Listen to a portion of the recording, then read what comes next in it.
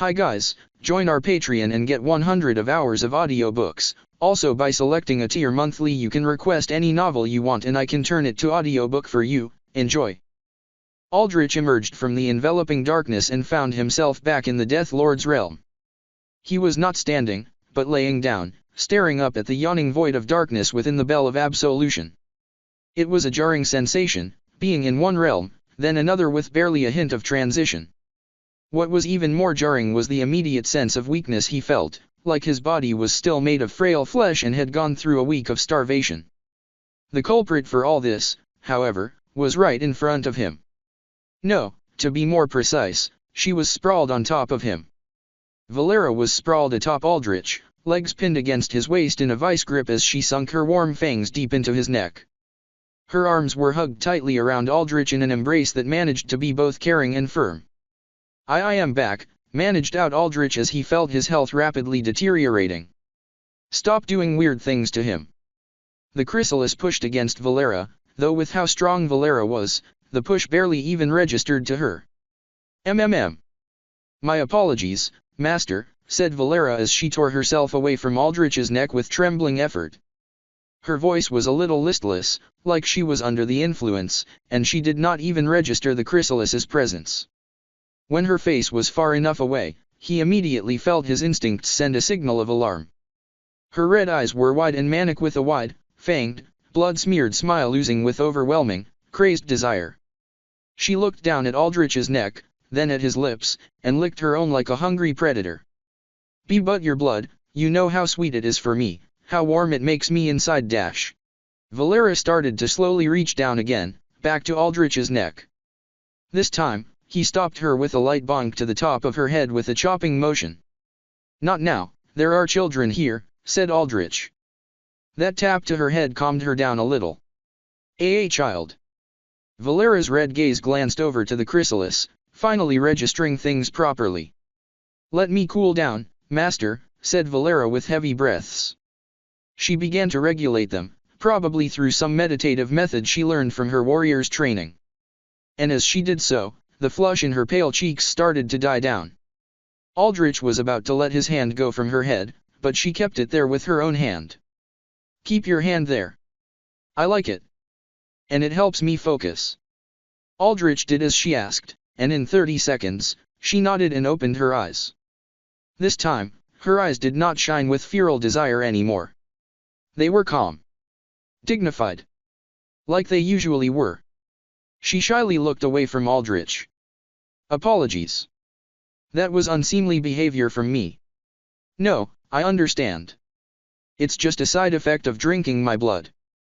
Aldrich tried to get up from under Valera but realized he could not budge her monstrous strength.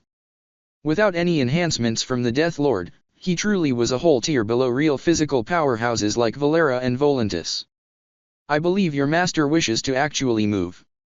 The Death Lord came into Aldrich's vision. Goodness, as a lady, you must learn to control yourself. Or else your dear master may find himself enthralled in the presence of a real lady such as my dash.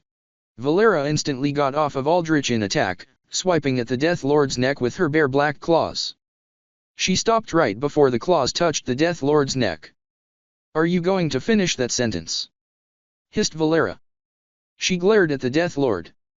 You may be worthy enough in strength to stand by my master, but until he acknowledges you himself, I will never accept you. The Death Lord smiled at Valera, not at all caring that sharp black claws were just a centimeter away from reaching into her exposed neck. Look, I got you off of him so quickly. And do not be so feral, vampire. I will not stand in your way. At best, I may stand with you if your master allows it. And if I find myself even interested enough to entertain the idea. Valera frowned but withdrew her claws. She could not really do anything to the Death Lord anyway. Her initial attack was probably an instinctive reaction meant to tear apart anyone that tried to tear Aldrich away from her. Aldrich looked at Valera, then at the Death Lord.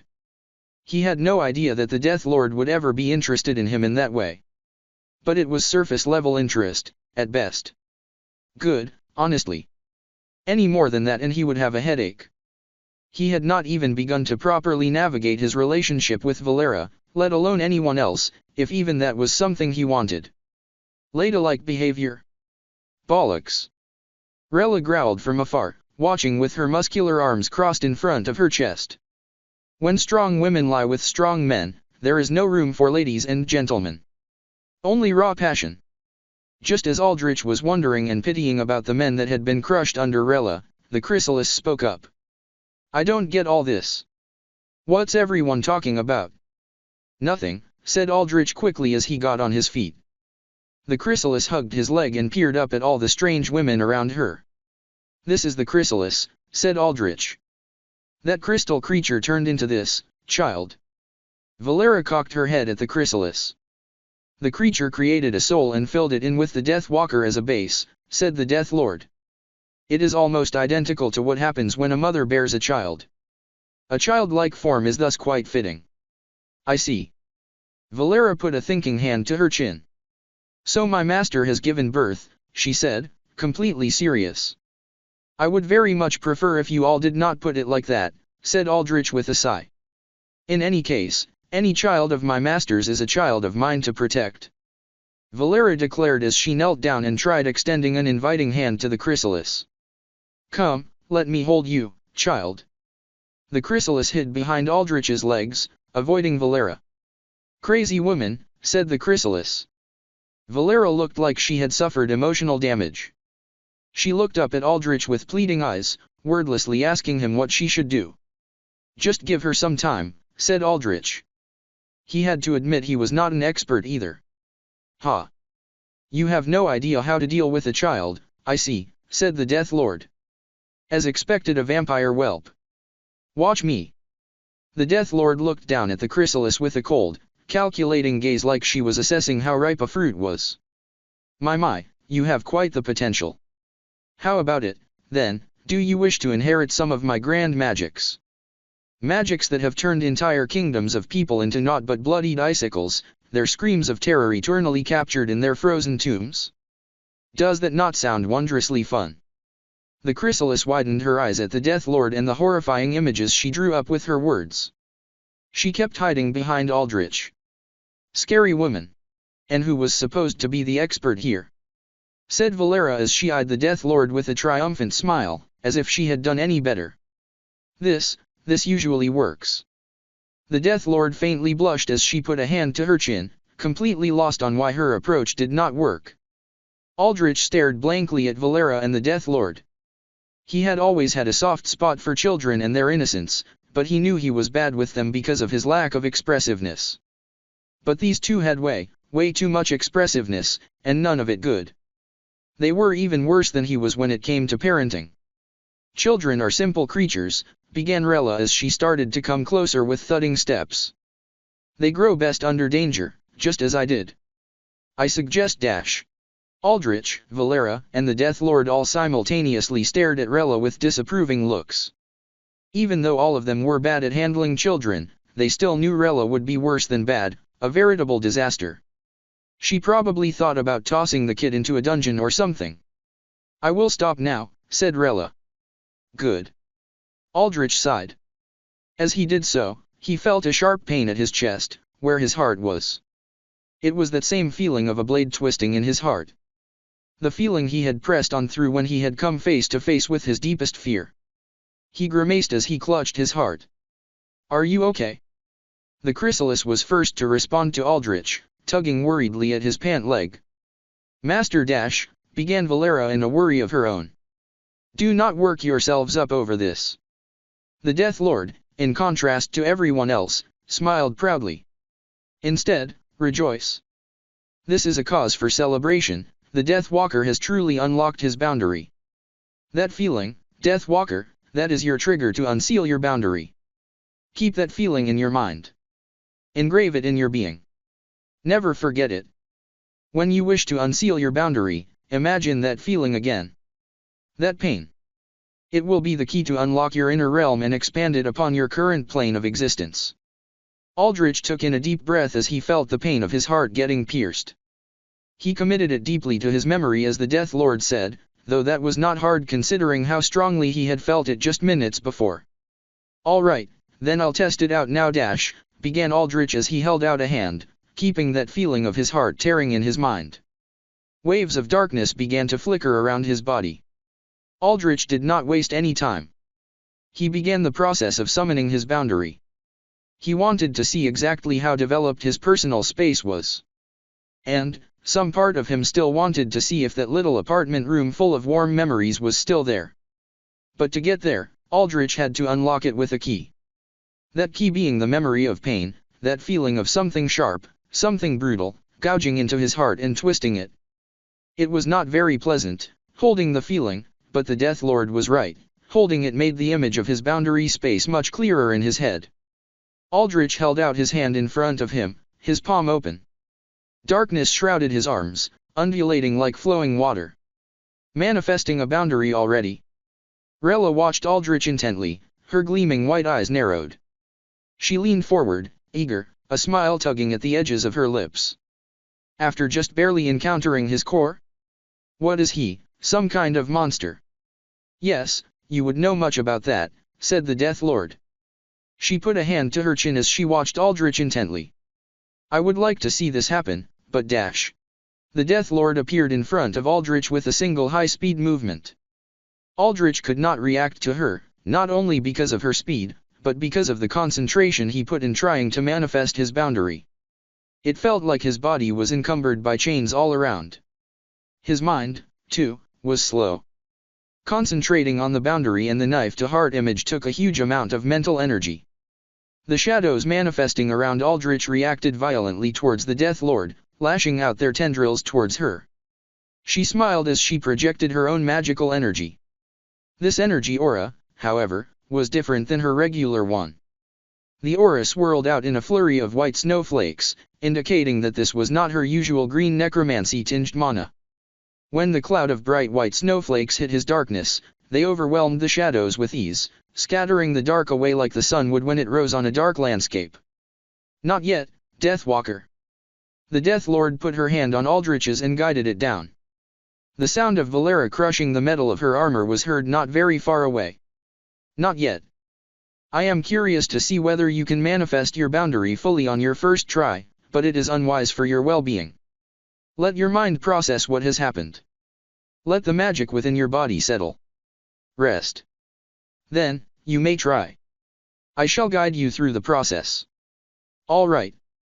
Aldrich broke his concentration, and he felt a massive wave of exhaustion hit him like a tidal wave. It was not physical exhaustion, his undead body did not feel that. But more mental, more spiritual. Look. I can do this. The chrysalis spoke up from beside Aldrich, and they turned their attention to her. The chrysalis had copied Aldrich, holding her hand out in front of her in the same posture as she concentrated, her brows furrowing together. Her lip quivered in exertion as her whole body trembled. Black sparks crackled from in front of the chrysalis's hand before they turned into circle of darkness, the same kind that Aldrich manifested. From that circle of watery dark, a figure plopped out. A human, it seemed, dressed up in a tattered brown suit that looked unfashionably like the shade of excrement. Despite his tattered clothes, he slept without a care in the world, snoring liberally. What is this thing? The Death Lord eyed the human with confusion. A weakling, I ought to say, said Rella. An alter human, remarked Valera, now comfortable with the term. Right. The editor I snatched up, said Aldrich. Ah yes, one of those new humans, said the Death Lord walked over to the sleeping altar and stood over him.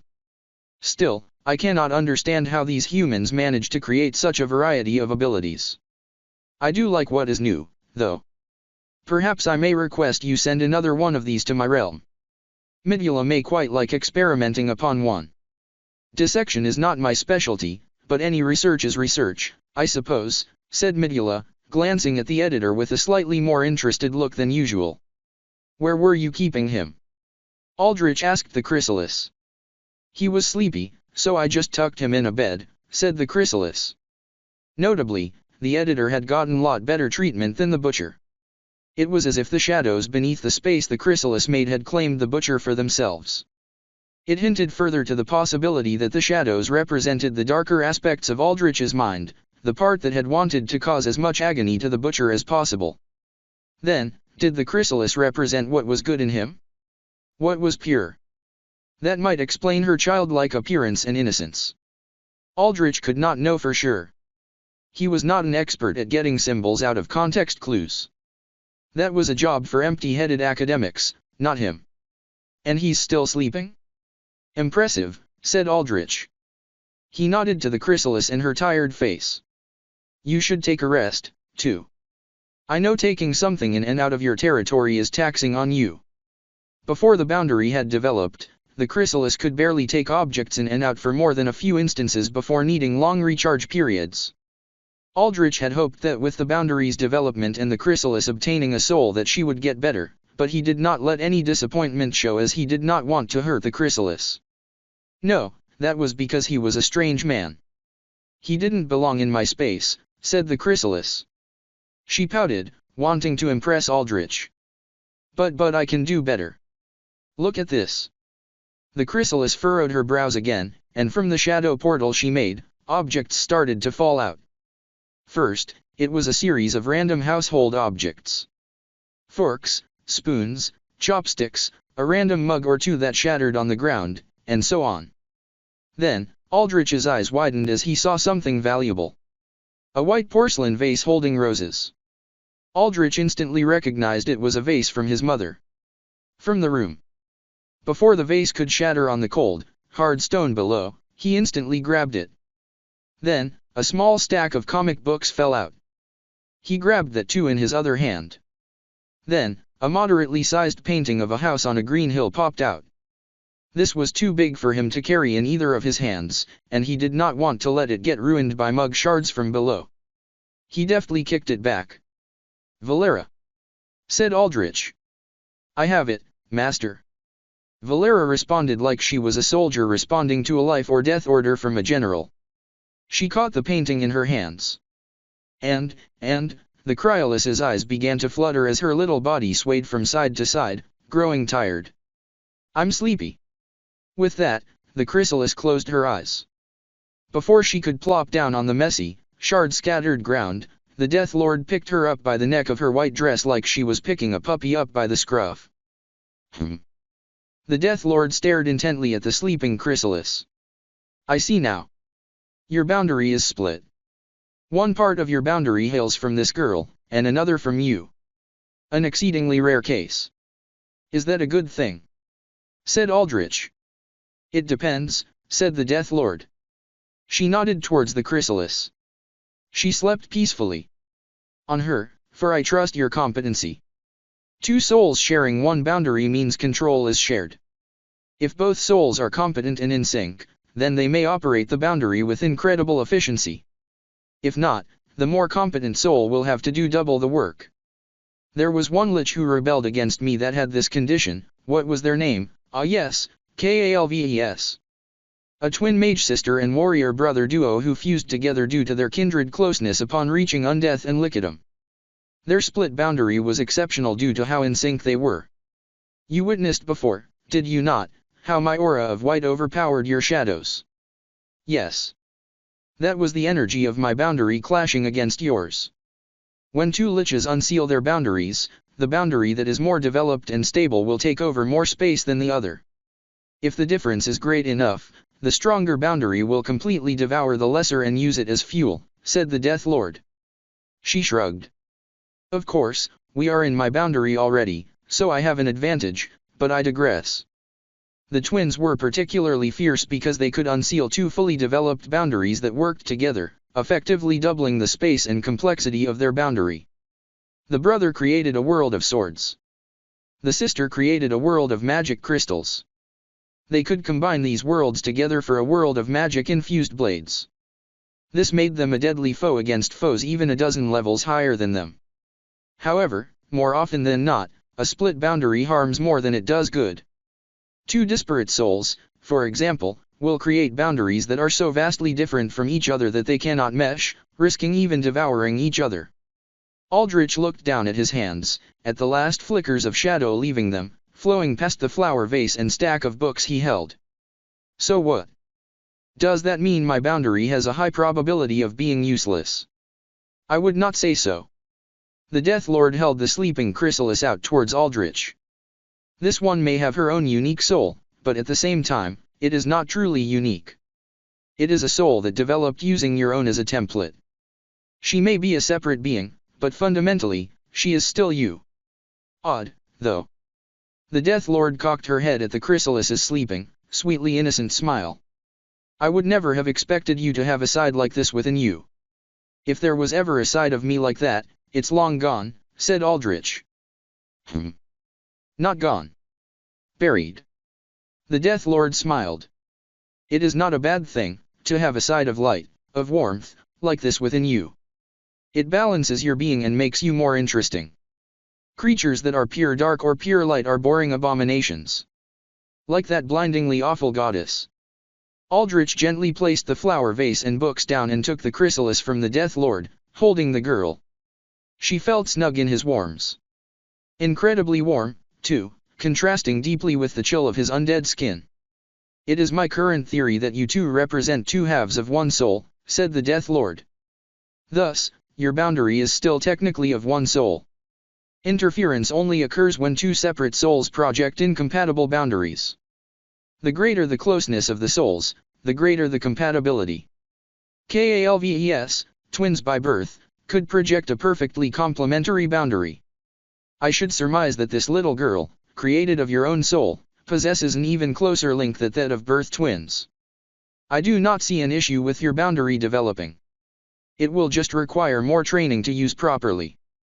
Training? This isn't an innate racial ability, said Aldrich.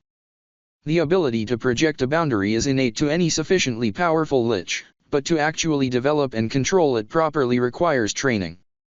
The Death Lord reached out and squeezed Aldrich's shoulder muscles.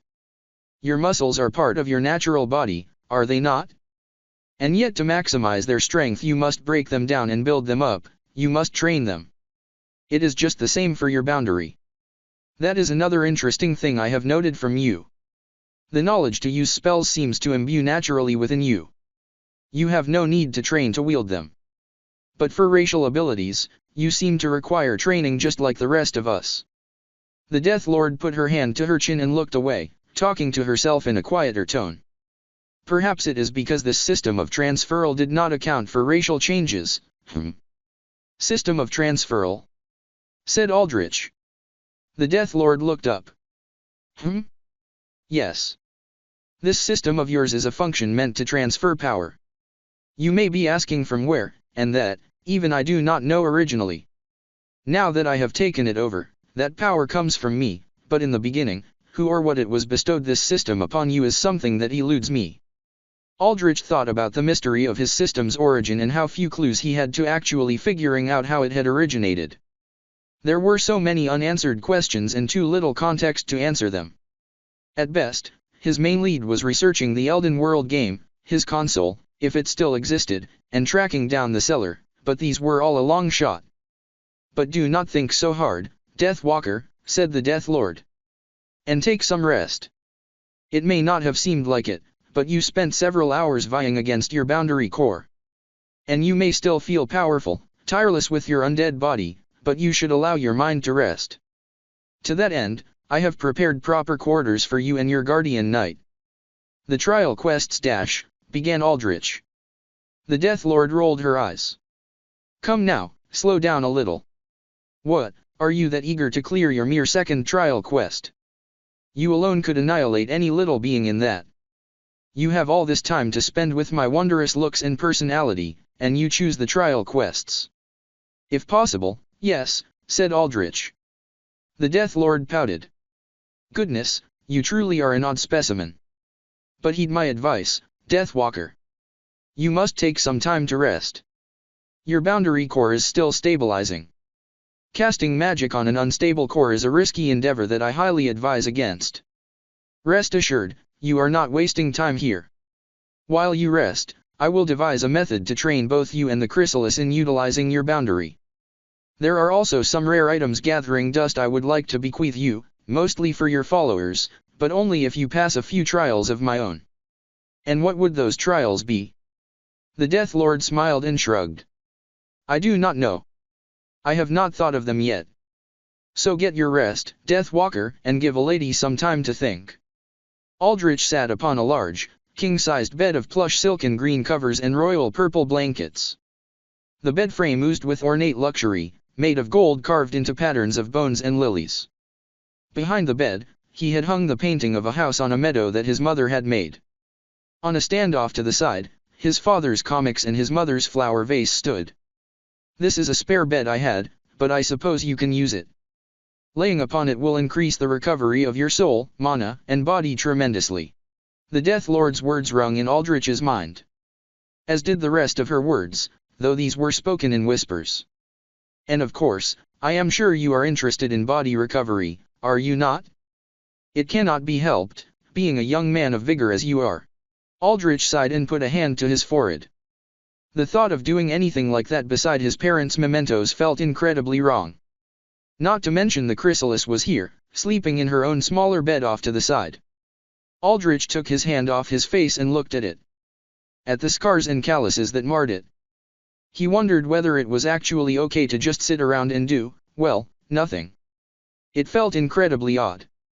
It seemed like his entire life, all his actions and thoughts, was devoted to some kind of purpose. Mostly vengeance, he realized. But that too, was mostly gone. He had killed Seth Solar and the Butcher now suffered eternal torture. There was, of course, the rest of the Trident to take down, but that was a faceless entity and a much larger goal than just capturing the Butcher. He could not pursue that goal with vengeance, he had to approach it with cold calculation. And that was the thing. Now that personal vengeance was done and over with, he was left with much larger goals to take care of. Taking down the Trident was one thing, but the biggest goal of all, to bring his idea of order into the world, to essentially conquer it as Volantis said, was on another scale entirely.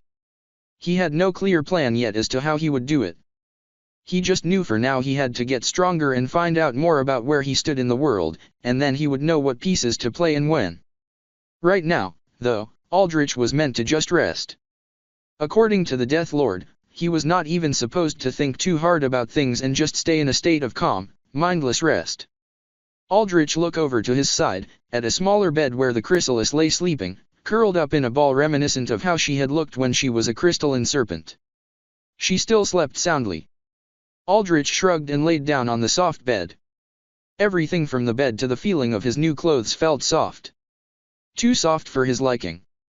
His training garb had been taken away and replaced with what was known as spirit weave clothing. This was magical clothing conjured up using a catalyst from Aldrich, in his case strands of hair, that would manifest with his mate Ryu's, fixing his flashing problem. Even more useful was that the clothing was bound to his mate Ryu's, basically being a part of it. If he regenerated his mate Ryu's, he could regenerate his clothing too.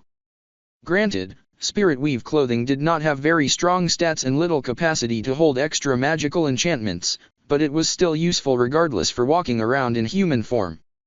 As for its design, Wei Qi had looked into Aldrich's memory and fashioned a sleek black suit as she had no idea what a suit looked like.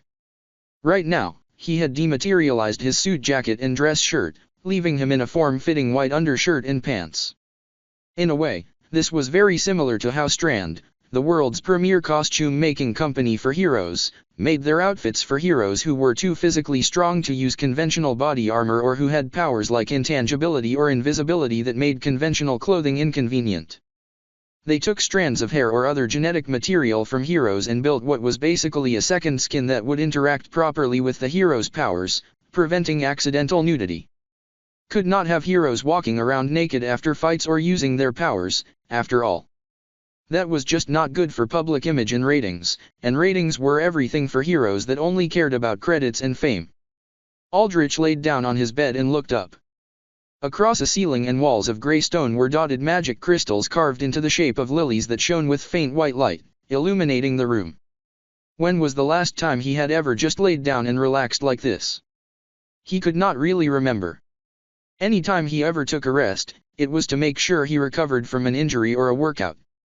Rest was just a tool to leverage. That was how he thought of it. Technically, he supposed, this was like that, what with needing to recover his spiritual stability. But it still felt strange. Unnatural. Or, perhaps, he was the unnatural one. Someone who had, over time and abuse and suffering, simply lost the ability to wind down and enjoy life at his own pace. In stark contrast to the chrysalis who rested without a care in the world, like he had done when he was a child. Aldrich watched the chrysalis, at her rhythmic breathing, at her sweet smile she managed even while sleeping, and sighed. That was the thing, though. In the world Aldrich lived in, he could never enjoy anything at his own pace. That was a luxury for those that did not need to do more than just struggle to survive, struggle to be heard, struggle to be accepted, struggle with every fiber of muscle and bone just to make an impact, just to carve out even a tiny bit of satisfactory vengeance.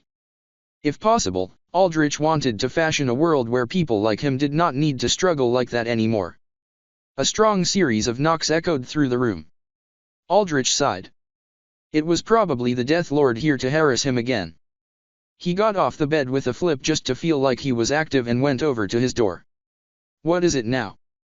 said Aldrich gruffly as he opened the door, but instead of the Death Lord, there was Valera. She stood in the doorway in her revealing black dress, her red eyes looking shyly down as a small blush tinted her white cheeks. May I come in?" Aldrich took a moment to process Valera's appearance in his door frame.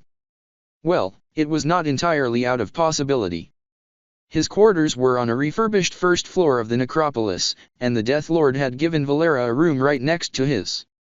"If this is not a good time, I can take my leave, master," began Valera. "No, come in. I was just a little surprised, that's all." Aldrich moved out the way of the door, and Valera shyly came in.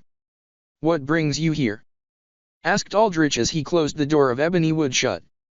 It flashed briefly with green as it locked closed with some form of magical safety mechanism that also dampened noise. Valera looked around the room with her hands clasped together. She blushed as she avoided eye contact with Aldrich. "Well, I do not have a place to stay for the night." "You don't? Your room is right by, isn't it?" said Aldrich. Well, about that dash," began Valera. "I no longer have a bed." "What?" Aldrich had taken a brief look at Valera's room and known for sure she had a bed. Her room was a little smaller than his, but it still had very basic furnishings like his hid. "I was resting on the bed, you see, keeping awake vigil in the case that there were intruders to my master's room, when in one sudden moment, it simply disappeared," said Valera. It faded away as if it had never been there before, and all that was left was the Death Lord's voice echoing through my room. "Did she announce anything particularly important?" said Aldrich as he perked up, wondering if the Death Lord was done preparing her own trials and training methods. "And no," said Valera. Her blush deepened a few more shades of red as she looked shyly away, focusing on the painting above Aldrich's bed to not look too awkward. "Then what did she say?" "It was a recorded message," stammered Valera. "She told me that if I was hearing it, that meant I had wasted my time not making a move upon you. That the whole purpose of separate rooms was so I could have the luxury of surprising you by walking into yours, that men liked that sort of thing and other nonsense. That by taking away my bed, now I must barge into your quarters. That snake truly does not understand privacy, nor a guardian knight's vows." Valera shook her head rapidly, cooling down. "Master, I know, I will stand outside and watch your room and guard.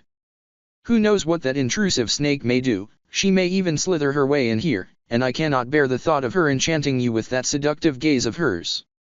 She clenched her fist resolutely, making sure to absolutely stop the Death Lord from breaking into Aldrich's room in whatever imaginary scenario she conjured up. "No, you don't have to go. I want you to stay, actually," said Aldrich. "I've been meaning to do this for some time now." He looked around to see if he had a table or chairs to sit her down with, but he realized he just had the bed. Probably that too was by the Death Lord's design. He put a tired face to his forehead as he sat down on the bed. He patted the spot beside him, gesturing for Valera to come. Valera's face turned beet red. Master, what are you suggesting?" "Well, you are a young man, as that snake said, and you were a human, so you must have some of your youthful urges left over, so It's not what you think," said Aldrich. His tone became serious. "I just wanted to talk about answering your feelings for me. I know I've been putting it off for some time, especially with how many things that have happened recently that have taken up our attention. Valera cooled down when she heard Aldrich's serious tone and saw his serious expression. She, too, understood the gravity of this situation, and she nodded as she sat down beside Aldrich. Her hand shook a little. "Are you fine? Is anything wrong with your status?" said Aldrich as he nodded towards her hand. "Ah, this? And no," said Valera as she clasped her hands together tight, hiding the trembling. I am just nervous about your answer. But, whatever it is, I am willing to accept it." Aldrich understood. She was not sure whether to face acceptance or rejection, and that made her nervous. More nervous than he had ever seen her before. Right now, the way she looked, her gaze cast away, her hands shaking, her posture hunched forward, she looked so incredibly vulnerable. She had never shown even an ounce of this against any fight of threat they had encountered so far. Always, she had stood tall, ready to punch down anything, no matter how big or strong or tough it was. Aldrich did not like to see her like this, and it made it harder for him to talk. He did not want to risk hurting her, and so he took a long pause, not exactly sure how to word himself perfectly. He was not rejecting her, but he wanted to warn her about himself. About how he was not sure whether he could love her the way she loved him. Words never were his weak point. He could be articulate and he could also be to the point, and even if he had to play a character to try and trick others, he could do it. He could even try to be a suave flirt if he wanted, but he could only do that because he knew it was all fake. All a ruse to get what he wanted.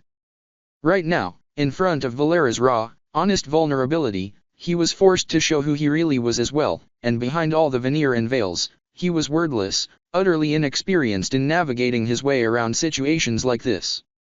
Valera sensed Aldrich's difficulty and took in a deep breath. She stopped trembling at her hands and looked at Aldrich with a smile. "Master, no, your name in this world, Aldrich, is it not?" Aldrich nodded. "I know how you are thinking. You must be thinking of the perfect things to say to me, no?" said Valera. Aldrich nodded.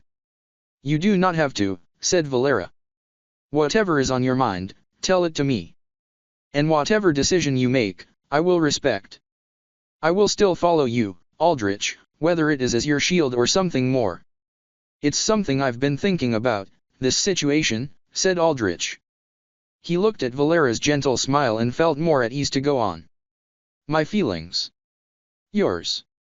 I wanted to start by asking you, why do you have these feelings for me?"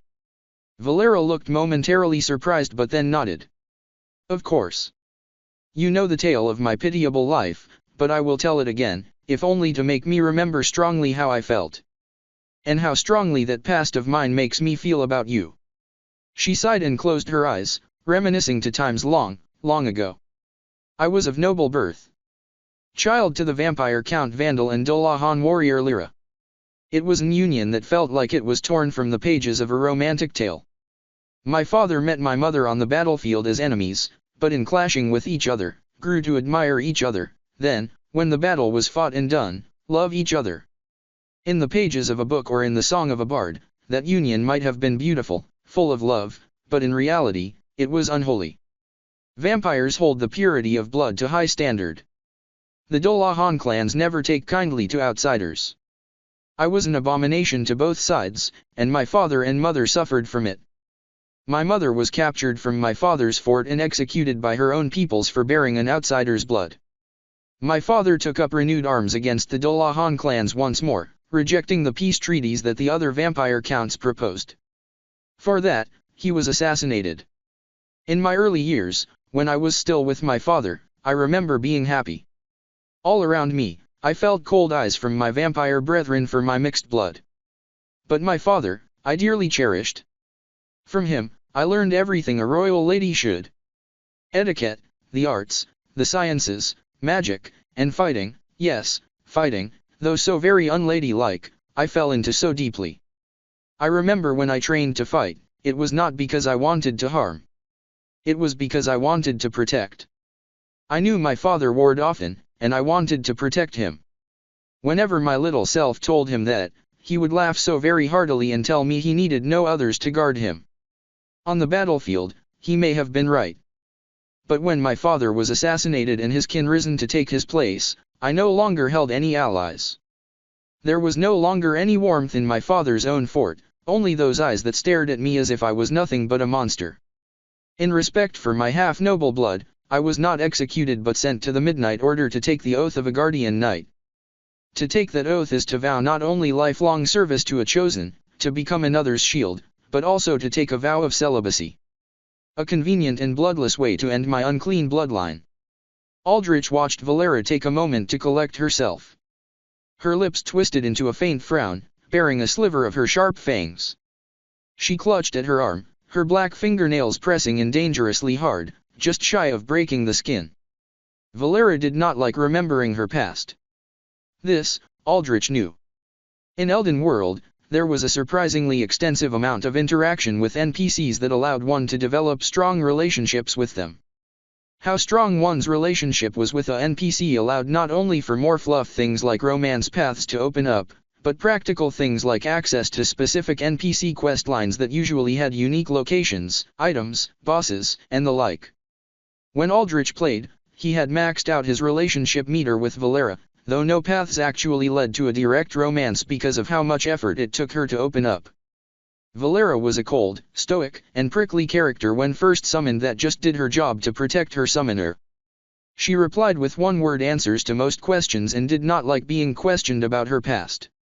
Actually getting her to open up and form a bond with her took most of the entire game because of how troubled her past was.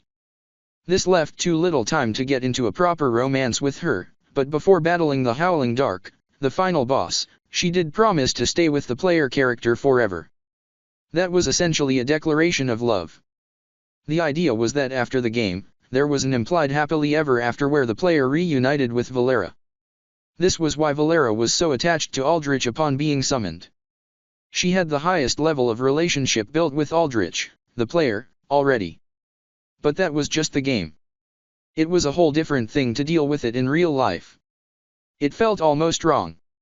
She had all these genuine memories with him, but to him, it had all just been nothing more than a game. This was the biggest reason why Aldrich could not give her a good answer. Her feelings for him were genuine, but how would she react when she realized that to him, it had never truly been real?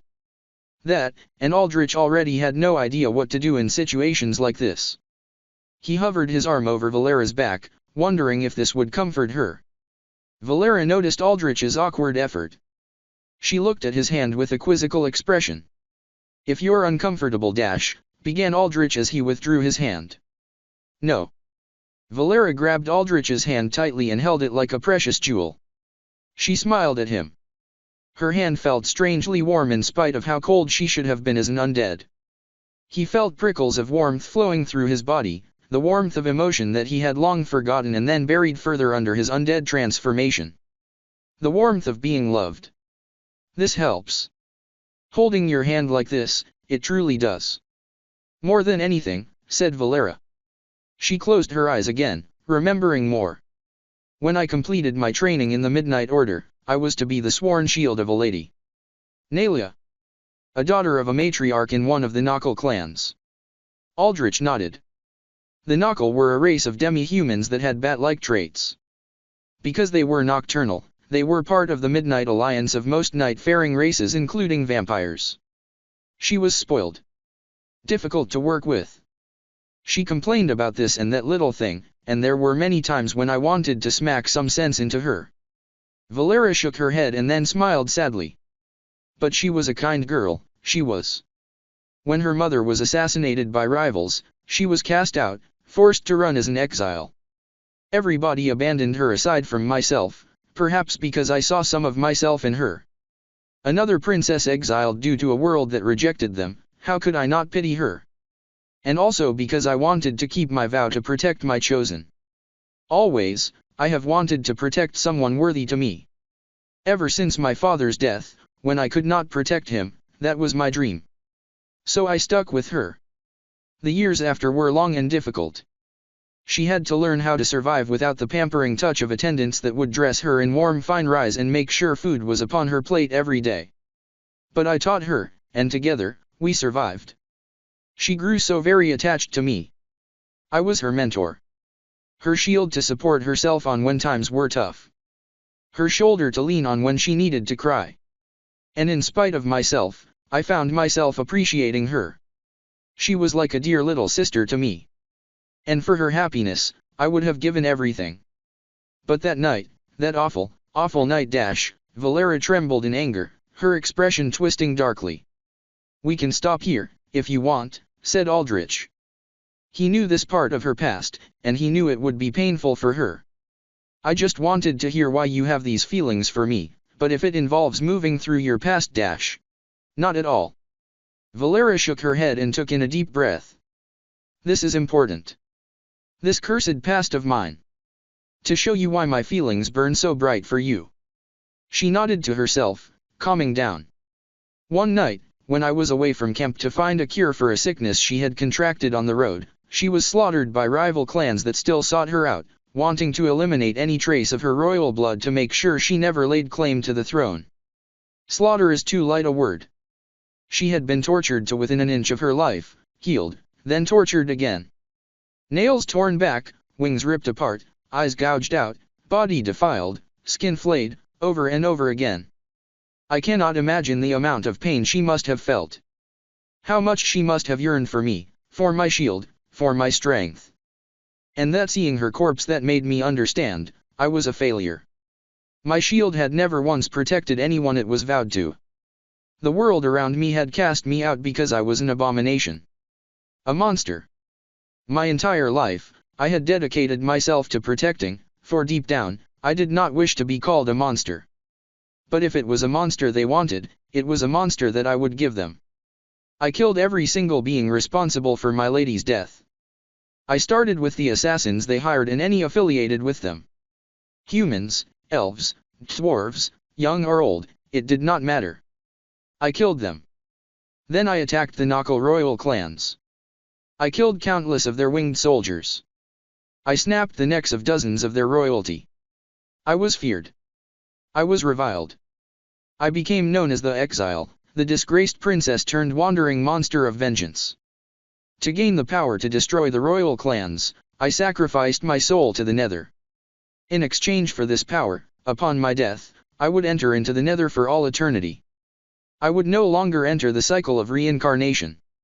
Instead, my soul would be chained to serve summoners of the dark for all eternity. The path of vengeance was sweet. I reveled in it, in the bloody carnage that I wrought with my own fists. But that is the thing with vengeance. It must always end. Either you reach the end of that path with no more left to kill, or you are killed while walking its brutal roads. For me, it was the latter. Despite the power and levels I received from the Nether, it was not enough. Eventually, the entire Midnight Alliance, not just the Knuckles, saw me as a force of nature, a monster for adventurers to put down. I did kill any that got in my way, after all, and that included vampires as well. The Alliance enlisted the aid of a mighty hero, and he slew me. Since then, my soul rested in the Nether. Whenever a dark summoner wished for my shield, I had to serve them. That went on for centuries. I did not care. It was my just punishment for failing to protect everyone I wanted to protect, that was what I thought. I gave up on ever protecting someone close to me. To serve someone worthy. Because I was a failure. Valera squeezed Aldrich's hand gently. Then you came along. You called me to your service. At first, I felt nothing. Just another mage of the dark arts desiring a shield to protect his frail body until the corrupting influence of the dark arts eventually routed your brain and rendered you insane. Just another victim to the Nether. But you overcame the Nether.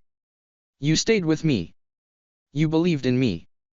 You tried to understand me. You accepted who I was.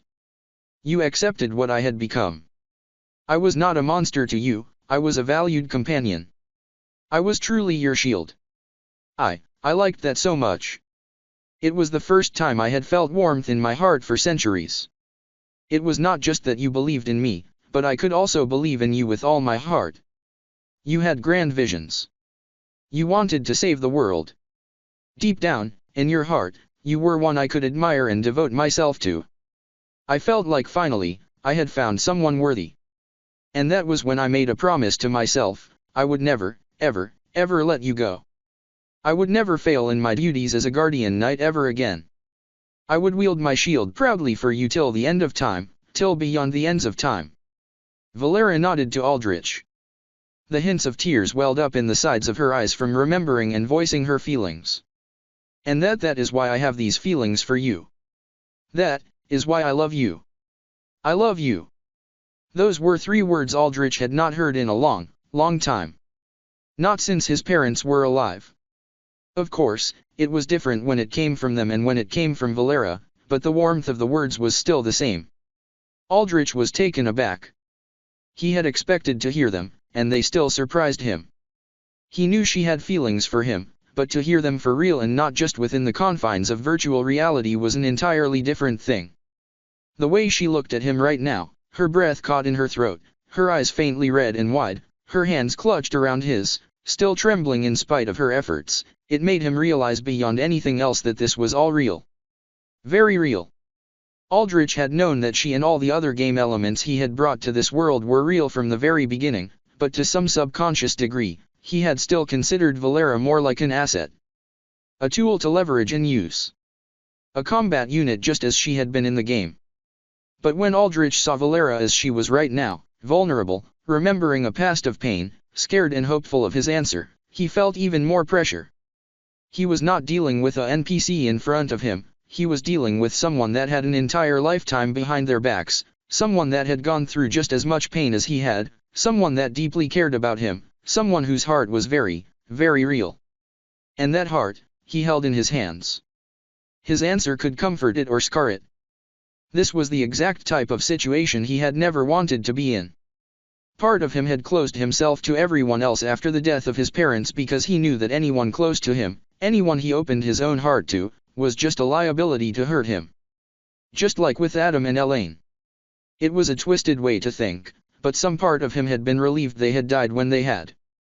Because if they had survived and graduated Blackwater, Aldrich would have bid them farewell and cut them off as he went into a hunt for his parents' killers, knowing full well that hunt could have easily endangered them. Aldrich, if you do not want to answer me now, then that is fine too. Valera squeezed Aldrich's hands and smiled comfortingly at him. Even now, she saw how hard he was thinking and thought about him. She wanted to hear his feelings, that was for sure, but if it meant pressuring him, she could wait. No. I do have an answer for you, said Aldrich.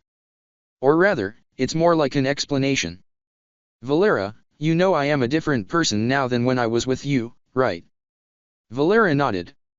I do. This is your reincarnation in a new and strange world, but I am happy you still remember me. That's the thing, said Aldrich. I do remember you, but the memories aren't as strong as yours. He paused for a moment, trying to explain the concept of a game to her. You remember simulation crystals, right? In Elden World, simulation crystals were an item for players to use to record replays or enter into tutorial battles. It was not an exact one-to-one comparison to a game, but it was close enough. Yes. My life in that other world, it was like I was in one massive simulation crystal. Everything I did with an understanding that it wasn't real. That it was something I could quit out of at any time and put away. Aldrich shook his head. He thought about trying to dress up his words a little to make them hurt less, but if Valera showed her honest self to him, he did not feel it right to give her anything less. You lived a lifetime of adventure with me, but for me, it was not real. It wasn't my real life. And the real life I lead now, it isn't a life that's shaped me into someone I think can love you as much as you love me. I've never loved anyone else because I know that I would drag them down to this path of mine, and it isn't one that leads to happiness. It's one that's hard. Painful. I don't want that for anyone that cares about me. I see. Valera looked away and closed her eyes for a few seconds. Aldrich thought he might see more tears, but instead Valera took in a deep breath, and when she opened her eyes, she stared at him with strength, her trembling gone. I want to ask you a few questions, said Valera. Aldrich nodded, wondering where this was going. Do you think I am unsightly to look at? No, not at all began Aldrich, confused. Then do you think I am unpleasant to be around? No, you're responsible and capable. Then do you think I am too weak to walk this path of yours? Do you think I am too frail of heart to bear its struggles? Will you have to push me away because I am weak? No, in terms of strength and reliability, you're perfect, and I'll need your strength in the long run. Aldrich raised a brow. I don't get where you're going with this dash. Valera put a soft finger on Aldrich's lips, quieting him. Then what is there to worry about? You think highly of my appearance, you do not mind my personality even with its rough edges, and you recognize my strength to walk beside you. Yes, that is true, but what about our memories not being real? Said Aldrich.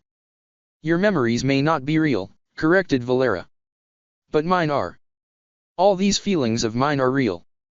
And they always have been. Everything you did for me, all real. My feelings for you do not change with you saying this. And, Aldrich, you said so much, but you still did not give me a proper answer of yes or no. It truly doesn't bother you that I said it all felt like a simulation, Crystal? Said Aldrich. It does. Or rather, it did. I knew you were not entirely the same person I knew the moment I was summoned to this realm. You looked different. We were both weaker. You had lived an entire lifetime here as a new person. Valera put her hand down to Aldrich's chest, over his heart. But the more I watched you in this new world, the more I made sure deep down, you are still the same. You are competent, far-thinking, reliable, and strong. Strong in mind and body. And, perhaps most important of all, you still care. You are cold and calculating when you need to be, but when it matters, you still care. Otherwise, you would not bother to consider my feelings and worry about them so deeply. Our life in the other realm may have been but a simulation to you, but you still made your choices there, and no matter how far removed they may have been to your real self, some part of those decisions came from your heart. And this heart of yours dash, Valera blushed, red brightly tinting her white cheeks. It is embarrassing, but I will say it again, this heart of yours, I love. You really don't mind? Said Aldrich. You are repeating yourself. How unlike you. Valera smiled. I am not asking you to fall for me as deeply as I have fallen for you.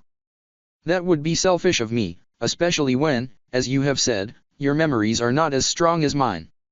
What I am asking is for you to try. I am pleasing to your eyes, my personality is one you can trust, and my strength is something you recognize as helping you, not slowing you down. Valera briefly looked away, remembering something in the past.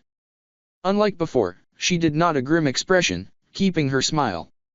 There was this little heartfelt piece I read from my father's library, when I was but a little girl. It said that love is nothing but trying. Trying to understand each other, to feel each other, to build each other up. Sometimes, what you build lasts, sometimes, it collapses. A long time ago, when I was a little girl, I had thought that meant love was hard and full of effort. Why would anyone put themselves through so much trying? Especially when what you build together may not even last. When it can all collapse on top of you and hurt you. But now I know, when you find the right person, it does not feel like trying. Whether what you build lasts or falls, it does not matter. The building effort, the trying, that alone is worth it. I have found the person right for me. Will you try to find that person in me? Will you let me walk this path of yours? Step by step from the very beginning, together? Hand in hand? Heart to heart? Aldrich looked at Valera's hopeful eyes and smiled back. If you put it like that, then there's no reason for me to refuse, is there? Valera's eyes widened further. Does that mean, you are saying? Yes. It means I'm saying yes. I'm willing to try. I don't know where this path will lead us, but I'm willing to walk it with you. Aldrich nodded. He did not know too well what he was getting into. He knew how to play the part of a confident flirt in case he needed to infiltrate enemy spaces via a woman, but he figured he would never have to play that part beyond just regular flirting. Actually being in a dedicated, long-term relationship was something he had never factored as a valuable asset to him. Because, he had figured, he would be dead long before he could get into a relationship like that. Or if he did, it would only just cause pain for both parties. But Valera made it obvious that he did not have to worry about that. She was strong. The only thing he worried about was hurting her because his memories were not as real as hers or being unable to properly love her, but she was willing to accept that. To try, as she had said. And, Aldrich would never admit this out loud, but he liked this feeling of being loved. It was a feeling he had almost forgotten until his encounter with his boundary core. Maybe it was because that memory was so recent that he was more open to it now as well. It was nostalgic and warm. It reminded him of good times he had long forgotten. As Aldrich reminisced, Valera collapsed into him, embracing him in a full hug.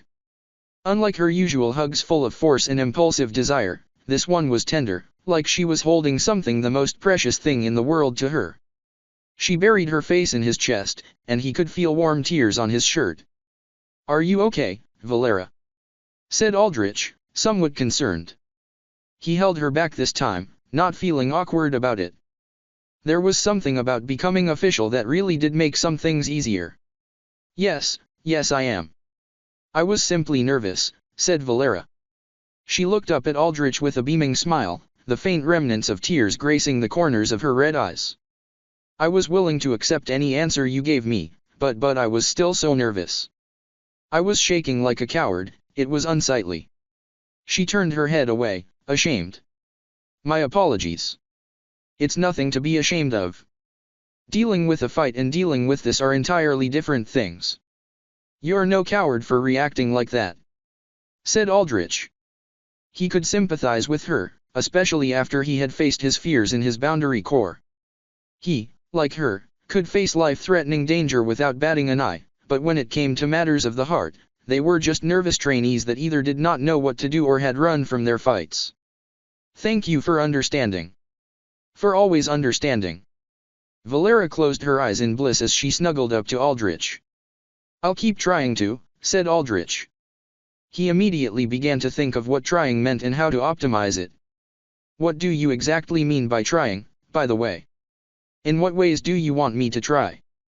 What do you think is the most efficient way dash?"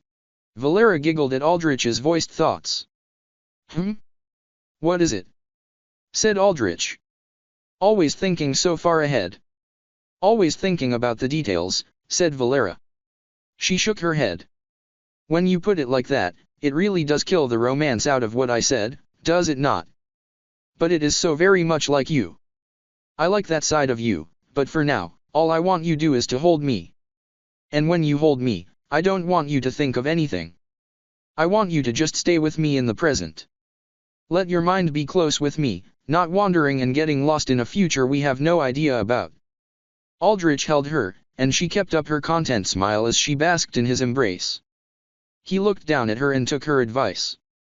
He stopped thinking so hard for a moment, just focusing on her warm body, on her happiness, and he managed to relax. It was an almost draining feeling. For so many years, he had never once been able to relax his mind like this. But focusing on her warmth, he could do it. Striking memories surfaced of how it had felt to be held by his parents when he was a child without a single care in the world, how comforting and warm and wonderful it all was when he could just let go. Maybe this was not so bad. Relaxing. Aldrich fell into Valera's embrace with more ease now, his usual tenseness fading away. He closed his eyes. They stayed like that together for what felt like. "I want hugs too." Aldrich and Valera both immediately opened their eyes and drew away, looking at the source of the voice. The chrysalis was on the edge of the bed, but because she was so small, only the top of her head and her curious green eyes peeped out. She put her pale hands over the top of the bed, asking to be raised up. "I love hugs." "Not fair you two get them but not me," said the chrysalis. Aldrich briefly glanced at Valera, wondering if she was ticked off about this interruption. But on the contrary, she looked at the chrysalis with a gentle and amused expression. "Is that so?" Valera got off the bed and picked the chrysalis up in her arms. "Then will you let me hold you? Even though I am scary. You give good hugs." "I want it," said the chrysalis. She cocked her head and looked at Aldrich. She pointed at him. But he gives good hugs too, especially at the end. I want both." "Come here, then, child." Valera held the chrysalis gently, and the chrysalis nodded in contentment. Not bad, said the chrysalis like she was some kind of connoisseur. She pointed at Aldrich again. Now it's your turn. What is this, an interview? Aldrich sighed but could not help but feel amused. He took the chrysalis into his arms as well, and as he did so, he wondered about the chrysalis. According to the Death Lord, the chrysalis was essentially a manifestation of his soul's good side. And it would seem that good side was all from when he was little. Before he had been shaped by the world into the killer he was today. In a way, then, the chrysalis was a living embodiment of the childlike innocence and goodness that he had buried long ago. Did that mean she picked up his habits as a kid, too? That included things like boundless curiosity and a penchant for asking for hugs. Bad, said the chrysalis. She shook her head vigorously. What? What parameters are you using to judge this? Said Aldrich. You think too much. Not a big hug. The chrysalis pointed to Valera. Not like the one you gave her. Well, that's different. That's a special case, said Aldrich. Special. Valera blushed. Anyways, continued Aldrich. I'll give you back to her, and when you're done, you should get some rest again. You're going to go through training soon, and you'll need to be on maximal efficiency for that. Training? With the other scary lady. The chrysalis widened her eyes in fear. She's not that bad, said Aldrich. Can you promise? Said the chrysalis. I don't like promises. Nothing is 100% certain began Aldrich, but then he noticed the chrysalis getting even more nervous and Valera giving him a disapproving look. Okay, yes, I promise, said Aldrich. Okay then, I trust you. The chrysalis nodded. Good. Then get your rest. Aldrich handed the chrysalis over to Valera. Valera gently held the chrysalis until the little girl grew sleepy. It did not take very long, just a few minutes considering how tired the chrysalis already was. When the chrysalis slept, Valera laid the girl down on her bed, putting blanket covers over her. I had thought you had no idea what to do with children, said Aldrich. But you know, you're not bad. Far better than I am. Nalia was a small girl when I first became her guardian knight, explained Valera. She stroked the chrysalis's white hair with a tender touch. Not much older than this. If I could deal with her, spoiled and infinitely louder as she was, then I can deal with this. After the chrysalis was fully entranced in a cozy slumber, Valera went back to Aldrich. She shyly looked around at the ground. Well, how do you want us to sleep? Together, of course, said Aldrich simply. So forward. Said Valera taken aback and turning even redder. There's a child here, so no funny business, said Aldrich. Just sleeping together. Yes, of course. Valera took a calming breath and laid on the bed with Aldrich. They laid with space between them, staring up at the magic crystals that acted like room lights. You prefer darkness, don't you? I'll turn those off. Aldrich waved his hand, sending out strands of his magical energy. When they touched the crystals, they flickered off according to his will.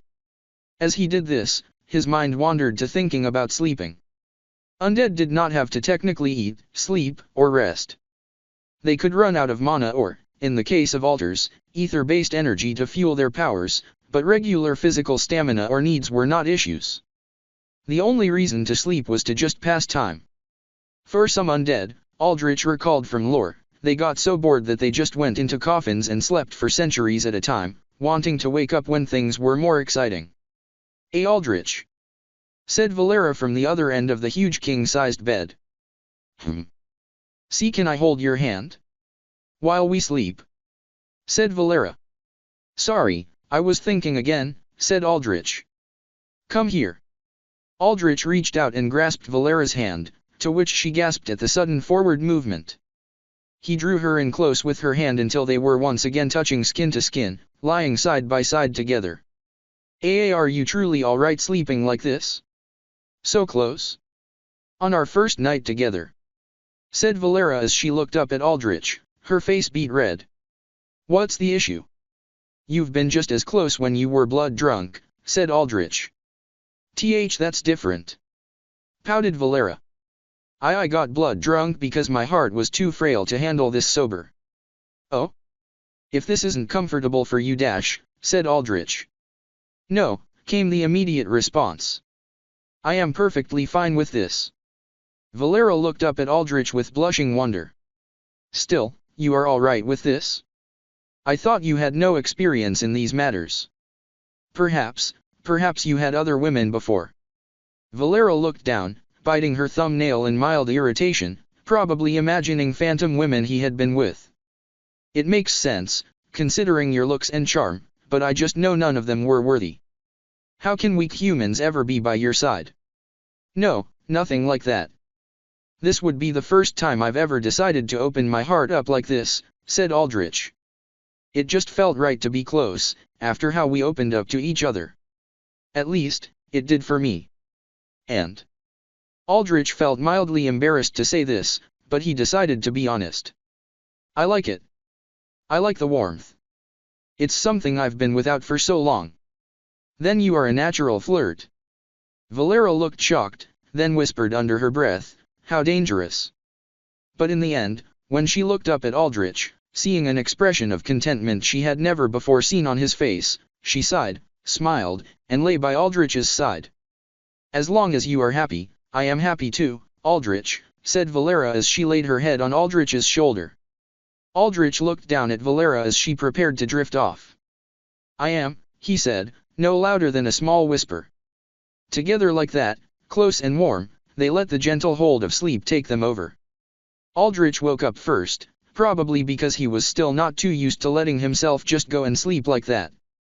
He looked up at the ceiling. Dark still. He considered his internal clock quite consistent, and he roughly estimated he had slept 7 hours. He felt incredibly refreshed from just sleeping, his mind feeling clear. According to game lore, mages would feel mental exhaustion the lower their mana became, and this made it more difficult to control their spells. For example, though it was not actually possible in the game itself, the lore stated that mages were capable of controlling details of their spells like projectile speed, output, area of effect, and so on by finely manipulating the mana that went into it. Mages often did this by chanting their spells, delaying the cast and giving it away, but in exchange letting them customize its effects a little. Aldrich himself was capable of doing this, but so far, only with what felt like simple changes like changing the trajectory of a death bolt or willing a bone wall to rise up faster. The Death Lord had noted he did not actually have to sit down and study years to formulate a spell, the knowledge was imparted into him automatically, but knowing how to use a spell and how to use it to maximal efficiency was different. In that regard, Aldrich likely needed more training and experimentation. Now that he had slept and refreshed his mind, he was ready to push his mental limits. Valera stirred beside him, sensing him waking up. She had slept on her side, with her head on his shoulder and her hand and leg placed over his body. She had wanted to sleep facing him, and Aldrich thought he had heard some somewhat concerningly intense whispers of I love you throughout his sleep that he chose to wisely ignore for his own safety. Is something the matter? Said Valera. She was quiet, moderating her voice not to wake the chrysalis. She looked at Aldrich with half-open eyes, strands of black hair cast across her forehead in a curtain of messy bed hair. No, I was just wondering how to train my magic, said Aldrich. Wandering again, I see, said Valera. In my adventures across our old realm, I heard gossip from women across many a tavern counter that loving a man with ambition is a hassle. They said that ambition becomes like their second lover, taking up so much of their attention, but when you try to pull them from it, you also feel awful inside, for it feels as if you are pulling them from their dreams. Is that how you think? Valera smiled and shook her head. She put a hand on Aldrich's cheek, gazing at him with a tender look. Not at all. I think a man must have ambition. No, to be more precise, I do not mind men or women content with simple lives and simple dreams. But I believe men that seek power should have ambition they put that power towards. The more power a man has, the more they gain, the more ambition they must have, for what else do they sit upon that power for? Power is so often taken from others. From gaining experience in combat by killing to taking a position that would have gone to another, it is difficult not to gain power without taking. There must be something that justifies that taking in the end. There is nothing worse to me than those that hoard power and sit upon it, or worse, take it from others, ruining the lives of many, without attempting even the slightest bit to use it for anything other than stroking their egos and desire for power. I agree with you, said Aldrich. Valera spoke from a place of personal hurt, for her father was assassinated and taken over by relatives for no other reason than simply to take power.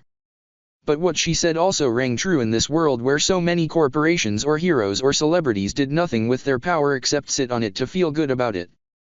Your ambition in this world, can I ask what it is? Said Valera. In the past, I knew you wished to save the realm as any grand hero would. What about now? Maybe you're right. Maybe I am still the same, whether it was me in your past memories or me here. I still want to save the realm. But unlike in the G-, he stopped himself from saying game as it felt like it trivialized Valera's life experiences. Unlike before, there isn't one massive, big bad tentacled monstrosity like the Howling Dark to defeat. There's a little bit of bad everywhere. Villains, variants, false heroes, destructive corporations, the list goes on. And you wish to stamp that all out? Said Valera. I'm realistic. I don't consider that a good possibility. There will always be some bad out there. Hell, I'm also that bad in many people's eyes, said Aldrich. I still want to save this realm, and though I am a lich now, I still have an attachment to humans. But how will I do it? Do I do that by destroying every villain and corrupt hero? Do I destroy every variant that threatens humanity? Is that even enough? Do I go further and dismantle every corporation and government that stands in my way? Do I sit back and let the world fix its own mistakes, only acting to help and guide them? Or do I take over entirely? World domination, as Volantis said? How far do I go?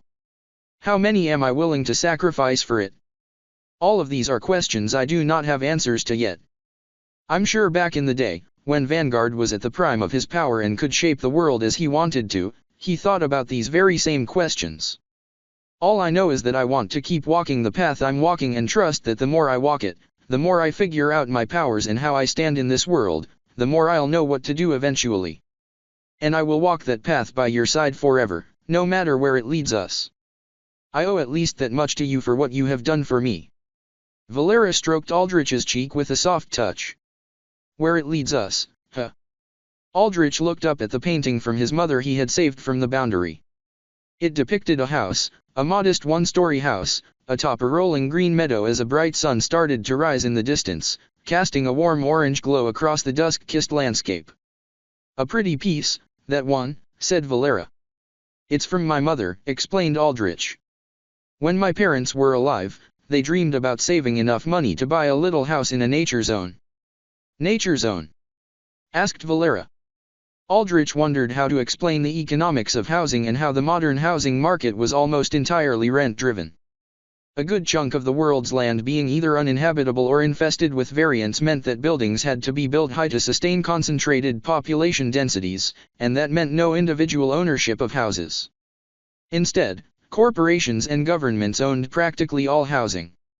The only exceptions were granted, obviously, to the ultra-rich for whom spots in nature, away from the chaos of big cities, were zoned out and cleared of variants. These were nature zones where the wealthy could build homes for exorbitant prices. There were some nature zones, however, that were less pricey due to a variety of issues. Maybe they were too remote, maybe they were not as well maintained, maybe they were not as safe, maybe they did not have the best views, and so on and so forth. It was in one of these that Aldrich's parents had seen a pretty little meadow they wanted to build a house on and retire to, living simple lives by quiet nature. In the end, instead of explaining the economics behind it all, he just decided to tell her what she would understand. Basically, my parents, when they were done working, wanted to settle somewhere far away, away from these massive cities. Somewhere quiet and green. Is that what you desire as well? After you have finished walking this path of ambition? Asked Valera curiously.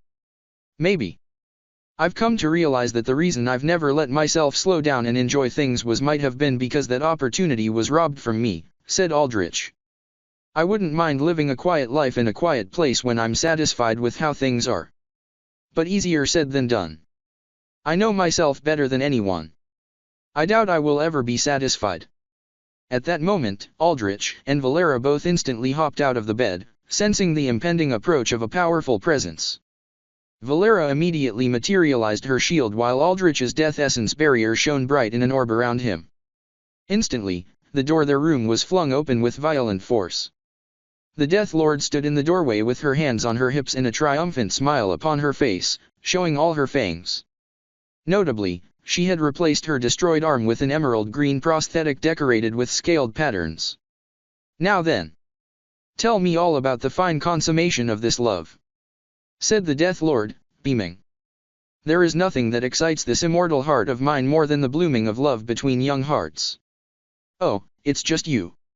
Aldrich put a hand to his face, lowering his guard. Now, what is that reaction? The Death Lord pouted, putting her nose in the air. Humph. After all I have done in allowing this momentous consummation to pass. See consummation? What nonsense are you speaking of? Said Valera, red. Ah, you were a knight of the Midnight Order, no? And a guardian knight at that, having to take that crusty old vow of celibacy. Goodness, how can one enjoy an eternal life without the pleasures of the flesh every now and then? The Death Lord laughed. I understand you may be ashamed to admit it, little lady, but I know it happened. So, tell me. Nothing happened, said Aldrich. HOH? Have I misjudged you, Deathwalker? The Death Lord squinted her eyes and put a hand to her chin. I thought myself a most excellent reader of character, but I did not know you did not desire women. Then I hope Kairos with his elegant looks has taken to your heart dash. Aldrich face palmed again. No, it's not that. Then what is it? Ah, are you perhaps respecting my customs? Said the Death Lord. The draconic mating rite of locking bodies together in battle first, then in desire. No, I didn't even know that was a thing, said Aldrich. You came all the way down here to bombard us with this silly topic. Said Valera. Why not? The Death Lord. I ensured the bed was spacious and quite sturdy, the room silenced so none outside could hear, and even took away your own bed. Of course I would wish to see the fruits of my labor sprout.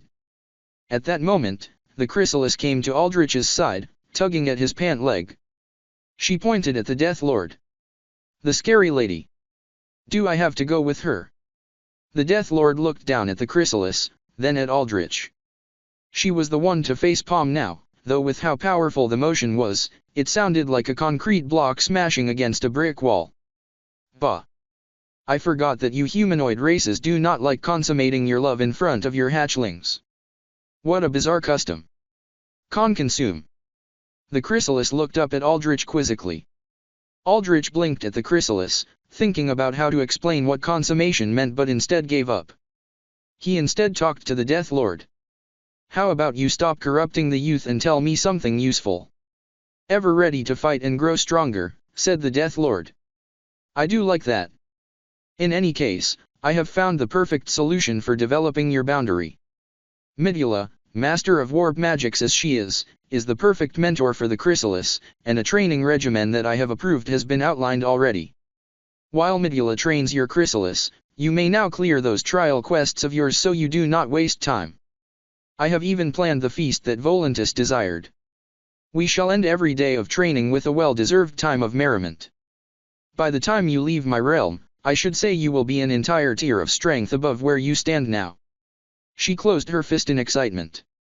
Soon, none of those pesky humans from the new realm will offer a challenge to you.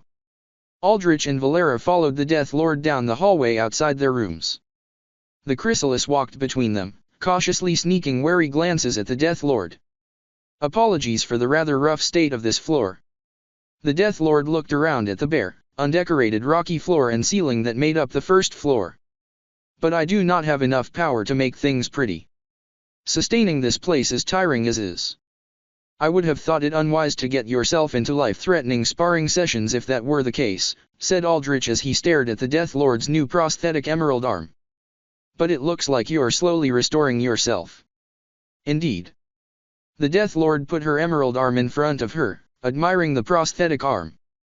The arm moved around a ball joint at the elbow, and yet with remarkable fluidity easily rivaling that of a natural arm. No, as the Death Lord showed by rotating her arms in unnatural angles, the range of motion even outstripped a regular flesh and bone arm. Pretty, is it not? Functional, too, but function without form is simply crude. The patterns of lilies engraved upon this gemstone emerald do catch my eye. I must give Bell my thanks again. Bell, said Aldrich. My personal giant blacksmith, said the Death Lord. How many do you have? My, when did this become an interrogation? Are you assessing the strength I have? The Death Lord laughed to herself. I have 5 giant smiths. 4 in my command now that Bourse is under yours. Rest assured, Death Walker, even 1 giant smith is generosity enough. I cannot grant you more as they are quite busy maintaining this realm's structures. Aldrich nodded. Your troops, can you bring them out of this realm? If you could do that, then we could add to our war power tremendously, noted Valera. No, said the Death Lord. She thought about this for another second and then shrugged. Technically only I am absolutely bound here, for if I leave, it all collapses. But it is possible, I suppose, to lend you troops by temporary shifting their ownership to you. Through you, they could leave. But I must dash your hopes right now, unless you take full ownership of my troops, they will still be tethered to me. The cost to maintain even a single skeleton outside in your realm would be enormous. At best, they can manifest under your partial ownership for, 30 seconds? And I am quite unwilling to part with my dear troops unless you earn them. Earn them, is it? Valera smiled coyly at the Death Lord. We will have your troops under us before that ancient body of yours even knows what has happened. I look forward to seeing it, little lady. The Death Lord returned the coy smile. And you would do well to bear the passing years as a badge of honor. The fact that I have lived long enough to become Millennial Dragon is one I am proud of. Got it. Aldrich spoke to himself, mostly, ignoring the 2 women getting into a miniature stare-down. He filed down all the information. It might not have seemed valuable, but it started to give him ideas. Ah, here we are. The Death Lord reached a dead end in the hallway. Before her, there was a slightly upraised platform of rock studded with a smoothed-out monocrystal at the center. Hop on. I will have Medulla warp us to her study. There, the chrysalis will learn warp magic from Medulla. You 2 may go down to the crypts where your throne is. Reconvene with your troops and challenge the trials. Volantis will be there as well, and I hear he has been missing your absence. Did you give Wakey my thanks? Said Aldrich. Before the whole sleep-rest incident, Aldrich had made sure he had gotten ownership of the illusion that Wakey made of Volantis. He had then sent it out of the Nexus to the real world so it could serve as a convincing decoy. Aldrich had even interrogated the illusion to make sure it did not seem too suspicious, and it was surprisingly functional. It did not mimic Volantis, but instead Aldrich based on Volantis's memories of him. The result was a slightly exaggerated version of Aldrich that seemed much cooler with grander one-liners, and he wondered whether that was because Volantis's perception of him was skewed. Anyways, it worked enough where Aldrich figured that it would take a high-level interrogator to know something was off, and they would also need to have known Aldrich originally as a reference. So far, nobody knew who Aldrich was, so there was no worry of that. I did, said the Death Lord. She appreciated it greatly. Looking to woo her heart, too, Eyeing such a pure and frail girl, you are quite fearsome, are you not? He is doing no such thing. Protested Valera. Who do you think my master is? Some sort of predator. Perhaps. He has hungry eyes. Always looking forward. Always wanting. The Death Lord licked her lips with her forked tongue. Men with eyes like that may hunger only for their ambition, but mark my words, little lady, once he tastes a woman, he will turn that same hunger upon you. The Death Lord eyed Valera up and down. A good body, but inexperienced. How will that inexperienced body of yours manage such hunger, I wonder? What? Valera turned away from the Death Lord's intrusive gaze but then nodded in realization when she looked up at Aldrich. No, she's right. When you pulled me into you so strongly, without hesitation too, and you merely said it felt right. Master, Do you truly wish to consume me like that? If so, I promise you I will try not to disappoint. I'm confused. Everyone talk about things I don't know. The chrysalis pouted. I feel dumb. I don't like feeling dumb. You're not dumb, some people just like to talk about pointless things they shouldn't be talking about in the first place. Aldrich patted the chrysalis's head and gave an accusing glance to the Death Lord and Valera. The Death Lord simply ignored Aldrich's gaze and looked down at the chrysalis with eager eyes. Come, child, you will learn warp magic soon. No longer will you be dumb. You should be thankful, there are few masters of the magic as accomplished as Medulla. She may be a harsh teacher, but soon, you will learn, and if you are even half as capable as your father, you will reach tremendous heights. Father. The chrysalis looked up at Aldrich. I guess that's what I am, said Aldrich. Can I call you that? Said the chrysalis. She looked up at him with eager green eyes. Yes. The chrysalis then hid behind Aldrich's leg and pointed at the Death Lord. Father, I don't want to go with her. Scary lady. I'll go with you, if it helps. Make sure she doesn't do anything bad or say anything dumb, said Aldrich. Dumb? Me? How? The Death Lord put a hand to her chin in thought, wondering what she said was dumb. She just shrugged, not understanding parent-child behaviors. Or, Aldrich figured, it was probably very different for dragons. Dragons were left to fend for themselves when they were young, and most dragons largely forgot about their early infancy, their first century of living or so, anyway. Okay, if father comes, I'll go, said the chrysalis with a confident nod. Aldrich then spoke to Valera. Can you check on the troops for me? Organize them until I get back. You remember our trial quests as well, don't you? Yes, said Valera. Then organize the units into several groups according to specifications I give you. The second and third quests shouldn't be an issue for us to clear, so I want to run a little experiment with both of them, said Aldrich. Understood, Master. Valera recognized Aldrich's serious tone of voice and matched it instantly, materializing her full suit of armor. She stepped atop the platform. Take care this snake does not whisper strange obscenities in your ear. I only speak truths, my dear. The Death Lord smiled as she snapped her fingers, causing the platform to light up. Valera faded away in the burst of light, transporting down to the crypts, or, more accurately, Aldrich's throne room. Now then, on we go to Medulla. The Death Lord stepped on the platform, and Aldrich followed with the chrysalis. The Death Lord snapped her fingers again, and light engulfed them. Immediately, the scenery shifted into a massive library. Dozen-meter-tall bookshelf after bookshelf of ebony wood stood in nearly ordered rows like soldiers standing at attention. They were packed with books and tomes of all kinds, and it seemed they were strictly organized according to their size and what color of light they glowed with. Aside from the glow of magical tomes, the library was utterly dark, granting it a rather eerie feeling had not everyone possessed dark vision, including the chrysalis.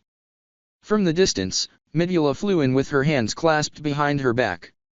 You're here. Slightly late, but what else should I have expected? Said Medulla. So you'll be teaching the chrysalis warp magic? Said Aldrich. Medulla eyed the chrysalis with cold and calculating eyes, causing the chrysalis to hide behind Aldrich's leg. I will assess her potential and guide her to its maximum capacity, said Medulla. But do not harbor any delusions. If that maximum capacity is low, then I will make it clearly known, and will not have anything further to do with her. What I do not recall is being tasked to accommodate you, usurper. I'm here to watch over the lesson to see that it goes well, said Aldrich. A concerned parent, are you? The worst bother for any teacher. Medulla shook her head. Father isn't a bother, protested the chrysalis. Is that so? Medulla gazed at the chrysalis with her tired and unfeeling eyes. Surprisingly, she acquiesced. I will allow your presence for this first lesson only.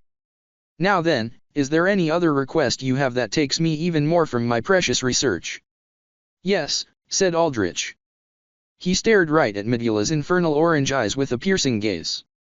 I want you under my service. Midula looked unfazed, but her eye did twitch in reaction. Did I hear that right? Service? Me under you. HOH, you wish to take Midula? Said the Death Lord. Well, if ever there was one I was loath to be parted with, it would be her. She does manage quite a bit around here. It wouldn't be permanent service, said Aldrich. I recognize how important Midula is to maintaining the necropolis. You mentioned before you could lend some of your troops to me in temporary service, right? That's what I want here. Temporary service? Yes, indeed, but for what, a meager 10 or so seconds. Said the Death Lord. Did you forget what else I said, Deathwalker? There is a great degree of separation between this realm and the one you call home. So long as Midula remains under me, she cannot manifest for long in yours, even with temporary ownership under you. If even I will allow that, said Midula. I am spending quite a bit of time away from my research with this child already. To accommodate this usurper as well would grate on my nerves quite a bit. 10 seconds is more than enough, said Aldrich. Oh, is it? The Death Lord smiled coyly at him. Aldrich ignored the innuendo behind that and continued. Tell me, would the troops you give temporary ownership to me over be weakened away? Incapable of using some spells, for example? No, said the Death Lord. Their spells come from their own mana reserves, after all. It is in materializing them outside of my realm in the first place where the difficulty lies. Then there's no issue, said Aldrich. There is an issue, said Midula, annoyed. My consent. Of course, I'll get to that later. Aldrich crossed his arms as he flung an accusing look at the Death Lord. You do owe me, after all? What? How? The Death Lord raised a brow. My divine class artifact, it's useless at this point. Aldrich manifested his restorative flask and held it out towards the Death Lord. She recoiled in disgust at the faint golden light emanating from it. You never even relied upon that vile thing in the first place. Protested the Death Lord. No, but that was just because I was careful. Losing a contingency feels pretty bad, you know? And a divine class artifact at that? I'd like some level of compensation here, said Aldrich.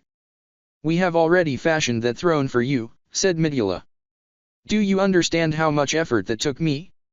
Connecting that throne to the necropolis and the warpways that I so carefully weaved across this realm. If I had connected that throne to the warpway with even a minuscule amount of error, all of it would have come crumbling down. And in recognition of that skill, I want to hire your services, said Aldrich. I shall allow it. The Death Lord nodded. And you are certain? Midula looked incredulous. I know that look in your eyes. You find this thoroughly entertaining, do you not? What part of letting this realm crumble without my expertise is so amusing? The Death Lord laughed and slapped Midula lightly on the back. Lighten up, curator. A 10-second absence is not enough to collapse this place. I do not think the Death Walker's request is unreasonable. And I find it quite interesting as to what he plans with you. I will not go unless I have a clear idea of what this favor entails, said Midula, conceding some ground. Aldrich lifted a single finger into the air. All I want you to do is cast one spell. Midula cocked her head and slowly nodded in understanding. I believe I do understand where this is leading. Outworld imprisonment, said Aldrich. Cast that, and you can return to your research or whatever it is that calls to you. Perhaps the strongest spell in my arsenal. Though if you wished to obtain the most from a minor few seconds of my service, then I expected no less, said Midula. Tell me, why do you require a 10th circle spell far beyond your current capabilities? Aldrich briefly pondered the question. Outworld imprisonment was an immensely powerful spell that trapped a massive location in a huge void from which there was no escape. One needed to have incredibly powerful anti-magic or an equally powerful warp magic user to counter it. It was a useful spell for completely negating large swathes of enemies for periods of time or forcing favorable duels. The imprisoning void even lasted for an entire hour after being cast regardless of whether the caster was there or not. A spell like this of the 10th tier was absurdly useful on its own, and Aldrich would have liked to keep it in his back pocket. But there was another, more specific reason he wanted to use this spell. There's a place I'd like isolated. In exchange, to sweeten this deal for you, you can take most of the alter humans there for experimentation, said Aldrich. You just have to leave one for me. At the mention of potential test subjects to learn about the new world, Midula's pointed ears twitched in curiosity. Fine. I will agree to this. Now do not waste my time any further. I want to get this lesson over with as soon as possible. Aldrich watched Midula and the chrysalis train. He stood with back against the wall of a circular stone room. Though technically a room of Midula's study and library, this place had no books. Just stone walls inscribed with demonic runes here and there that absorbed and nullified magic. This was where Midula went to test out spells or volatile magics. A blast room of sorts where any unwanted explosions would get dampened. Aldrich recognized those runes as belonging to the demon god of war, Carnassus. The fact that Midula, who most decidedly was not a war demon judging by her personality, had these was a curiosity, but when he thought about it, it did make sense. Midula had probably been a follower of Velan, the demon god of knowledge who sought to learn about civilizations he encountered before destroying them by exploiting their own greed with cursed pacts that seemed sweet on the surface but had poisoned pills within. Velan and his demons also were not above harvesting the knowledge of other demons. Focus and release your mana. Feel as if you are reaching into your heart and taking it out with your mind, said Midula. She knelt behind the chrysalis, watching intently. The chrysalis's brows were knitted together in sheer focus, her little lip trembling as she thrust her hands out to channel her magic. The chrysalis nodded. Colorless magical energy that looked like it distorted space emanated from the chrysalis, wreathing her arms in little tongues. Midula looked briefly surprised before maintaining her usual calm. Good. Very good. How does it feel to release that mana? Midula placed a hand on the chrysalis's back and fed magical energy through it. The chrysalis lost mana by releasing it, but with Midula replaced what the girl lost as soon as she lost it. Keep releasing your mana. Don't worry about getting tired. I shall assist you. Simply focus on the feeling of releasing that mana. How does it feel? Said Midula. It feels warm. Like a good hug, said the chrysalis. Good.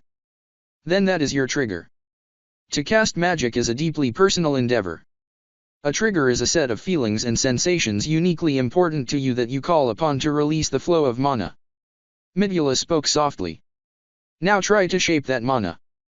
Into what? Asked the chrysalis, nervous. Anything you want. A simple ball will do, said Midula. The chrysalis bit her lip as she exerted serious concentration. She glanced at Aldrich, trying to gauge what he expected of her. Midula put her bandaged hand over the chrysalis's eyes. Do not look. I am sure he simply wants you to try your best. And to do that, you need to shut everything out. Everything except that feeling in your heart and the image in your head. Visualize what you want to shape. Focus. The chrysalis nodded, and after a few seconds, managed to make a tiny, unstable bubble of mana that looked like a little ripple in space. Good, good. Midula nodded. It has been an hour. Take some time to rest. She took her hand off of the chrysalis's back, and the chrysalis sighed. Phew. That was hard. The chrysalis wiped sweat off her forehead with her small arm. She looked up at Midula worriedly. What you said before, am I a bother? You take up my time, that is undeniable, said Midula, and the chrysalis looked down in sorrow. But you are no bother. I enjoy teaching others. Particularly those with talent. Now go rest. I will need to talk to your father for a bit, so if you want to say anything to him, make it short. The chrysalis nodded enthusiastically before she hopped over to Aldrich, going as fast as her little legs could carry her. How did I do? Said the chrysalis. She was starting to become more and more expressive now, a solid smile beaming on her face. You did well. Very well. Aldrich patted the chrysalis on the head. Now go rest, like your teacher said. Okay. I'll look at the shiny books. The chrysalis ran out of the room, a stone door automatically sliding open for her when she got close enough. When the chrysalis was gone, Aldrich to Midula as she stood up, patting dust off her coat. You're quite good at teaching children. I didn't expect that. Or were you just keeping up good behavior because I was here? Teased Aldrich. Nonsense. I enjoy teaching when it is worthwhile. When there is truly talent to sculpt. When there is nothing, I simply do not bother, said Midula. And I loathe practically every species in existence, including my own demon keen, but children are different. They are refreshing to see, largely untainted by the filth of the world around them. Thus, they are easy to shape and to feel kindness for. They're innocent. I understand what you mean, said Aldrich. He had a soft spot for children because they were a reminder of the innocence he had lost. And the innocence he would like to protect. As a lich, he knew that he was separated enough from humanity that he would not sacrifice himself over children, but he could still find it in him to treat them kindly. He imagined it was the same for Midula as an archdemon, a species that generally did not see humans as much more than food or playthings. I suppose that is one commonality between us, said Midula. I'm sure if we tried, we could find much more than that, said Aldrich. Midula cocked her head. Are you flirting with me? What? No, said Aldrich. I was being literal. I can sense that we might have some more things in common, not that I'm flirting with you. Where did you get that nonsense? Perhaps the Death Lord was right. It comes naturally to you, without you even knowing, said Midula. She shrugged. I usually file away anything she says about that topic into the nonsense section of my brain, said Aldrich. Now then, judging from what you've said, it looks like the chrysalis is worth teaching, no? Midula nodded. She is a prodigy. A prodigy? Aldrich raised a brow, surprised. In the distance, he heard the chrysalis marveling at the many large tomes, remarking to herself, blue book. Red book. Spiky book. Big book. Magic isn't something I've ever had to consciously learn, said Aldrich. The knowledge just funnels into me, so I don't know how to tell whether someone is good at using magic or not. It was an odd phenomenon. According to lore, mages had to dedicate years to actually know how to cast magic. They had to spend large amounts of time meditating to figure out how to control the flow of their mana, and then they had to spend even more time understanding how to temper that flow and shape it into a reliable spell. For Aldrich, all of that knowledge was just downloaded into his head. Though, he did note, what he got was a base amount of knowledge that let him use the spell, but using it to its peak capability was something he might be able to train for. The outer trait, explained Midula. Aldrich was surprised. He did not know this was something that beings from the game would know about. Or at the very least, it was not something he had read about in the lore. He just assumed this was convenient game mechanics so that he could cast spells immediately without having to study them for months. It is not a widely known phenomenon, continued Midula. Precious few knew of it in our realm of yore. Only those that studied beyond the starry veil, gazing upon the infinite dark of the outer itself, knew of this. And a pithy few studied beyond the stars. Mortals are too absorbed with magic that could change the present around them, while many immortals did not have the patience or capability to study the outer. Demons such as myself, however, are not bound to any single realm. We have crossed through the stars before, long ago, and we are long-lived. Velan, demon god of knowledge and my former teacher, was particularly interested in the outer. That interest passed down to me, hence my penchant for warp magics that can bend the fabric of space. And what exactly does this phenomenon entail? Aldrich noted that Midula's guard slightly dropped when she got into talking about her knowledge. There was a genuine passion within her, not just for obtaining knowledge, but sharing it. Hence, why she made a good teacher as well. There are certain existences that are touched with cosmic power from the outer that grant them tremendous power. One such power being this quaint ability of yours to assimilate the knowledge of spells and skills with little to no training at all. There were more people with this ability. Aldrich perked up, interested. He reasonably assumed that he could auto-learn spells because of video game mechanics granted by his system. Midula's words, however, indicated one of two things. One, that this ability was in fact something that naturally occurred. Or, second, that there were other beings in Elduin that had held a system. Midula nodded curtly. I suppose the lack of knowledge is largely due to how rare this phenomenon is. In the entire history of Elduin, there were precious few existences touched by the outer. The primordial dragon, who was said to have seeded the origins of many species upon the world, and in death, became the first old spirit. The arcane emperor and the enlightened one, who were said to have spread all of the magic and skills known among Elduin, becoming the first two gods to ever exist. And, of course, Midula narrowed her eyes at Aldrich. You, the hero. Do you have an idea of what this outer entails?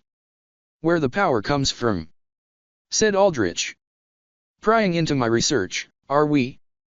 Midula shook her head. But no. I have studied the outer for the better part of 1,000 years, but it is a deep mystery. My teacher could not parse its secrets either. All we knew was that the outer was a fundamental force that predated the existence of the Elduin realm. An embodiment of the vast, cosmic unknown. In scope, too, it truly is tremendous. We demons are a nomadic body that travel across realms, across planets, and among the myriad of worlds our history descended upon and devoured, we encountered specimen touched by the outer, indicating that the influence of the outer reaches far and wide. I see, said Aldrich. And my powers come from there, this outer. Some part of it, most likely. To what extent? I do not know. In your expert opinion, do you find it possible that a specific entity has granted me this power? An entity with their own reasons and goals. Thinking of whether you are being controlled. Practical. Midula just shrugged. I know little. The outer is difficult to study. All I know from studying past observations recorded by my teacher is that those touched by the outer do not seem to lose any autonomy. Granted, the sample size is low, and the observations rather unreliable when we cannot understand the outer at a fundamental level to begin with. But my teacher theorized the outer was an element that only a few chosen could harness. It is not something with a form or will, an entity as you fear, it is simply something that is woven into the fabric of all existence at the dawn of creation. Those touched by the outer could draw upon it in the same way a mage with an affinity for flame could call upon fire. A mundane fire mage does not treat flame as an entity, but rather a resource. The outer is the same. At least, according to my teacher. I myself have had differing opinions, but nothing certain. And what were your opinions? I would like to keep that research to myself. It is yet unformed and unfinished. Midula became curt again. Let us return to the matter of the chrysalis. There is both good and bad. Tell me both. I was going to, regardless of your desire. A guardian should know both the strengths and weaknesses of the one they care for. The good. As I have said before, she is a prodigy. Specifically in controlling the flow of mana. In the same way that some beasts know how to hunt and fend for themselves through sheer instinct bred into their being, she can control mana with natural ease. It may not seem like it now with how much she struggled, but I assure you, that is leagues beyond what an ordinary mage could accomplish even in months of training. I predict in a few days, she will have near absolute control of her mana flow. In addition, her mana is colorless. The color of one's mana indicates the elemental affinity one has, and a colorless one is mythical in its rarity, for it means she is naturally attuned to the control of space. And the bad. Aldrich noted a pause from Midula. She has not inherited your outer strength, said Midula. Well, that only means she has to learn how to cast spells from scratch, no. Beyond simply lacking your outer trait, it seems she has inverted it. She cannot learn any spell. You are familiar with the concept of magic tomes, are you not? Yes. Aldrich knew that in the lore, magic tomes had the stored knowledge of spells. By reading the tome and linking one's magic with it, it was possible to gain access to using spells within it, though actually being able to cast them involved a long process of training. It was that training that Aldrich could completely ignore that separated him the most from ordinary mages.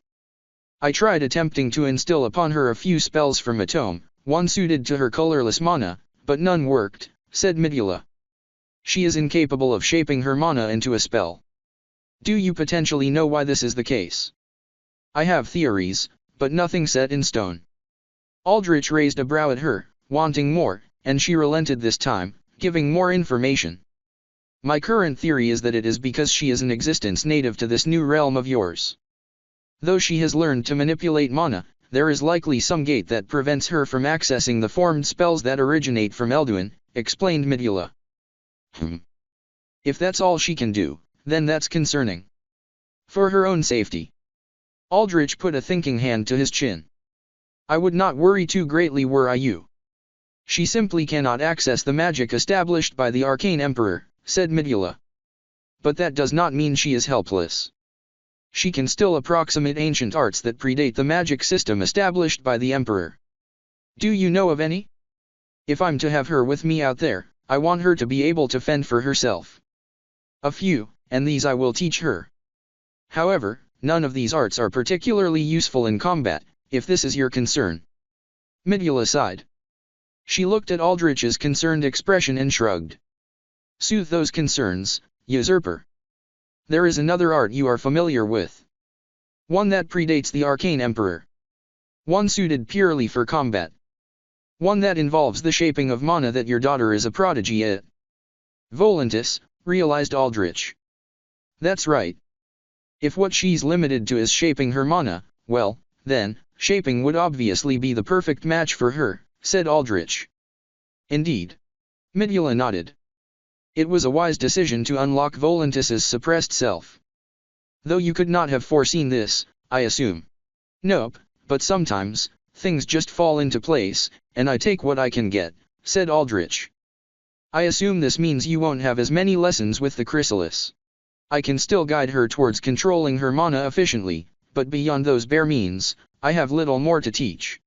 Midula manifested a notepad in a black feathered quill. While she scribbled notes down, she continued, I will have to tell the Death Lord of this new development such that she can adjust her own training plans. She wanted to train the chrysalis too. Midula briefly glanced at Aldrich. Of course. I suppose she was too caught up in nonsensical talk to tell you this. Aldrich sighed, remembering the Death Lord had barged in and talked about nothing except what he and Valera had or had not done. It was amusing, he had to admit to some degree. In small part, it reminded him of how Adam would have acted. Headstrong and impulsive. The opposite of Aldrich. But, perhaps, there was some truth in the saying that opposites attract. Nostalgic memories, I presume, noted Midula. I'm surprised you could read my expression, said Aldrich. I've trained them to never give away anything. I noted that as well. But when you remember a fond memory in the past, your training cracks just the slightest bit. The brutes around me in this tower could never pick it up, but it does not escape me, said Midula. Then I'll have to fix it. Midula looked up from her notepad. If that is what you desire, but do take, closing your heart to everything is the easiest way to fall into immortalic mania. Immortalic mania. The longer lived a sentient being is, the easier they find it to descend into madness. Whether it is through a loss of goals, a loss of loved ones, or simply forgetting all that was precious. And there is no easier method to forget what is precious than closing it off, said Midula. She shrugged. But do not mind me. I am beginning to sound like one of the Death Lord's lectures.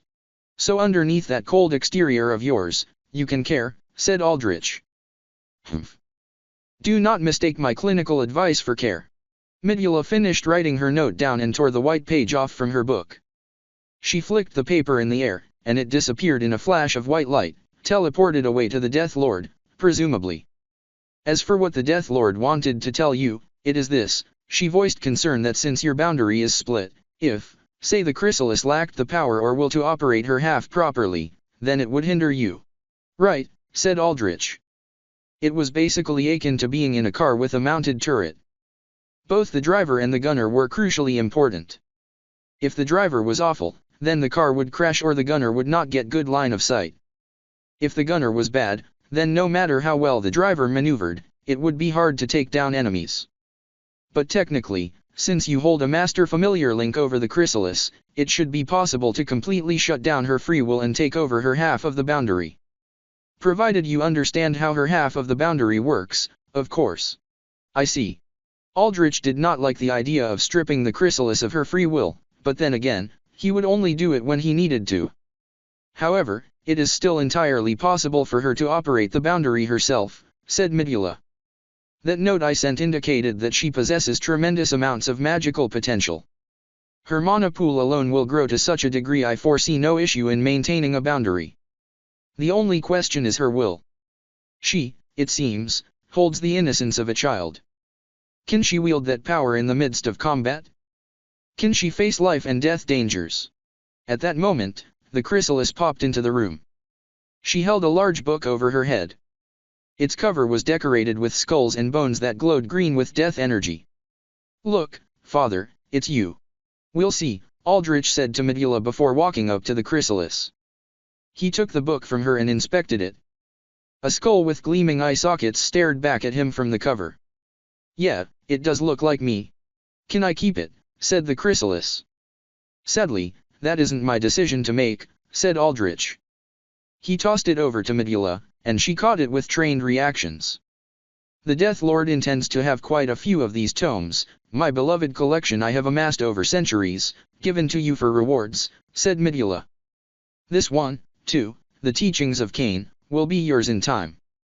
But until then, they will keep me rightful company. Of course, that is your right, said Aldrich. So long as you understand. Midula gestured to the chrysalis. Come, child, we have some more training to complete.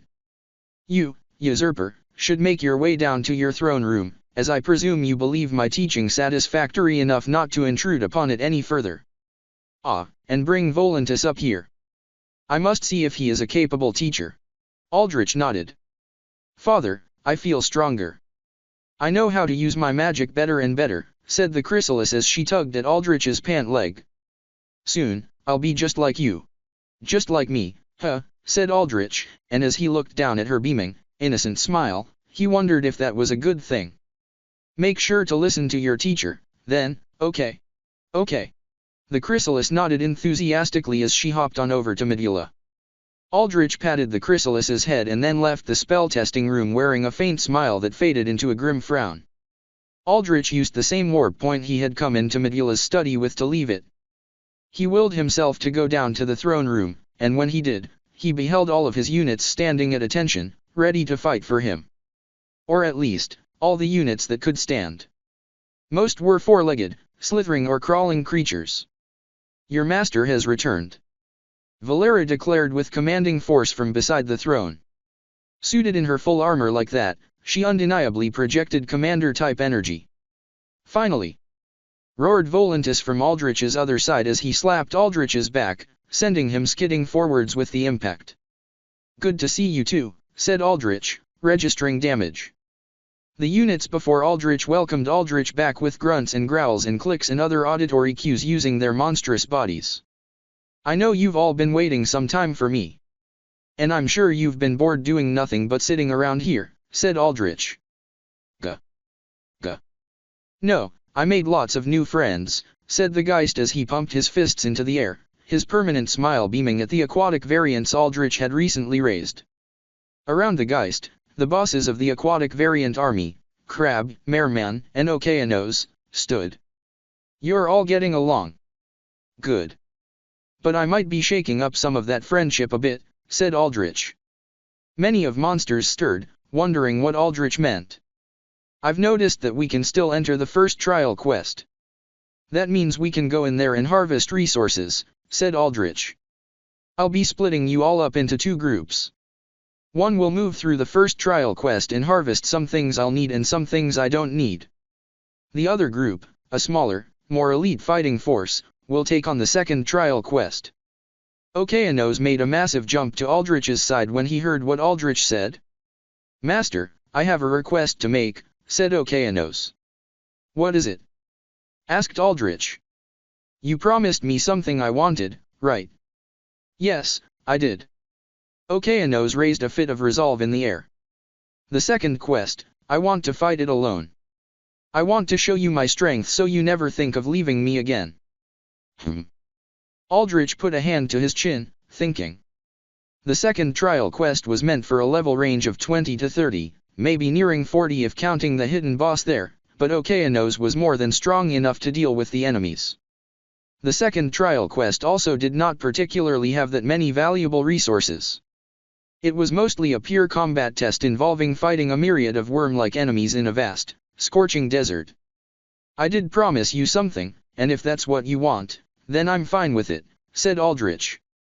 Thank you, Okeanos nodded, his antennae twitching in appreciation. But just one thing, there is a hidden enemy there I want you to find and fight there. Your biggest test won't be one of strength, it'll be one of wits. To that end, I'll give you exactly one clue, pay attention to the currents. Currents, like the oceans, said Okeanos. Aldrich cocked his head. Yes, I guess you could say that. If you want, I can have Valera here accompany you and give you more hints. No, said Okeanos firmly. He saw that Valera leered at him, and he explained. I respect you, but you are by my master's side more than me. I want to prove I can be there just as much as you. I like that drive. Then get ready, Okeanos, and don't disappoint me. Never. Okeanos nodded firmly. As for the rest of you, Aldrich motioned over to the comparatively lower-leveled members of his legion. I'm going to make this a competition of sorts. In the first trial quest, there are plants called eye flowers. They look like roses with yellow eyes on them, they're impossible to miss. Flaregan needs eye flowers. As many as he can get. Harvest those flowers for me. The one with the most flowers will receive my dark wisdom. A murmur went around the monsters. Dark wisdom was incredibly tempting. It would increase their levels and make them more relevant to staying with Aldrich. Not only that, but at a basic level, it would make it easier for them to survive. But I'll make this clear right now, at the end of this harvesting session, you'll be able to challenge each other in combat for eye flowers. The only exception is if you manage to get, let's say, 10 eye flowers. That's a majority of what should be in the trial quest, so there's no competition at that point. This sent even more of a commotion around the Legion. This basically discounted the weaker units from competing because stronger ones could just challenge them and take their flowers. Most of the monsters looked towards the strongest among them. Crab smashed his enormous pincers together. The zombie giant grinned in anticipation. Merman crossed his arms in triumphant pose. Crow's 6 red eyes gleamed with ferocity. Seeing such strength, most of the monsters understood they had no chance, and they did not feel bad about it. It was just instinct. They were content with not crossing fangs with their superiors. If you feel you are not strong enough to compete for the flowers, then harvest other resources. Valera will tell you what to look out for, said Aldrich. You can, however, work together. I can't give a group working together all dark wisdom, but you can elect a leader, and my levels will transfer to them. A fierce competition, is it? Volantis nodded as he gazed upon the Legion. But you all have already lost.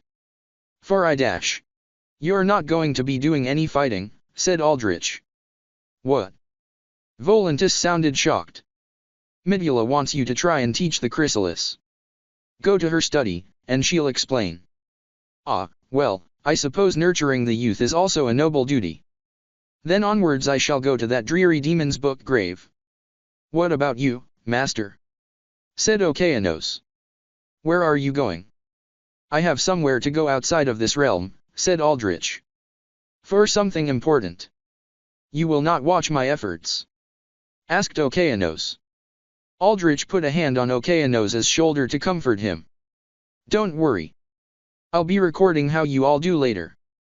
Plus, if I go with you, it defeats the purpose of you handling the quest by yourself, doesn't it?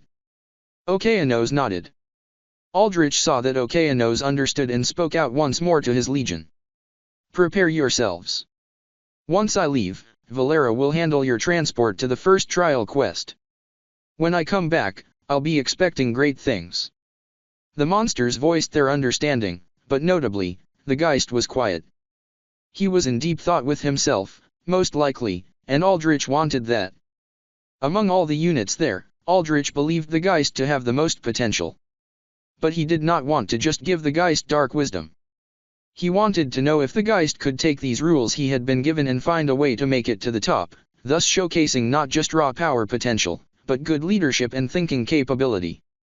After all, The bigger Aldrich's forces got and the more spread out they became, the more he needed leaders under him to manage the legion. Valera was competent, but she was just one extra person.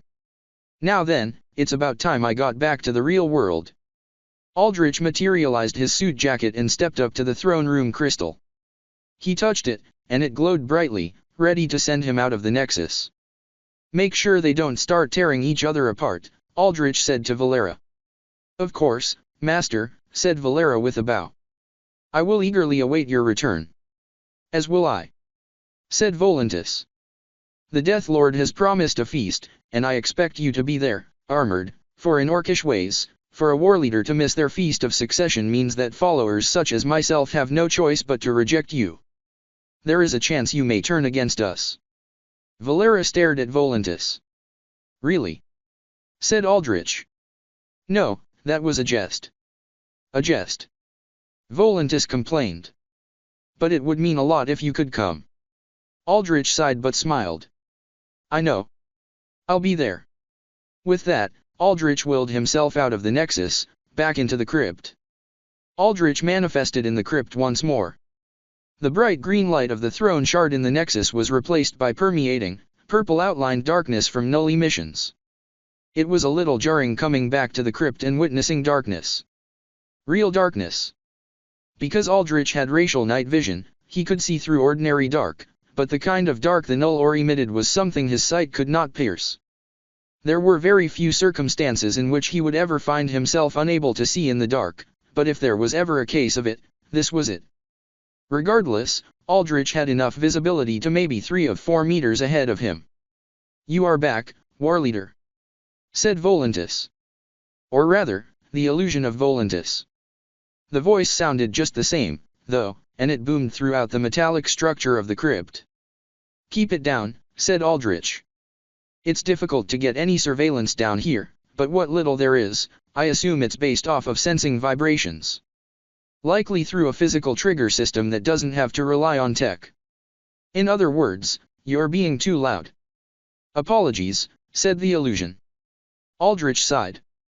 The illusion was sitting cross-legged on the ground, and even upon a close inspection, he could not find anything that seemed off about it. He was not an expert in controlling and sensing mana because his system did most of it for him, but when he did try, he could not find anything wrong about the illusion in that regard either. To be expected, though. Wei Qi might not have been the best direct combatant, but her illusions were no joke. She could create copies that were almost as strong as the original. To Aldrich's memory, the strongest copies she had made were a level 70 copy of Rella and a level 80 copy of the Death Lord's shattered bone armor form. Aldrich knew that this illusion of Volantis was weaker than usual because it had been created on a time constraint and focused more on longevity, not on power. It was maybe around level 25 in terms of stats. Maybe, Aldrich wondered, he could enlist Wei Qi's aid further. Her highest tier clones had both power and longevity.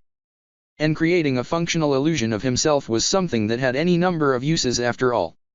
First, though, Aldrich had to establish a public persona separate from his Thanatos identity. That would be his Bruce Wayne alter ego. Which was one of the reasons he had come out of the Nexus.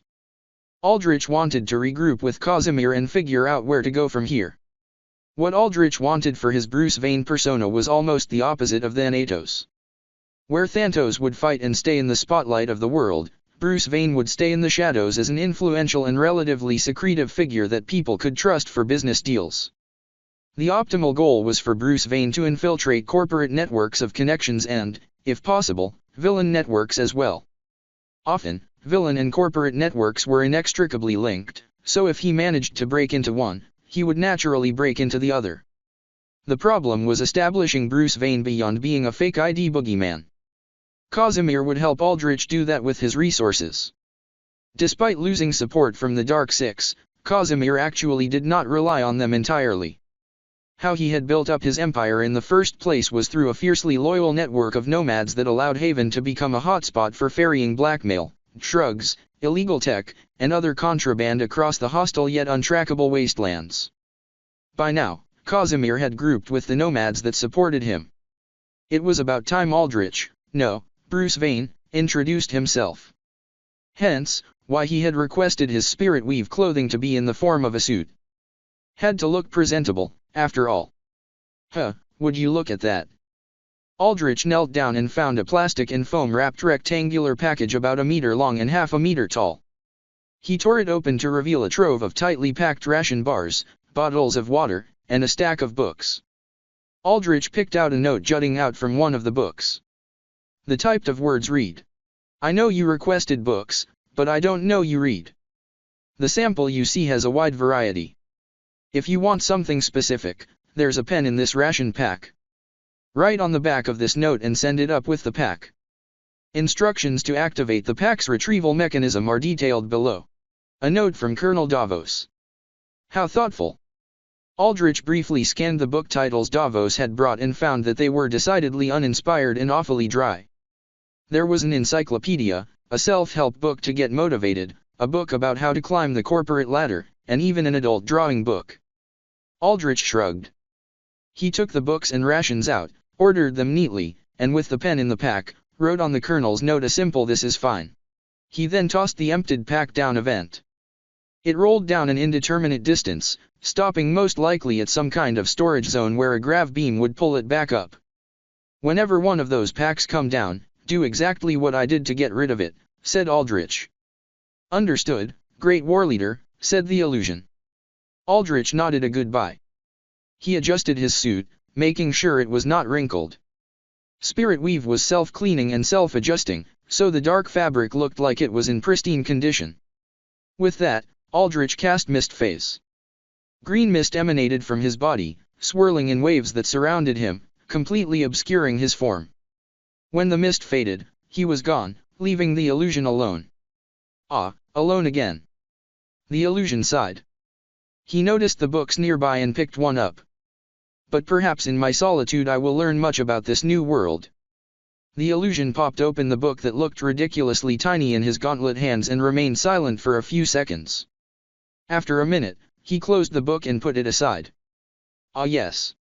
"I can't read this writing," said the illusion. Aldrich materialized in the holding zone of a large cargo truck. The smell of acrid chemicals and burning flesh indicated that he was in the familiar presence of alchemy from Flaregan. Aldrich confirmed then that mist phase had worked properly, even across massive distances. Elder One, it is a pleasure to meet you again," said Flaregan. He moved about the tables of his study with a beaker and dropper in his purple hands. Flaregan's study had been packed into this truck, and though the space was large, it was still pretty cramped. "Good to see you too," said Aldrich. "Any progress on your research?" "Unlike your meteoric rise in power, O Elder, my studies seem to be taking considerably more time," said Flaregan apologetically. "No worries. As undead, time is something we have plenty of," said Aldrich, remembering the Death Lord's words. He looked around at the cramped laboratory and nodded. "And soon enough, once I get control of Haven and have some space, you'll have a proper laboratory too. I do eagerly anticipate that day." "And, O Elder, I am not entirely without progress," said Flaregan. He put down his beaker and dropper on a rack and hurried over to a large fridge hooked. He gave the fridge an admiring glance. "The wonders of this new world's humans and their ingenuity never cease to amaze me. Cooling without magic. Quite impressive. But regardless, gaze upon this dash." Flaregan opened the fridge, revealing a large see-through canister filled with red liquid. Suspended within was a golf ball-sized black mass that seemed to tremble of its own accord. Aldrich immediately recognized what that mass was. "That's an altar organ. And it isn't disintegrating from being removed from its host body. You've found a way to preserve it." "Indeed," said Flaregan. "You are familiar with the concept of homunculi, no?" "Yes," said Aldrich. "Alchemically created organisms. How does that apply here?" "The normal method to create homunculi starts with creating a womb of primordial liquid. This liquid is often the refined, processed flesh of other creatures," said Flaregan. "I have little in the way of materials I am familiar with for my alchemy, but I do have the tools to refine with. Thus, I reduced that altar specimen you so generously granted me into primordial liquid. I then placed the altar organ within this liquid before it could decay. The first attempt was a failure. The organ deteriorated too quickly and I did not know how to adjust my refinement process to alter humans that I had never worked with before. But by learning upon my errors, I have managed to preserve the alter organ of the second specimen. That's quite incredible, said Aldrich, surprised. It seemed like such a small thing, but managing to preserve an alter organ was something quite literally nobody had ever managed to do before. The closest anyone had gotten was via an alter scientist who could use his own power to attach growths on organs to trick them into thinking they were alive. This method worked on the same principles by tricking the alter organ into believing it was still in its host body. This method, however, was vastly superior. The alter scientist had a limited range and duration on his powers. What Flergan did was create an easy way to transport and store live alter organs. What about the self-destruct mechanism that the organs have when you try to study them, said Aldrich. This was the greatest block to alter organ research and one of the reasons why Aldrich could not just force an undead organ to stop disintegrating. If Aldrich tried to force an organ into doing what it was not meant to do, when it would disintegrate regardless of whether he attempted to regenerate it with magic. It was one of the reasons why Aldrich could not heal Seismic from his crystallization condition. Aldrich could sense if he tampered with the organ, it would self-destruct. Oddly, the organ would accept healing to restore it to its base state, but not any changes to the base state itself. It was almost as if the organs had their own independent will that made them fiercely stubborn and strangely aware of their surroundings, able to discern between what helped them and what tried to change them. That will require some more research, said Flergan. But for now, I revel in this progress, however minute it may be. It isn't minute by any measure, said Aldrich. Well done, Flergan. I'll have the editor sample you requested to you tomorrow along with plenty of eye flowers and other magical materials you need for your alchemy. Your praise is much appreciated, O Elder. Flergan bowed his head. And once you grant me the materials I need, I can craft any potion you desire. To recall, what you desire is one that will impart your voice with powerful hypnotic suggestion, no. That's right, said Aldrich. Powerful enough to affect multiple people. Subtle enough that it will be hard to detect. And one that I can consume and have its effects come in after a delay so that the potion itself won't get caught in a search. Flergan closed the fridge and curled his mouth tentacles in thought. I have drafted a formula for such a potion, but in doing so, I must warn you that there may be shortcomings. My alchemical technique is considerable, but it is not on the level of dedicated archalchemists. If I am to devise a potion within those specifications, it will have to sacrifice some strength, allowing those with strong will to resist it. In addition, the hypnotic suggestion will last a pithy amount of time, requiring constant reapplication via your voice. The duration this potion enhances your voice will also not be infinite, taking up perhaps a time span just shy of 30 minutes. Those are acceptable shortcomings, said Aldrich. I'll have what you need to you soon. I'll be meeting Casimir now, but again, you've done a great job. Keep up the good work. I humbly accept your praise, O Elder, said Flergan. Aldrich exited the truck, opening the doors to reveal bright sunshine and barren, parched earth. But on this cracked and dry earth was a whole host of activity. A small compound had been set up with large mobile homes parked and attached together to create what were basically makeshift buildings. Accompanying all this was a scattering of various tents and quickly constructed shacks and workbenches. Nomads bustled about with their recognizable cloaks and goggles, going about their daily life. Some fixed their personal bikes while others maintained the engines and repaired damage on the more communal mobile homes. There were nomads fixing up their cybernetics or tending to wounds in tents marked with red crosses. The sheer number of nomads surprised Aldrich. There were men and women and children aplenty. He figured that there were easily several hundred people here. This was practically a village on wheels. Aldrich had the image in his mind of nomads as simply being roving bands of thugs that did odd jobs for criminal organizations, but looking at this, it just felt like these were people living their own lives. There were nomads sitting about talking and laughing with each other. Kids ran around and played and laughed with pieces of metal scrap molded into the shape of toys. Ah, awful sunlight. Flergan squinted his red eyes as he saw bright light stream into the truck. Do close those doors on the way out, O Elder. The sun is terrible for drying out this skin of mine. Aldrich nodded as he hopped out the truck, closing the doors. When he landed, a voice spoke from behind him. You actually managed to come, huh?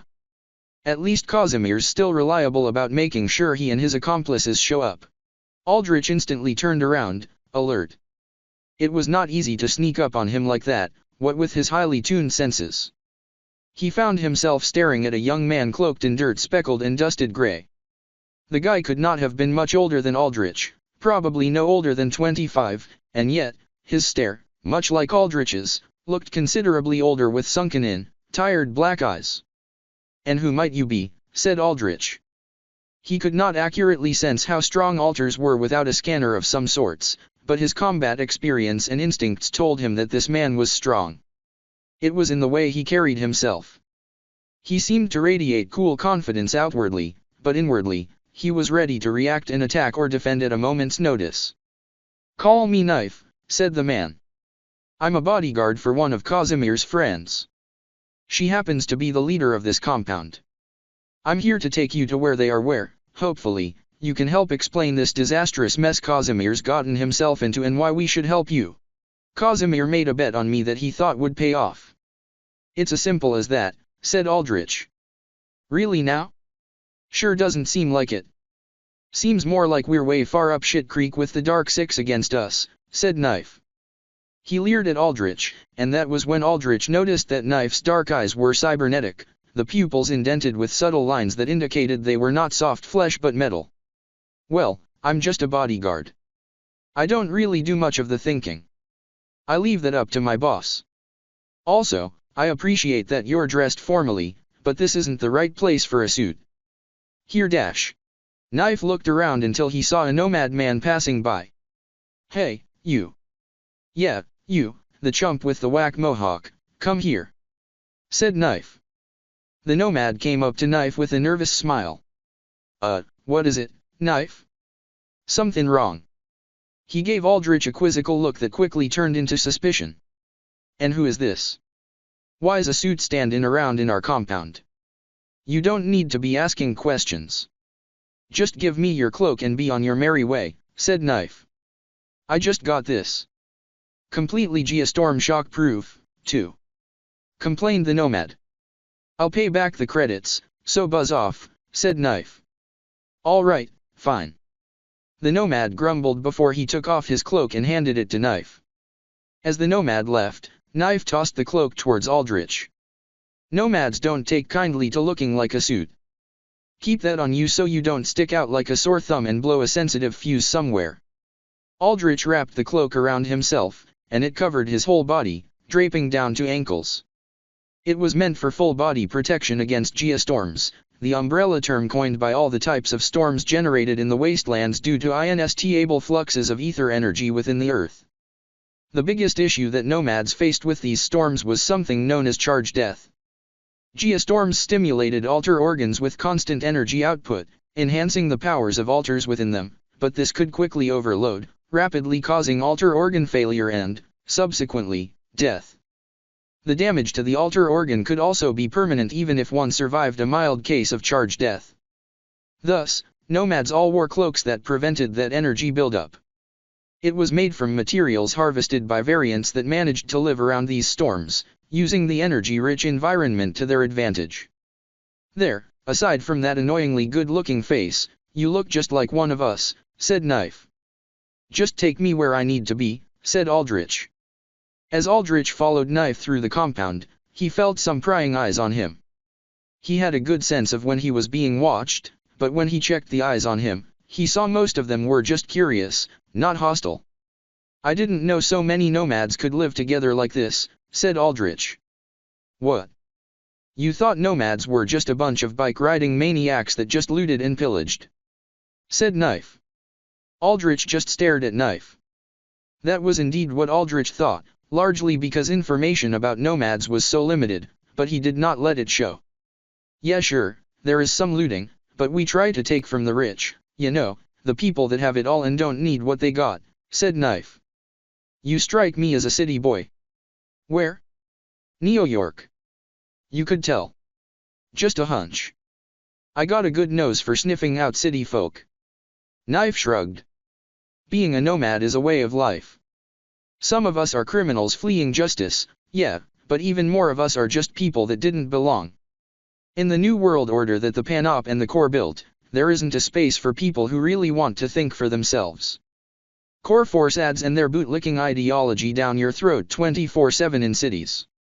It's fucking nauseating. Most of the people out here just want to be free from that. So what? You would describe yourself as a community of free-spirited individualists, said Aldrich, somewhat sarcastically. Yeah, that has a nice ring to it, said Knife, not catching the sarcasm at all. Oh, and we're here. Knife pointed to a vehicle that looked like a giant mechanical wheel. It was easily the size of a 3-story house, anchored to the ground via giant mechanical legs that extended out from the sides of a house-sized sphere that housed the crew that operated this war machine. These legs also formed ladders to get up to the inside. The design of its sleek black plating made it very obvious that this was multiple grades above the often makeshift bikes that many of the other nomads had. No, as Aldrich observed closer, seeing a logo of a serpent devouring its tail, this was not just good, but the best of best. This was Emuji Tech. Probably the highest-end military tech company in the world. I see you're admiring the Waniado, said Knife proudly. It was a hell of a fight to steal this thing. Had to beat up a couple B-ranker mercs and hold off Shogun, tough bastard that he is. Aldrich made note of this information. Shogun was an A-rank hero in Japan, famous for being a living tank with a suit of samurai-style armor that seemed to organically grow around him. It was undeniable that Shogun was more of a combat hero and not a popularity hero, his A-rank earned through feats of strength, not crowd-pleasing. Much like Seismic. The fact that Knife could hold someone like Shogun indicated a tremendous amount of strength. Or it was possible that Knife's power just had a good matchup against Shogun. Either way, Aldrich could not underestimate Knife. It also made him understand that whoever Casimir was dealing with in the Wanaduo had the influence and resources to hire a bodyguard that could take on an A-rank hero. What, getting cold feet now? Said Knife, noticing Aldrich's thinking pause. Aldrich did not respond and just walked up the anchor leg. When he got close to the wheel, a door sensed his movement and slid to the side with a pressurized click. Peering into the sphere, Aldrich saw gray metal tile flooring and walls. Thoroughly bare and military in design, unlike the stylish and sleek plating on the outside with its shining black paint job. In here, Aldrich saw a large table around which 7 people sat, one of whom was Casimir. Notably, there was one empty chair. More people stood on the outskirts of the table, and by how they carried themselves, they were combat personnel. Aldrich stepped in, and the hatch door of the Waniado shut behind him, clicking with a heavy-sounding locking mechanism. Ah, Mr. Vane. We have been thoroughly awaiting your arrival. Casimir stood up from his seat and waved Aldrich forward. Behind Casimir stood Walters, Smoke, Hirondelle, and Blanca. His 3 strongest guards and his trusted secretary.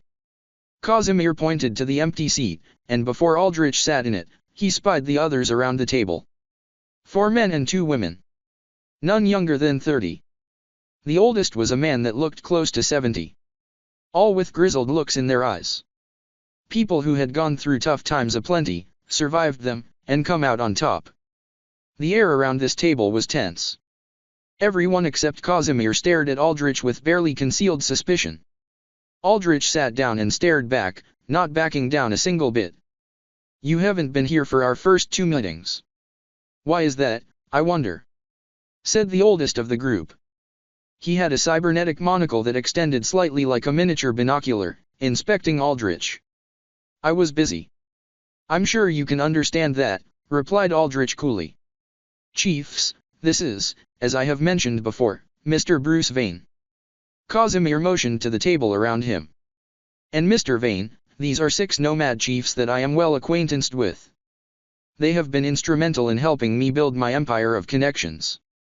Your former empire, Casimir, said a woman with piercing purple eyes and a mechanical mask shaped like a beast's jaw over her mouth.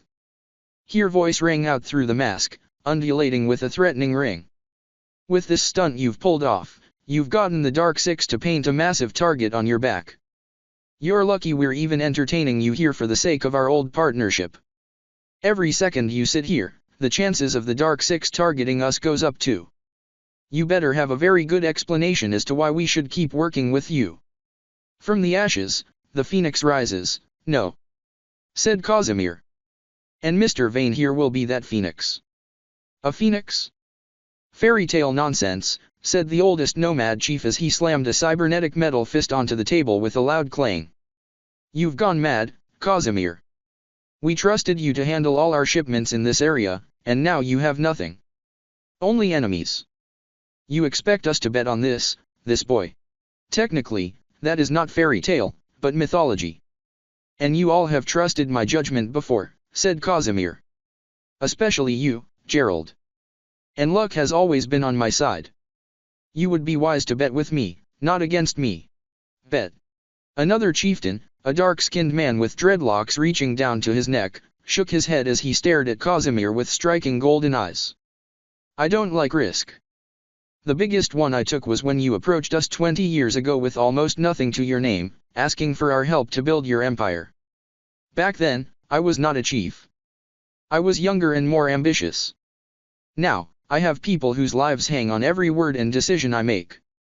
You will have to do very, very well to convince me to support you. Aldrich noticed that most of the chiefs were ignoring him. They focused on Casimir, likely believing him the true mastermind for all this.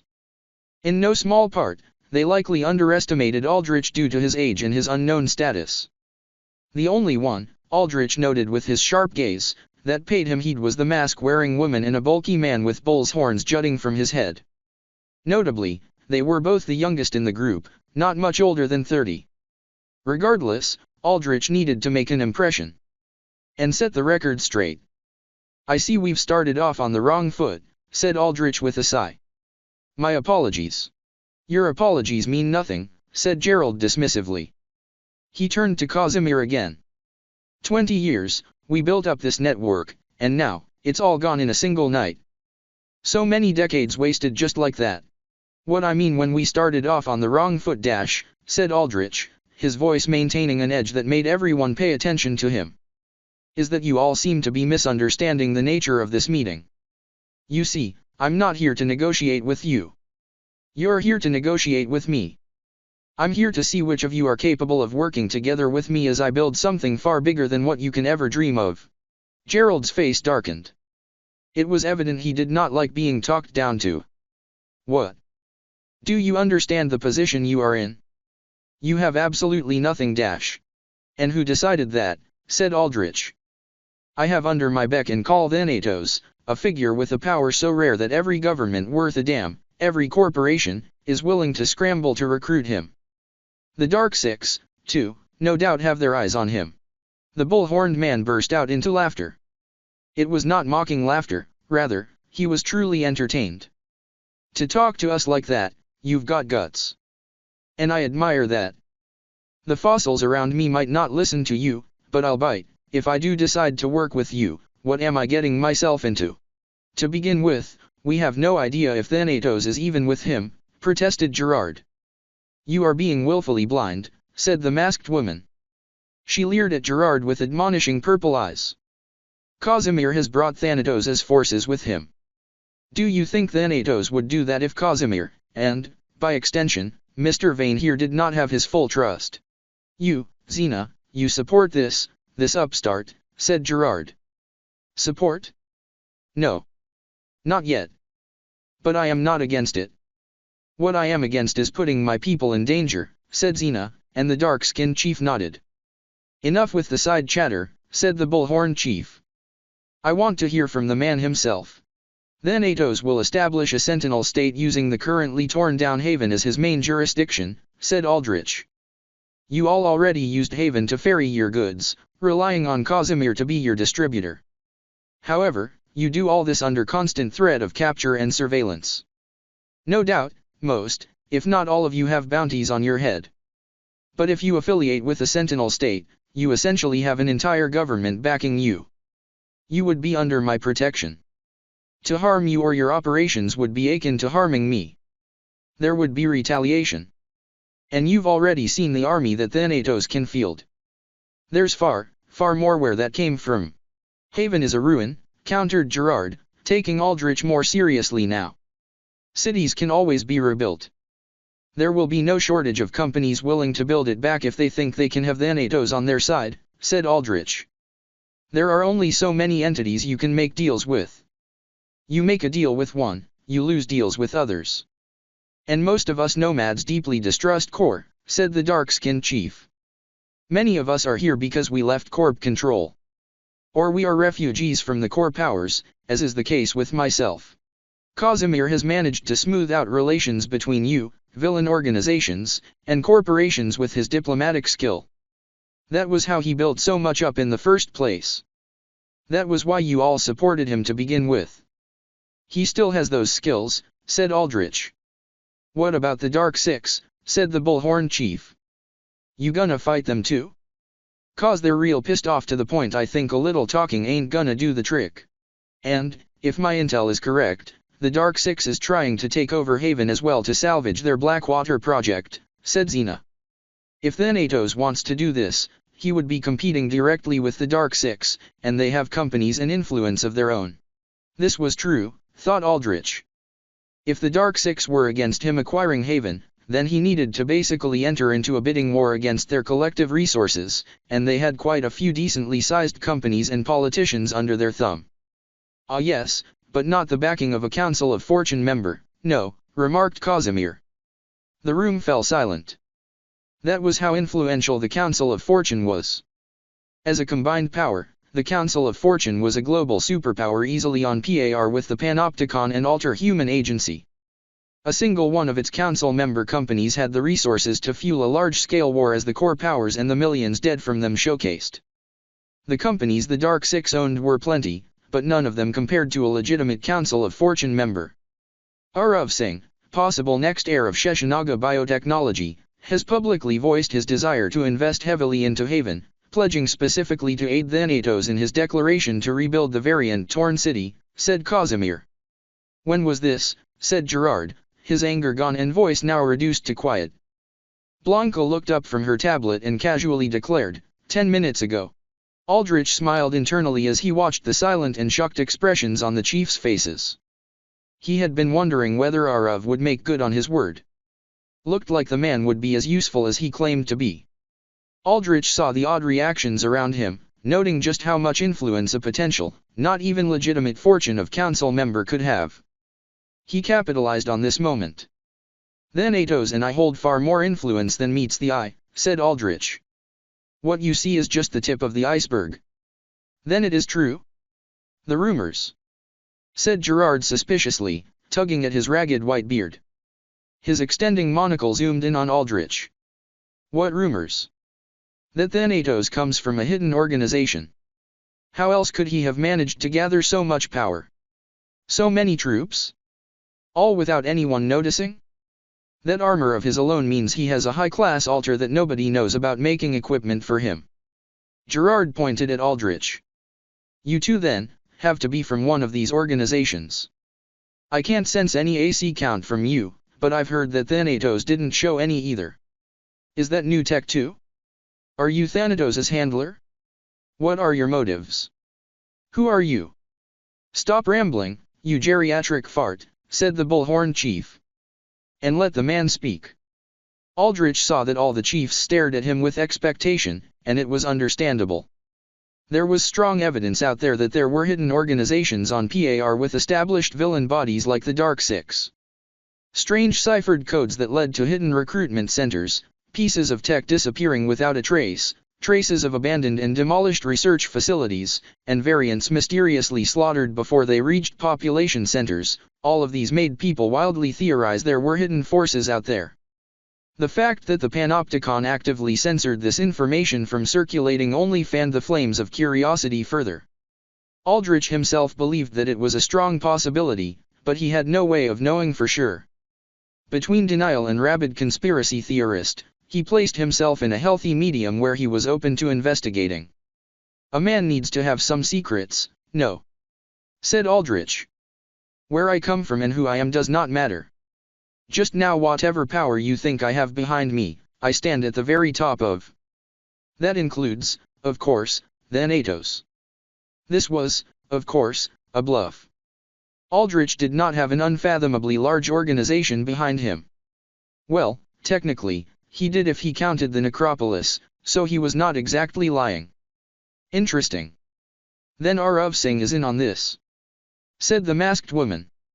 She leaned back in her chair and crossed one leg over the author. Her body language seemed to ease up a little more, surprisingly. That's a reasonable assumption, isn't it? Said Aldrich. Don't be so coy, kid, said Gerard.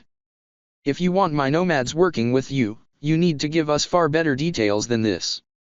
I'm in, the Bullhorn chief declared with a booming voice. He slammed a fist down on the solid metal table, easily denting it. What? Gerard stared at the man. Have you gone nuts, Clint? You barely know anything about this boy. And that makes it even more exciting, said Clint with a broad grin. When my pa was the leader of the Spearhorn Nomads, he told me when Casimir showed up, he got the biggest laugh out of him. Dressed all in rags with burns all over his face, but he still proudly wore a gold ring he probably stole and spoke that same smooth and confident silver tongue, like he just knew he was going to be at the top. My pa had the time of his life with wild bets, and I've been itching to make one too. I ain't gonna let up this chance to go all in. What of your people? You willing to use them as chips for this bet of yours? Said the chief with dreadlocks. My people ain't like yours, duh, said Clint. Spearhorns love risk. We left the cities cause they were too damn boring, too damn suffocating. You bet your ass they'd ride or die with me all the way to a burning grave so long as it got a good laugh out of us at the end. And shit, secret organizations, the NATOs, beating the Dark Six. You fucking kidding me? I'm in. It's Desmond. I'm not your friend. Desmond sighed. Well, if that is your decision, then so be it.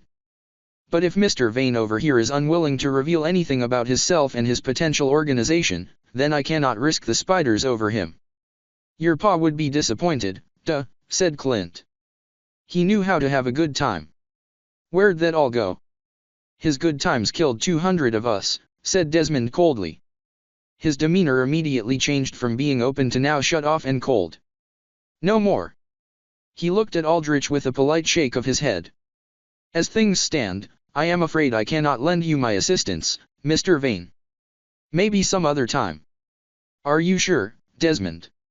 Said Casimir. It is foolhardy to bet on a stock when its prices are high. You capitalize on the profit when it is low and developing. That's another thing. Stocks and core, my people are tired of it all.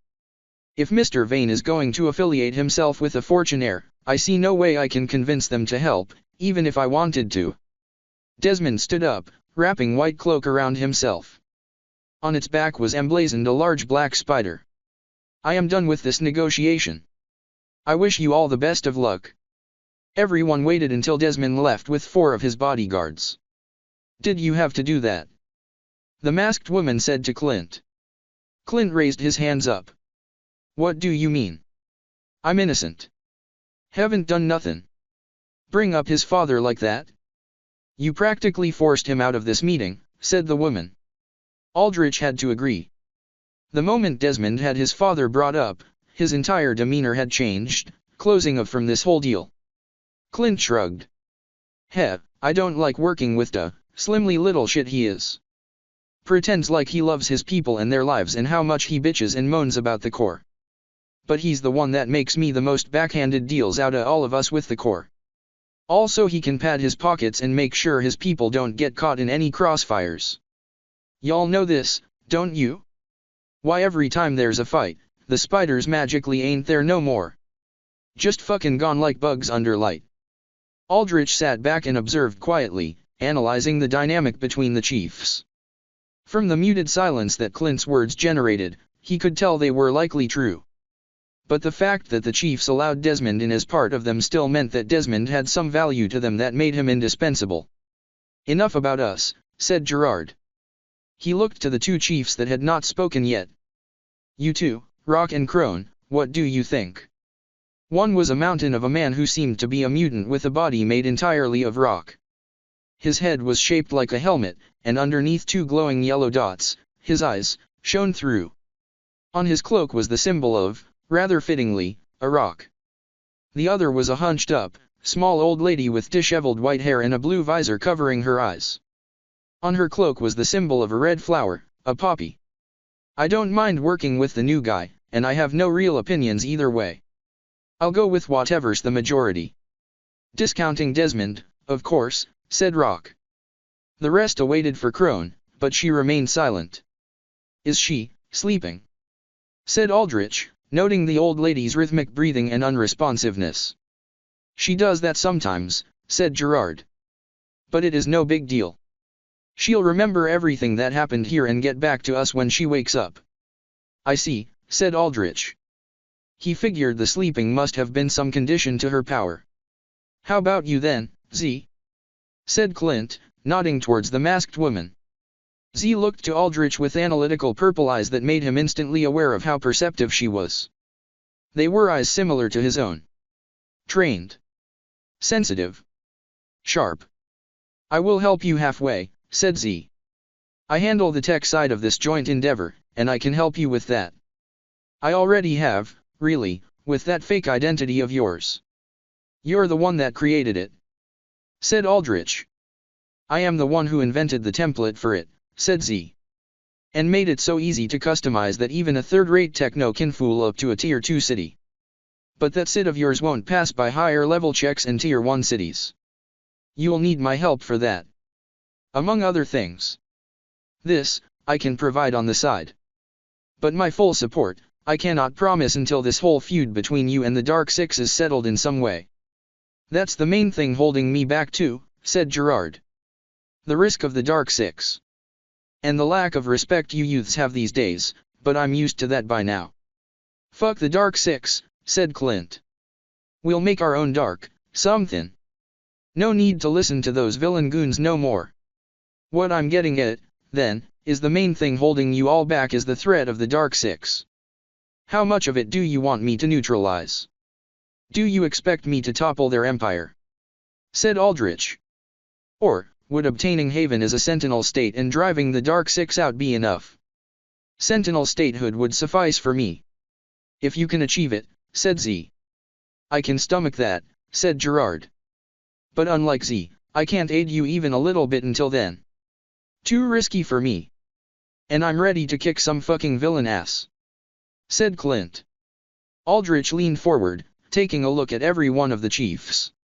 He analyzed them closely, reading their eyes and body language, gauging just how committed they were. Clint, obviously, seemed to be all in. He had a wide smile plastered on his rugged face. He was honest, easy to read, and incredibly straightforward. When he said he was in on Aldrich, he was not lying. Gerard was a little more reserved. Notably, he was fidgety, moving his hands very often, but not really because he was guilty about anything.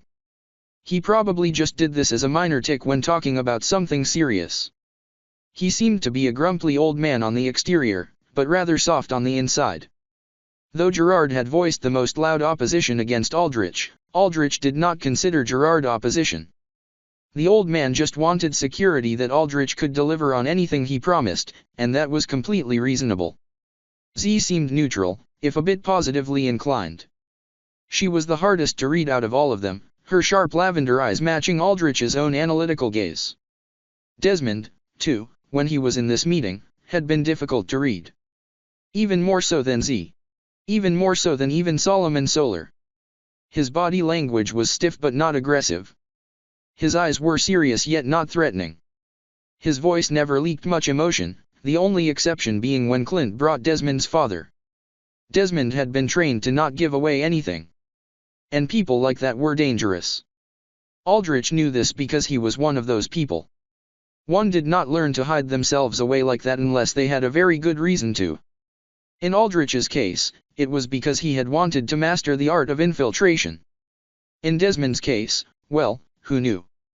The other two chieftains were, for now, completely neutral. Stone said he would just go with the majority. Crone was asleep, so she was a complete wild card. That meant out of the 5 chiefs, 1 was for Aldrich, 3 neutral, 1 against, and 1 unknown. Of the 3 neutral opinions, 2, Z and Gerard, Aldrich could sway by obtaining Sentinel statehood. In the end, then, this all lies on the NATO's obtaining Sentinel statehood over Haven, doesn't it? Said Aldrich. Summed up, yes, said Z. But obtaining Sentinel status? Far easier said and thought of than done. The powers that be love to maintain control. Sentinel statehood is a sign of independence that flies directly against that. Though, with a fortune heir, it may well be possible. You don't know that, countered Gerard. Last I heard, they locked the NATOs up. The PANOP and the government are on extreme alert, and who can blame them? The recent variant attacks have thrown the whole damn world into chaos. The Fortune are a force to be reckoned with, but Arav Singh is just a heir. Powerful he might be in his own right, he isn't the head of Sheshanaga. That's his father. Now, if Arav had his father's backing, things might be different. He does, said Aldrich. Are you sure, boy? Said Gerard. Sheshanaga really is willing to commit to you? The entire megacorporation? They're willing to make an enemy out of the Dark Six. Be in shaky standing with the US government and the Panopticon. You'll find out soon enough, said Aldrich. But even if Arav didn't have his father's backing, as far as I'm aware, his company is the largest subsidiary that Sheshanaga holds. His voice is the largest there out of all the other potential heirs. It still may not be enough as our cause for concern, said Z. And say that all this goes well. What do you want from us? Everything you provided Casimir, for one, said Aldrich. Fast, efficient, and untrackable supply routes for contraband. Access to technology that can fool even high-tier city security. Access to nomads that have both the power and expertise to hijack even this entire war machine right under the nose of Emuji, a Fortune megacorp. The usual. When the NATOs obtains Sentinel statehood, Haven will need trade and supply routes. I'm sure corporations can cover the official ones. But the unofficial ones are just as important, and that's where you all come in. I got ya covered with the heists. That's the job for me and my boys. Said Clint. And? Said Z. You said for one. You want more, don't you? I'm not entirely familiar with you nomads, said Aldrich. But as far as I'm aware, you all know how to navigate the wastelands better than anyone. The AA and Panopticon can track the location of variant nests because they're stationary. But they can't easily track variants that fade in and out of geostorms. I want you to help me locate them. Gerard crossed his arms. My hawks handle most of the scouting. But I don't want to commit much to you unless I know for sure you can guarantee our safety from the Dark Six. Fair enough, said Aldrich. If this hypothetical partnership went through, said Z. It would be a symbiotic relationship. Once Haven stabilizes, we would expect support from it as well. Not just protection from the Dark Six, that's a basic given for me and Gerard to consider officially partnering with you. But I would also ask for access to resources that only a city can get. Parts and tech and manpower that are hard to come by in the wastes. Done, said Aldrich. In terms of sheer competency, Aldrich held the nomads in high regard. He had thought about partnering with them the moment he found out that Casimir's cryptic had come from them. To be honest, boy, this still isn't convincing, said Gerard. A fair amount of our business already comes from the Dark Six. You'd be asking us to give that all up and make them enemies. This was a decent point, Aldrich acknowledged. But he had been prepared to answer it by saying that the benefits of working with him outweighed the Dark Six. Yet this was where Casimir chimed in. Gerard, my good old friend, whatever are you talking about? The Dark Six have already stopped business with you, have they not? Ever since my rather flamboyant exit, that is. Yes, it has only been just over a day, but the Dark Six have severed communications with all of you, I presume. Not quite promising for future dealings, no. The silence in the room gave all the answer Aldrich and Casimir needed. You want to approach Mr. Vane here because all of you are uncertain and afraid. What if the Dark Six is already against you? Then you need another option, do you not? Said Casimir. It is only natural for humans to seek stability in times of uncertainty. But the way you talk, it seems almost like the Dark Six are still doing business with you. You are not bluffing, are you? How did you know that? Said Gerard. You all were my dearest partners, my firsts, said Casimir as he put a hand over his heart. But as I grew, so did my network. I still have informants deeply loyal to me across the underworld that keep abreast of the situation. You really are a snake, said Gerard with a shake of his head. You knew all along we were at the back foot of this negotiation, and you bring it down on us now. I had to make sure a certain unstable element was out of the room first, said Casimir, referring to Desmond. For I do trust all of you. All aside from dear old Desmond, who is just so unfathomably reserved. And, for the most part, I truly do not like those that do not express themselves properly like that. Aldrich himself was surprised. He did not know the Dark Six had already cut off the nomads. That meant the nomads were in a far more desperate situation than he originally thought. And it also meant that Casimir had kept that information from Aldrich. Aldrich did not believe Casimir to have done it out of any ill will. Most likely, he figured Casimir was still probing out whether Aldrich was competent, and he did not really mind that. And now that Casimir had thrown Aldrich the ball, it was up to him to score the goal. That boils down this negotiation to very simple terms, then, said Aldrich. Either you work with me, or you're left out alone, wondering whether the Dark Six is out to get you. Of course, you could try and reach out to them again, but it isn't a certainty that they'll work with you again, is it? What I'm providing is certainty. The fact that I know you all are in a more desperate situation than I thought isn't going to change my terms. I'll still generously provide for you and secure your people's safeties. You think we can't handle ourselves? Said Gerard. He was shaken, but he still held his ground. We've roamed the wastelands for generations now. We can go solo just fine. Solo? Said Casimir. And how many of your people are you willing to cut out for it? Your riders number so many because you have resources coming into you from the Dark Six and more, don't you? But if you go solo, will you not have to downsize? Gerard sighed. Yeah. You're right. I guess this old man's gotta say yes. A hard maybe yes, though. They say that age begets wisdom. Looks like that's true, said Aldrich to Gerard. Gerard put a bashful hand on his head. Don't you try to smooth talk your way around this old man. I'll still be keeping a close eye on you. Understood, said Aldrich. That meant that of the 6 chiefs, Clint and Gerard were now for him. But he still needed more. Specifically, Aldrich wanted Z. She was the most useful one here with her specialization in technology. The fact that she was the creator of the fake CID, citizen identification, template meant she was an undeniable genius on par with or even above Panopticon higher-ups. Now then, Aldrich turned to Z. Does my deal sound a little better? To me, it doesn't matter much, said Z, unfazed. Unlike Clint, I am not itching for a fight. Unlike Gerard, I don't have so many riders that any of them will go hungry. The services I provide in the criminal underworld are utterly unmatched. Even if the Dark Six replaces me, I will have no shortage of other buyers. I might rack in fewer credits, but I don't need much to keep my riders going.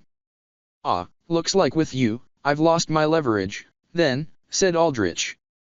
What about security? With a small following, you have less manpower to defend yourself with. And now more than ever's the time to have manpower. Quality over quantity. Z motioned behind her to knife. A small team means I only need a few strong individuals to secure our safety. But that is, of course, at my current level of risk.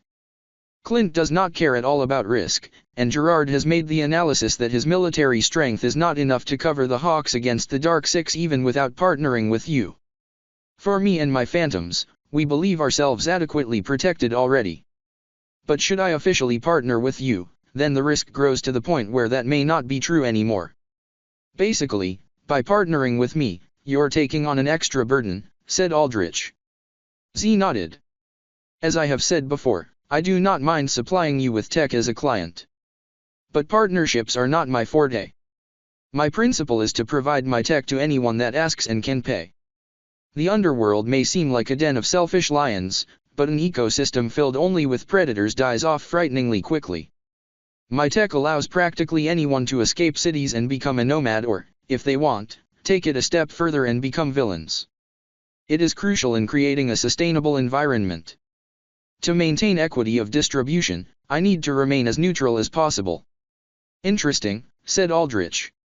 I assume you had a similar hands-off approach with Casimir, then. He was a client. But a partner?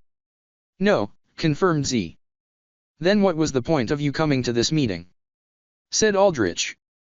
If you're already sure of your position. Because I am still part of this council, said Z. And my vote still matters to you, doesn't it? I wanted to know what kind of person you were. If you were an unstable element that I could not take even as a client, then I could not give you my vote. But you aren't. Aldrich nodded. I'll take that as a yes then. You may, said Z. That's 3 for me, 1 rejection, and 2 neutral parties, said Aldrich. That's enough support. I'm in too, said Stone. I don't like thinking too hard about these kind of things, but if Z and Gerard support you with their big brains, then I will too. Haha, you and me both, said Clint. These nerds gotta learn how to live sometimes, I tell ya. The way you live, I don't imagine you living much longer, said Z. What's life without risk, huh? Just a boring ol' shit show, said Clint proudly. A very short show, yes, sighed Gerard.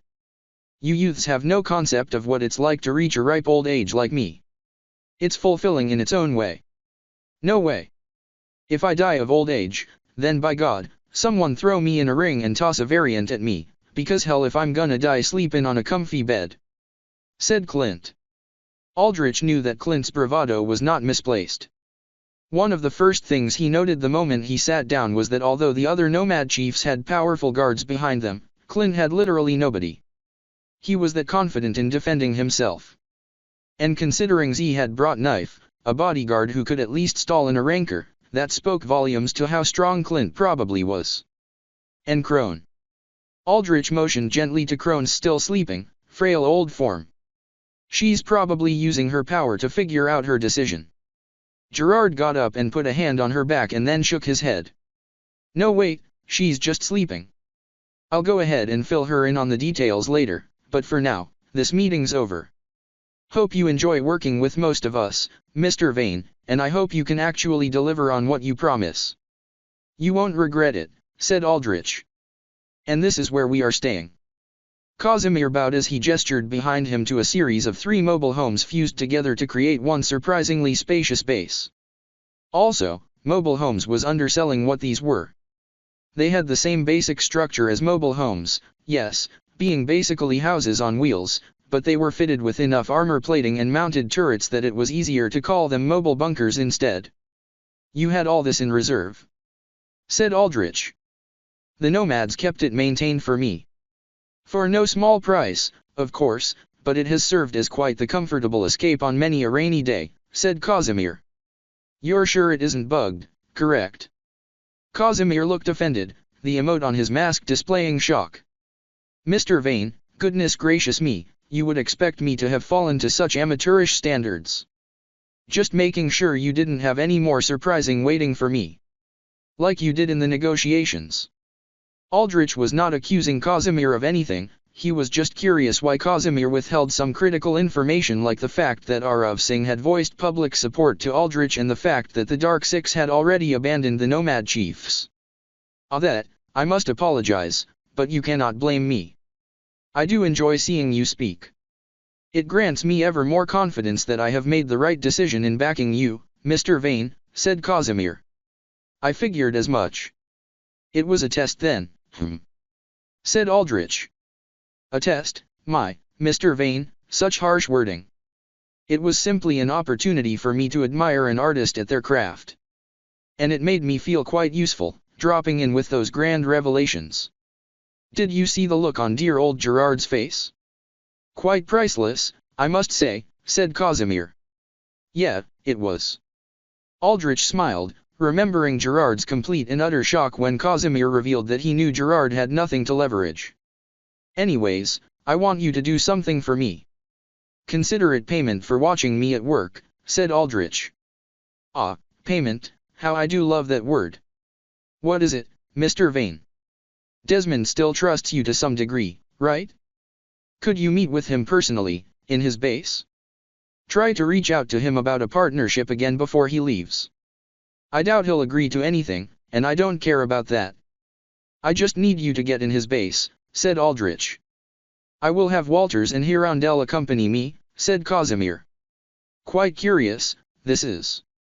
Mr. Vane, I do wonder what you are plotting. But I will do as you say and let the revelations come to me later. A delayed payoff is often more satisfactory than immediate reward, after all. That's right, said Aldrich. As Casimir turned around, Aldrich said, and Casimir, about your men in the red circle, the ones I raised. Did you get the chance to bury them? Casimir did not turn to meet Aldrich's gaze. He instead looked up at the blue skies and shining sun. I did. Most of them, at the very least. They lie in graves not far from here, in these grand old wastelands. Are you sure you didn't want to bury them somewhere more proper? I did wonder about that. When I first hired those men and women of mine, I told them I needed their service to rise to the top of the underworld. Most of them were mirror images of my younger self. Having nothing but wanting so much.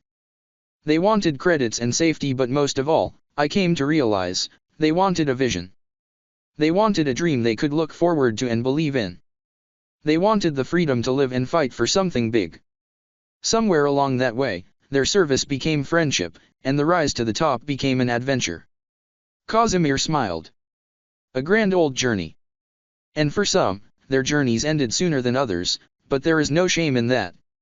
In a way, it is fitting that they rest here, in the vast wastelands that many call the Neo-Frontier, the very symbol of adventure and freedom. Casimir nodded to himself. Now then, Mr. Vane, before I wax and wane more about this topic, I shall arrange that meeting with Desmond.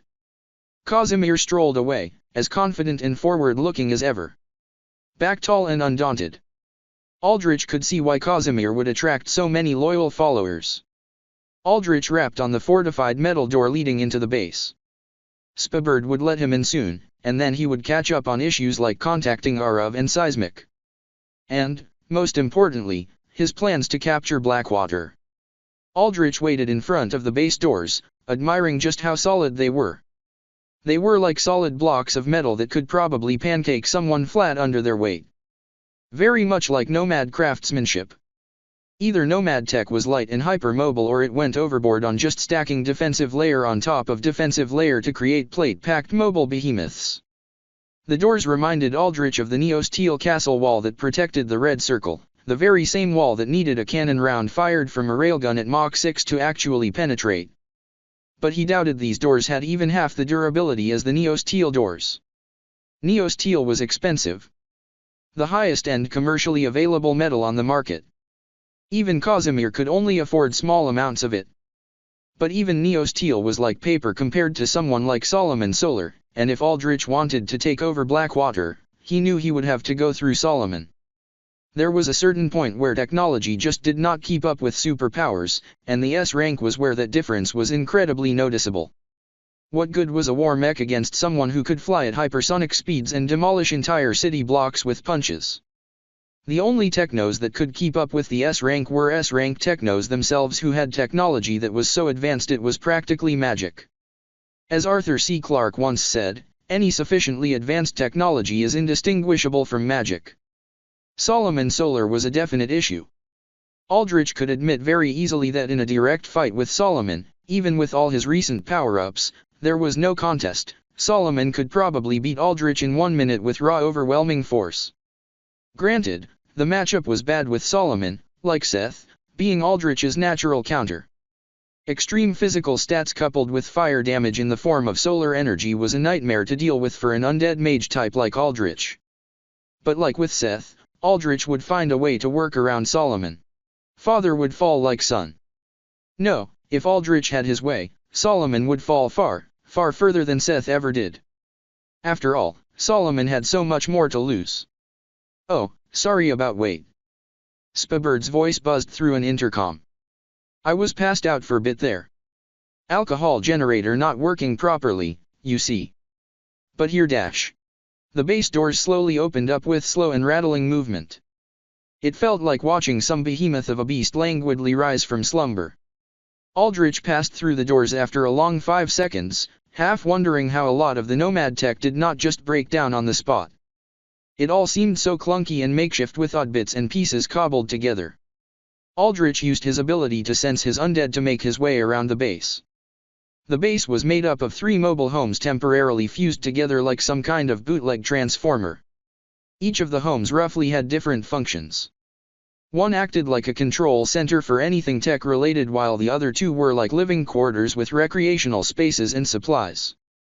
The control room was his goal, but Aldrich wanted to check up on the others as well. The immediate room he was in now was a small chamber meant for decontamination from potential exposure to nasty stuff in the wastelands, but no need for that now. The chamber doors opened, and Aldrich strolled his way through a short hallway. Bare metal walls, floor, and ceiling. He wondered briefly how nomads could tolerate being holed up in what was basically an oversized military car for years.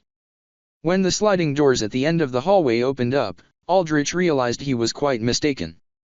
He found himself staring at a rather vibrant living space. Still the same metal walls and floors and ceiling, but they were decorated with warm, sunshine-colored lights, posters, and several telescreens that now played various movies and shows. A surprisingly good speaker system played party music for some background noise that concealed Aldrich's entrance. Aldrich's units sat around bolted pieces of furniture, watching the telescreens or talking amongst each other. Some played beer pong on a table while others fixed up a meal in the kitchen. Opened beer cans and bottles of liquor were everywhere. It gave off the vibes of a college party. And it made sense. Most of Aldrich's humanoid units were Blackwater students, and they were just that, students. With their black uniforms replaced with casual clothes, it was apparent to Aldrich that these were just teenagers. Just like Aldrich, though he was the least teen-like out of them all. Not that he minded this too much. It was good to let his troops distress, for even if they were undead, they could still get mentally tired and need time to reset. Aldrich remembered sleeping with Valera, at how just the simple act of sleeping without worrying about something had been so refreshing. Haha, that's what you do at a proper hero academy. Ace said as he nudged Eileen's portal girl arm with his elbow. You spend half your time thinking about how to, save people? Most of your exams are actually about figuring out how to lift rocks out of the way so randos don't get crushed under them. Well yeah, that's what heroes do, squeaked out Eileen. She was surrounded by Blackwater students curious about what a real hero trainee did. What the hell? That's totally so boring, said Kat in a Valley Girl voice. She was Blackwater's rank 4 just behind Ace. She had lost her beetle insectoid features, now opting for cat ears and eyes. Her power let her shift to a variety of animals depending on what she ate. Presumably, Kat only needed to eat little bits like fur of the animal whose features she wanted, otherwise the implication was that she had literally eaten a cat. I mean, I totally get needing to save people for AP and stuff, but doesn't it get way boring? And no, it's honestly why I wanted to be a hero, isn't why all of you wanted to be heroes as well, said Eileen. You're in a hero academy, right? Blackwater, I think. Pfft. I'm just here to kick money and make ass, said Ace. It's kick ass and take money, idiot, said Kat as she rolled her eyes. She shrugged at Eileen. And girl, honestly, I don't know. I was trained as an assassin from when I was little, so I kinda just do what my parents tell me to do. Did you say assassin? Eileen looked visibly nervous. Yeah. I had my first contract at 10 or something. Honestly though, it's a drag sometimes. It's not like being a merc where you can just go in blasting and punching, you have to be super patient, and that's totally boring, said Kat. I figure if I graduated from Blackwater and got my license, I'd be out hunting heroes or something. ANU. Eileen said to Ace. She looked visibly distraught, especially at the whole hunting heroes part of Kat's talk, but she held on admirably. Are you also an assassin? Ace scratched his head of white hair. Honestly, I don't know. I grew up in a lab or some shit. Parents tossed me out I think. The researchers wanted me to get really strong and sent me to Blackwater for training. I don't really know why. But I didn't complain. I love beating the shit out of people, and that's what I did all day there. But tell me more about what you did. It's totally interesting to hear how the actual good guys work, said Kat as she playfully punched Eileen's shoulder. Eileen jumped a little, scared. Made sense. In Eileen's perspective, everyone here was a villain. Someone she was supposed to be trained to fight against. Stop harassing the poor girl and let her breathe. Aldrich spoke up as he strolled into the room. He did not let his guard down as he did so. This might have seemed like a casual space, but there was one thing he had some worry about. That was the fact that Aldrich was someone that the Blackwater students knew. They had only ever interacted with Thanatos, but Aldrich was someone they had previously looked down upon for being a dud. Granted, like with Eileen, Aldrich had everyone's loyalty meter cranked up so that they could maintain their personalities while not being a liability to Aldrich. This maxed-out loyalty effect was strong enough that Fisk did not care at all about his previous boss dying right in front of him. But Aldrich wondered whether it would be just as effective now. The room grew tense as everyone looked back to stare at Aldrich. They all stopped what they were doing as recognition filled their eyes. The only sound left came from background noise the telescreens and speakers blared out. Aldrich clenched a fist, ready to instantly withhold the free will of every Blackwater student here. "Well, I'll be damned, it was you all along," said Ace. He was the first to break the silence. He smirked as he floated towards Aldrich with his arms crossed. Aldrich's eyes swiftly scanned from side to side, analyzing the general reaction to him. Overall, there was mostly shock. He could not sense direct aggression, and that did make sense. One factor of his undead resurrection process seemed to be that any aggression towards him, the Master, was turned down to minimal levels. This was consistent with Elden World lore that typecast those that stated that necromancers made their undead into loyal servants. Aldrich assessed the worst-case scenario. There were definite cases of undead underliches being able to rebel against them. Rare, but possible. Usually, in Aldrich's experience, it was when strong-willed individuals opposed a necromancer so strongly that they could resist the control.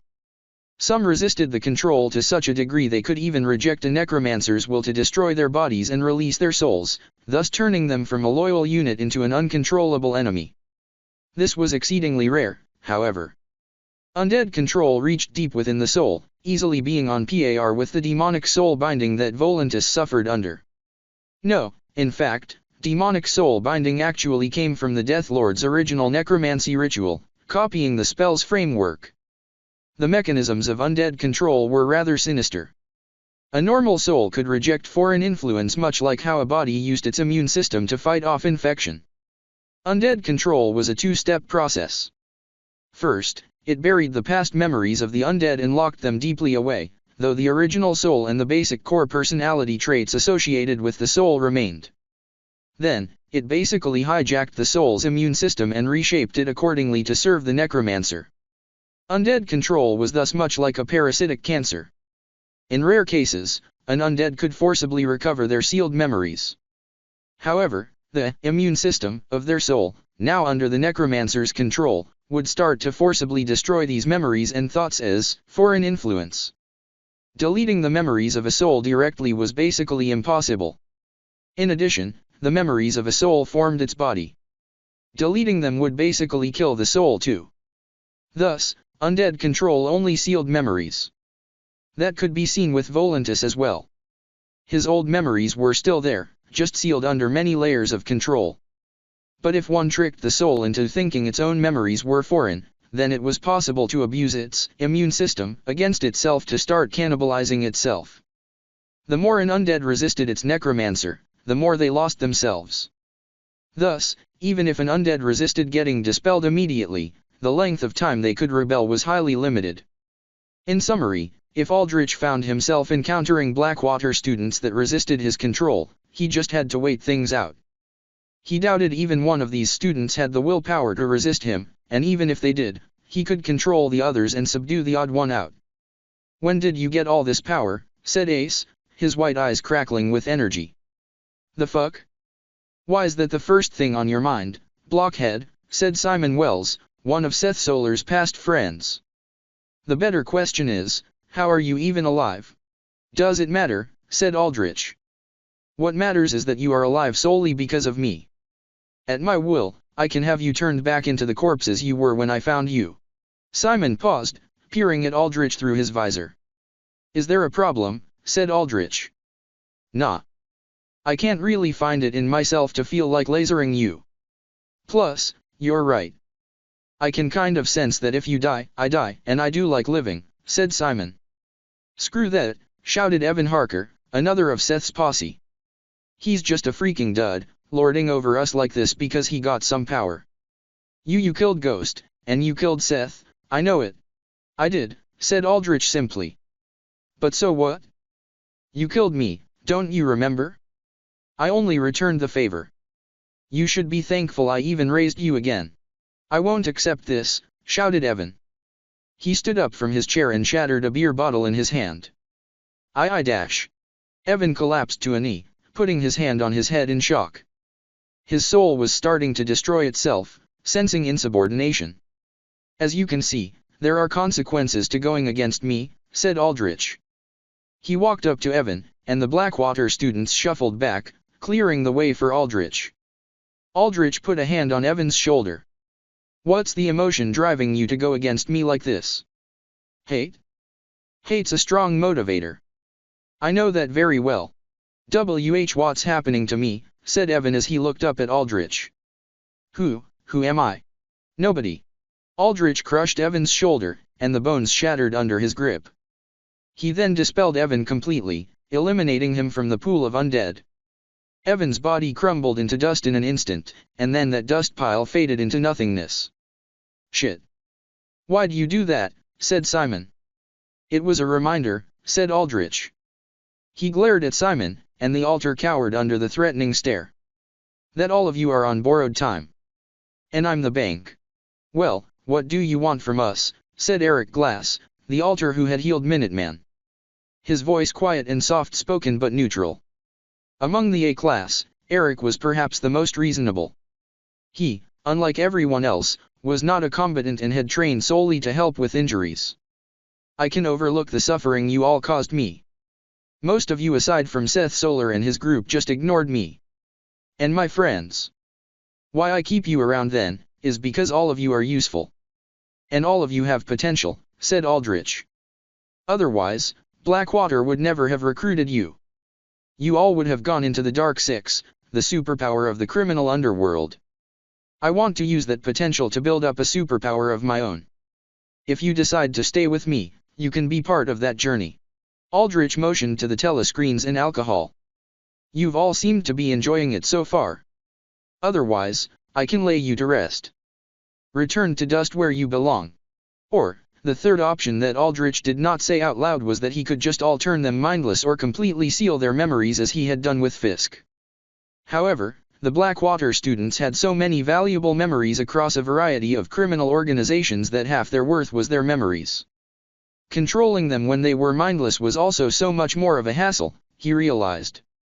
It required directly having to think about manipulating them, and though it did not matter as much when he had fewer undead to worry about, on the scale of hundreds, it was a formidable task. If Aldrich was just going to mind wipe them, he was far more willing to just dispel the more useless ones and keep a core powerful few remaining. But optimally, the strongest legion Aldrich could form was one that was loyal mostly of their own accord. Mindless units also lost the potential to experiment with their powers and grow stronger, and most of Blackwater's potential lay not in the current strength of their students, but their future. And maybe he had gotten a little softer, influenced by his recent experiences in the necropolis and experiences with Casimir's loyal subordinates. I have no real qualms with that, said Eric. I'm here to heal. Who I happen to do that for doesn't concern me. For me, strength is all that matters, said Ace. And you're strong as hell. Long as I, make money and kick ass, I'm all good. I can't imagine credits will be an issue, said Aldrich. Safety and security, these things I can guarantee. These words resonated with the students. Back when Aldrich was in Blackwater, he had done extensive research on the Blackwater students to figure out their weaknesses to devise contingencies against. Part of that research involved uncovering their backgrounds. Elaine had done most of the heavy lifting on that side, but Aldrich remembered all the info she dredged up. Most of the Blackwater students had no such thing as family or security. They were all basically tools groomed to be mercenaries, villains, assassins, and the like. Most of them, like Ace, were orphans taken in by organizations or labs. Comparatively few were like Kat, who were raised by parents already involved with the criminal underworld. All of them lived in fear of their handler organizations. Most of them were treated as disposable tools, tossed away and killed if they could not meet expectations. Abuse was a common thing they dealt with.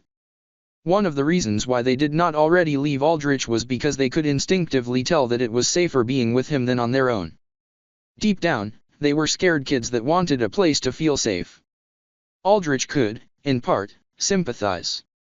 It was a feeling he had shared as an orphaned child himself. Aldrich would not hesitate to control them with fear as he had done by making an example of Evan, but that did not mean he could not accommodate them either. Typical stick-and-carrot-style diplomacy.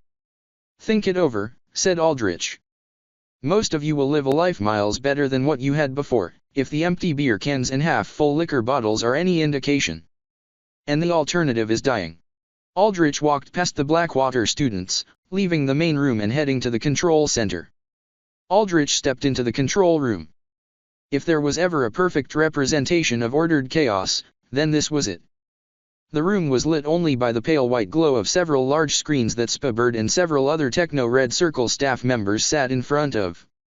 Wires, cables, cords, generators, and a mass variety of miscellaneous gadgets lay scattered everywhere in a complete mess, though the Technos seemed quite capable of navigating through it.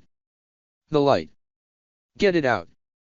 Spabird covered his eyes against the brighter light from outside that streamed in from Aldrich holding open the door. Aldrich promptly closed the door behind him. "They say that Technos tend to be shut-ins. Looks like that's true. Light is worst thing when head rings from hangover," explained Spabird. "You sure you can do your job like that?" said Aldrich, raising a brow. "Bah." Spabird put a stubby finger to the side of his temple. "If world is not shaking a little bit, then I cannot think properly. And everything is quite easy with this girl." Spabird pointed at a young girl, a Blackwater student, with his canteen. A girl sat on the floor, and Aldrich came to realize that quite a few of the web of black wires, cables, and cords actually came from her. Specifically, they grew out from her hair. "Svetlana here makes everything easy mode. She is top techno talent. All I do is make sure things do not explode," said Spabird. "Things won't explode," said Svetlana, annoyed. She crossed her arms and looked up at Aldrich. "And how may I help you?" "You heard my talk with your class, didn't you?" said Aldrich. "Yeah, I did. And your thoughts?" Svetlana cocked her head, her eyes narrowing in thought. And rapid thought, too. Her eyes looked like LED screens, images, and text rapidly flickering through them as she processed everything her cable hair linked to. "I do my job," said Svetlana simply. "Not much more to it, really.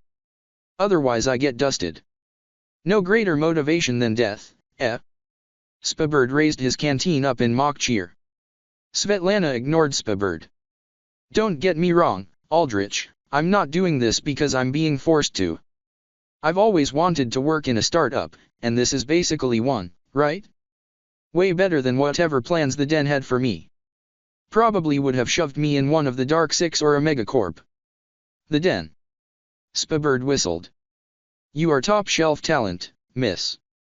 "That's right, so I'd appreciate some respect," said Svetlana. "Heh, I give you as much respect you want long as you keep my job easy." Spabird took another swig of his canteen. Aldrich nodded. He was familiar only at surface level with the Den because of its secretive nature. As far as he knew, the Den was a secretive organization that scouted and fostered top-tier techno talent and fed them into villain organizations and companies. Den technos were specialized in destroying cyberspace infrastructure and bypassing security, making them exceptional infiltrators, though, as Svetlana demonstrated, they were competent in other fields as well.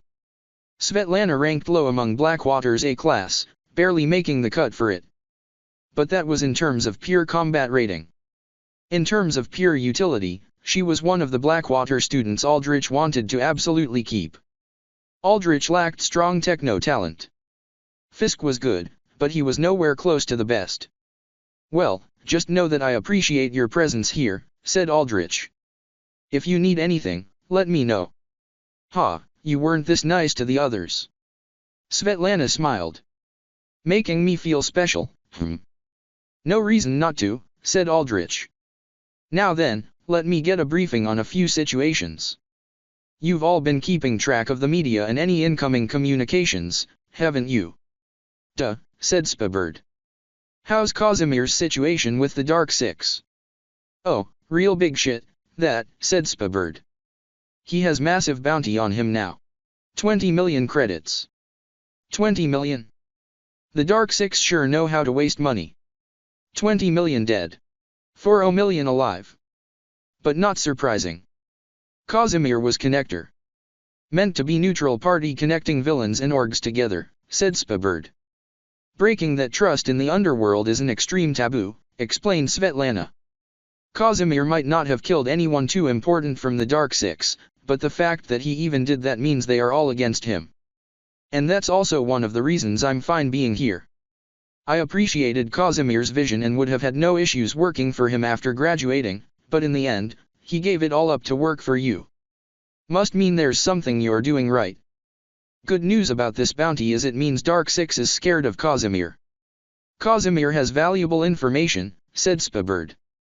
"Locations of secret labs, hideouts, bases, operations, all that from the Dark Six. Dark Six was planning big revolution to take over cities and establish new age of villains, but with Casimir holding info he can leak, they stop their plans until they catch him. Until Haven's secured, then, we have to stay moving," said Aldrich. "Duh," agreed Spabird. "And what about Haven? Any updates on that situation?" "All good news there," said Svetlana. "With Singh declaring investment in Haven's rebuilding effort, the Panopticon and government can't just bulldoze the city for scrap materials and move the citizens away anymore. Especially not with public support for the NATO's skyrocketing after Spabird released some nicely edited footage that maximized his image as a savior. They have to play ball with whoever leads the rebuilding effort. But that's also a competition. A coalition of decently sized corporations backed by the Dark Six are going against Singh. What are the chances they manage to beat out Singh?" asked Aldrich. "Moderate," said Svetlana. "Singh can outbid them on contracts, but his company's biotech. The government can reject Singh if they feel like he can't reliably rebuild Haven, and since he's based in India, it's difficult even for him to get a domestic construction corp to work with him." "What if I am the government?" said Aldrich. "Then you can do whatever you want," said Svetlana. "But Sentinel statehood isn't a guarantee no matter how sure you are, and it's always nice to have backup in case it fails, right? Contingencies and backups." Aldrich liked Svetlana already. "I like the way you think. So, what's your idea for a backup?" "Roping in a US-based construction corp is the most obvious solution, but the Dark Six can intimidate most of them." "I do have an idea, though," said Svetlana. "Remember Seismic?" "Of course. Hammerhead Industries is his sponsor. Powerful enough to take Seismic out of custody just like that." Svetlana snapped her fingers. "Not quite fortune level, but up there. I've established a secure channel for anyone wanting to communicate with Thanatos and his supposed organization, and apparently, the Hammerhead CEO wants to meet up." Aldrich put a hand to his chin. "Any reason why?" "No. All I know is that he wants to ask you for a favor. And sometimes less is more. The fact that he's giving so few reasons means that most likely, he wants to discuss something quite important with you. I'm sure you can leverage something out of it. You want me to set the meeting up?" "Go ahead," said Aldrich. "As for the meeting's security don't have to worry about that. If it's related to the Darnet, you can trust me," said Svetlana. Aldrich nodded. So long as Svetlana did not have particularly powerful deep-seated emotions against Aldrich, he could guarantee her loyalty via the Master Undead link even with free will.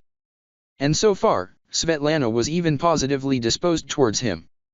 As for Sentinel statehood itself began Aldrich. The chances are looking pretty good, said Svetlana, knowing what Aldrich wanted to ask. Minuteman's sponsorship gives your claim legitimacy, and on top of that, Seismic's tossed one your way. Oh, and practically every hero that fought in Haven also gave you their sponsorship. Granted, those don't matter much, but it still looks great for your image. Most of the citizens, too, support Thanatos. There is some pushback out there wondering whether Thanatos is really a good guy and typical crap about being a vigilante out of the law, but overall, things are nicely set up. It all comes down to whether you can pull through in the hearing. Now that's talent. Doing so many things at once, I feel useless already, said Spabird. He took a swig from his canteen. But more time for me to drink, so no complaints. Let's put more pressure on the government, said Aldrich. Leak information that Thanatos is being held in prison-like conditions. Make it blow up, if you can. I can do that, said Svetlana. That just about everything I wanted to check on, then, said Aldrich. That was surprisingly quick. That tends to happen when people work with me, said Svetlana. I do have a favor, though. What is it? Could you let Z know I want to meet her? Z? The Nomad Chief. Yeah, her. Svetlana mulled over her thoughts in silence for a few seconds. Tell her V's back home. Aldrich could tell that Svetlana did not want to elaborate further. Got it. I was just about to step out and meet her. With that, Aldrich made his way out of the base, all the while checking up on a few key units. First, he made sure that Seismic was doing fine. The old man was at home with no issues, playing ball with his son, probably waiting for Aldrich's next communications. Aldrich let Seismic have his time off. He deserved it. Then, Aldrich checked on the evil eye had placed in Blackwater. It was still active. And finally, he checked on the grave ward he had secretly attached to Casimir when they spoke outside. Casimir had managed to meet with Desmond, and, as predicted, their conversation had probably not worked out with how short it was. The only thing that mattered, though, was Casimir getting into Desmond's base, and he had succeeded. Now, Aldrich's grave ward had free rein to spy over it. In the endless desert of the second trial quest, Okeanos squinted his iridescent rainbow eyes as he felt bright and hot sun bear down on him. He did not like the sun. He much preferred the dark cold of deep water where he came from. The sun was too bright and too harsh. Okeanos focused his powerful vision, zooming in around him. He saw nothing but endless slopes of sand marked with wavy grooves. Pay attention to the currents. That was the precious hint the master had given, and Okeanos was determined to figure out the secret. He knew he was strong, but he wanted to show the master he was smart as well. That he was just as valuable as Valera, the commander. Currents, Okeanos's antennae twitched as he focused, but soon enough, his focus was broken from tremors causing the sand to shake all around him. Okeanos's antennae twitched again, this time sensing danger, and he immediately leaped dozens of meters into the air. Where he had been, an enormous worm emerged. It was armored in golden-brown carapace that blended near perfectly with the sand around it, and its buzzsaw-like circular jaws rotated with hunger. The worm unleashed a shrill screech as it leaped out of the sand, using momentum to drive upwards into the sky to catch Okeanos. You dare to approach me? Okeanos was angered that a weak creature like this would even consider him a meal. He was born to stand at the top of the food chain, not below this frail creature. Okeanos pushed off the air using a burst of energy. He shot forth like a green comet, punching right through the worm's mouth. Using more energy, he smashed through the worm's insides, causing it to explode into a rain of white flesh and golden shell. That was just the beginning, however. Okeanos's antennae twitched again, and worms from everywhere emerged. Some smaller, only a few times bigger than a human, and with others as big as some of the human buildings. They circled around Okeanos like vultures surrounding a carcass. Their sandy shell blended in so well with the sand that it looked like the desert had turned into water, the sands undulating like waves. Like currents. Okeanos paid attention to their movements, analyzing them for any discernible pattern. The worms began to attack.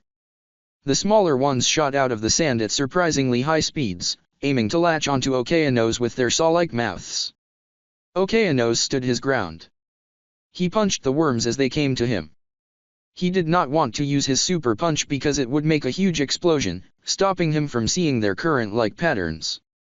Worm after worm blasted apart into bits from each of Okeanos' mighty punches. As Okeanos punched away car-sized worms with complete ease, he briefly glanced up at a screen. It had a timer on it reading 14:33 and a description underneath reading as follows. You have entered the sands of Kath, the entombed. Survive for 15 minutes to complete this quest. Okeanos knew that there must have been something more to do here than just survive. He could do that easily, none of these worms were a match for him. But what was it? Okeanos focused on the worm's movements again. His brain, engineered and developed with the utmost care, processed information at astounding speeds. That was it. It was hard to tell because the worms immediately around Okeanos only circled him, making it hard to discern any notable pattern of movement. But he could tell there were minor shifts in the currents that made it obvious that the worms were not coming from every single direction. Like a tide, the worms originated from one spot. Realizing this, Okeanos blasted out a burst of his stored energy, disintegrating a few incoming worms into dust. Using the space he had made, he jumped into the air, determining where exactly the currents flowed from.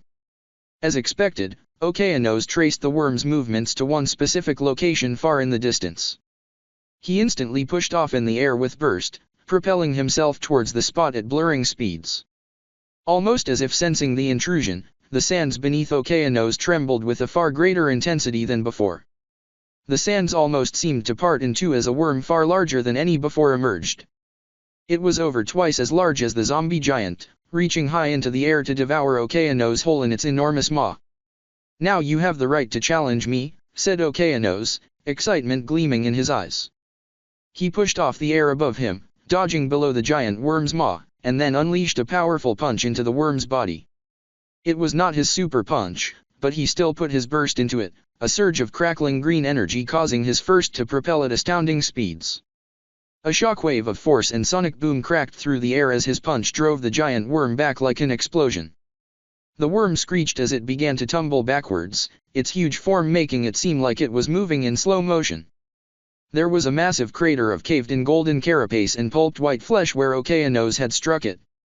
The worm stopped itself from falling completely however and faced Okeanos down. The crater wound on its upper body healed over in a near instant. Okeanos looked up at the worm, utterly unfazed even as the worm's shadow alone completely engulfed Okeanos.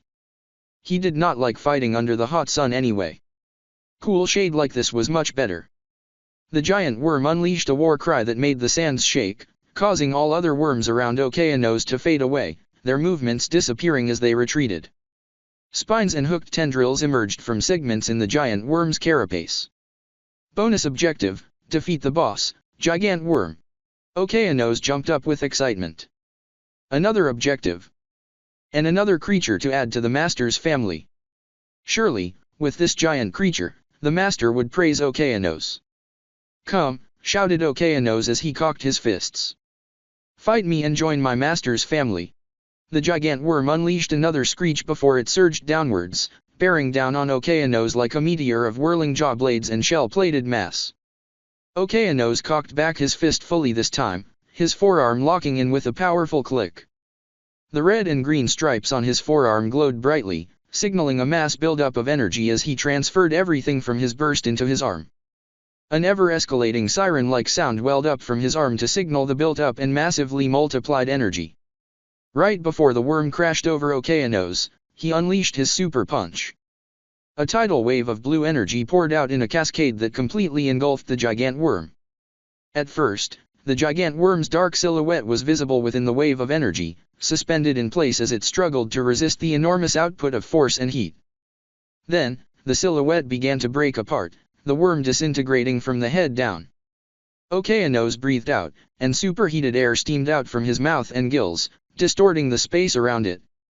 His gills, in particular, suffered, the carapace glowing a bright molten red from having to shunt out the tremendous heat energy the super punch required. Surprisingly, though, Okeanos felt fine. Before he joined the Master's family, using his super punches hurt him on the inside, but now, even though it still hurt him, he felt like nothing was really wrong. He could move fine and ignore the pain much better. Just another reason why the Master was so amazing. Okeanos looked ahead at the huge line of carnage his super punch hard carved out. Extending from him all the way into the distance was a line of molten hot sand that quickly started to cool into white glass. The gigant worm was nowhere to be seen, defeated in one punch. Okeanos had to admit, he was amazing too. He puffed his chest out, happy with himself, but then realized, what if he destroyed too much of the worm? Then it could no longer join the Master's family. Okeanos panicked and sprinted around, trying to find traces of the worm. He calmed down when he saw there was enough of the worm left under the sand. A good building-sized chunk that made up its tail, the part of the worm had been deep enough underground to survive the super punch. Though, it seemed, not enough had survived to regenerate. Okeanos heaved the tail out of the sand and gently laid it down beside him. Well, as gently as possible. The tail itself was almost 10 meters tall, so when it hit the sand, its mass drove up waves of sand. Okeanos patted the tail with encouragement. That was a good fight. You are worthy of joining the Master's family. Now I will go see what you were hiding. Okeanos leaped across the sand using physical force alone, saving up his burst energy. He followed the currents in the sand to their origin point. There, the currents completely stopped, leaving a suspiciously flat and smooth patch of sand. Okeanos landed on top of the sand patch and waited for a few seconds. Nothing was happening. Then, a voice permeated through his mind. So, intruder, you seek to find the treasures of the great Hierophant's tomb, do you? Who are you? Where are you? Said Okeanos. He tapped his head, not quite liking that someone else other than his master was in his mind. I am the guardian genie of this ancient tomb, said the voice triumphantly. Deep underground do I lie, and to reach me, you must answer one of my riddles. You're underground. Okay then. Okeanos immediately started to dig at hyperspeed, excavating sand at a frighteningly fast pace. Okeanos punched and punched his way down, his arms turning into blurs as the shockwaves from his hits blasted sand away. The speed at which he excavated sand was almost frightening, every passing second getting him noticeably deeper and deeper underground. Wait. Wait, said the genie. If you don't answer my riddle, you'll never break through the entrance. It's sealed by my magic. We will see about that. Okeanos shouted enthusiastically. After all, he was meant to be king of the seas. There was nothing he could not break. There was nothing that could be denied to him. With a final burst of energy accentuating a punch, Okeanos smashed through to the bottom. There, over a dozen meters deep into the sand, his fist collided with solid gray rock. Upon the rock were carved the images of eyes. Okeanos unleashed his burst, creating an explosive aura of green energy around himself that prevented the sand from collapsing back in on him. So this Okeanos raised his fist into the air. It started to glow, a rising siren sound emanating from it as energy charged into it for a super punch. The red and green stripes on his forearm filled up with a bright gleam. However, they did not fill up with light all the way.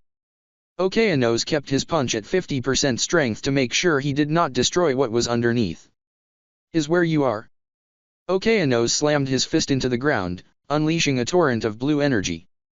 The stone underneath glowed with a golden light that looked like some kind of shield, resisting the super punch. Okeanos growled as he shoved his fist down even harder, the tidal wave of energy pouring out from his punch growing even further. Any sand in the nearby vicinity turned red hot, melting into glass. Ha. See that? In this domain, my magic is untouchable, said the genie. Then, the golden barrier started to flicker. The genie watched this in disbelief. No way, you can't possibly dash. Then, the barrier shattered. When the barrier broke apart, the wave of energy from Okeanos' punch pushed through and instantly obliterated the rock beneath, revealing a deep pit that seemingly had no end. See that? Do not underestimate me, head voice, said Okayanos as he stood up, his piston fist locking back into place. Hot air gushed out from his gills. Do not get ahead of yourself, said the genie. The maze of accursed bone beneath will crush you under its traps. Maze? What is that? Okayanos asked. It is a place of great challenge, where every path you take leads into unimaginable danger, declared the genie dramatically. Sounds fun. Okayanos jumped into the pit. Instead of free falling, he ran across the sheer vertical surface at high speeds. Soon enough, Okayanos reached the bottom of the pit, so far down that there was no light at all. Unlike on the surface, there was no scorching sun here. Instead, it was surprisingly chilly. Good. Okayanos liked this a lot better. The chamber Okayanos found himself in had only one path leading into a narrow hallway. Step into that hallway if you dare, intruder, said the genie. And challenge the maze. Okay, said Okayanos simply as he made his way through the hallway with zero concerns. As he strolled through, some tiles in the ceilings and walls opened up, shooting out arrows of bone. Okayanos sensed them the moment they fired towards him, his sensitive antennae picking up on the movements with such accuracy that he basically almost had future sight. However, Okayanos just waltzed right by. The arrows smashed against his hardened shell and broke apart. Okayanos stepped on an elevated tile, and the floor beneath him opened up to reveal a pit of large snakes the size of an average human. They hissed at Okayanos, baring their toxic purple fangs. Okayanos fell down and released his burst.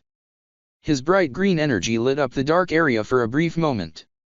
He jumped out of the pit, leaving behind a grave of a dozen charred, ashen snake corpses. Well then, you certainly are handling yourself well, but that was only the first hallway, said the genie. Behold, the maze itself. At the end of the hallway, Okayanos saw that it funneled into a much larger entrance that split into a forked path, indicating the beginning of the maze proper. Okayanos' antennae twitched as he stood in front of the split path, wondering where exactly to go. Choose wisely, intruder, said the genie. For only one path leads to the Hierophant's tomb. Really? Okayanos looked at one path, then the other. He could not tell anything different about them. They looked the exact same. And no matter which path you take, you will face a horde of undead to thwart you at every step, stated the genie. Sounds annoying. Okayanos stepped up, not towards any of the split paths, but towards the wall of the maze. He put a hand on the dark rock and nodded to himself. What is it? Have you realized the path of hardship that lies before you now, said the genie. You should have come here with an army. That way, you could have spread your troops out and figured out where to go. But you alone will spend eons within this maze. Okayanos pushed his palm against the rock, and it cracked easily under his tremendous strength.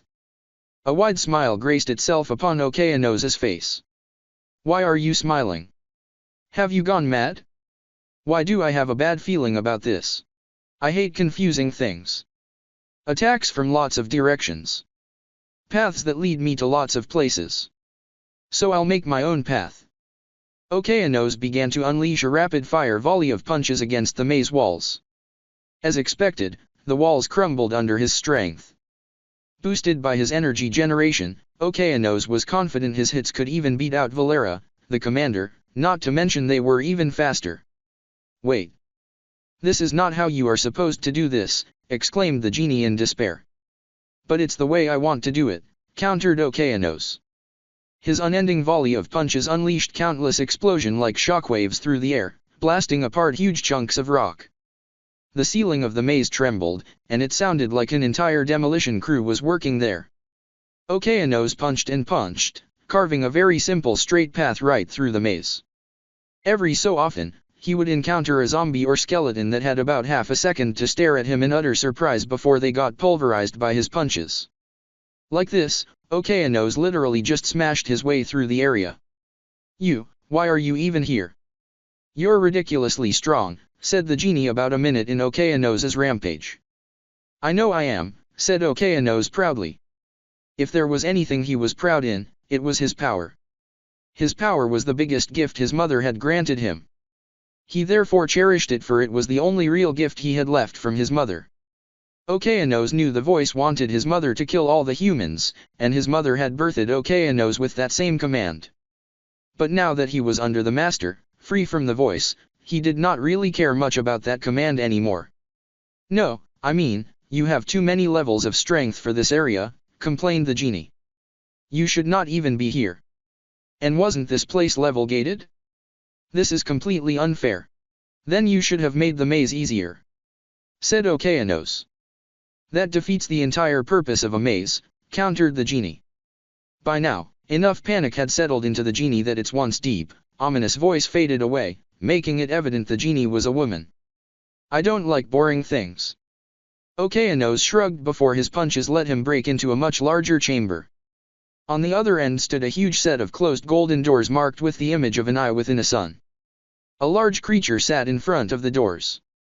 It was the size of a tank with the body of a lion, the tail of a scorpion, and the wings of a bird.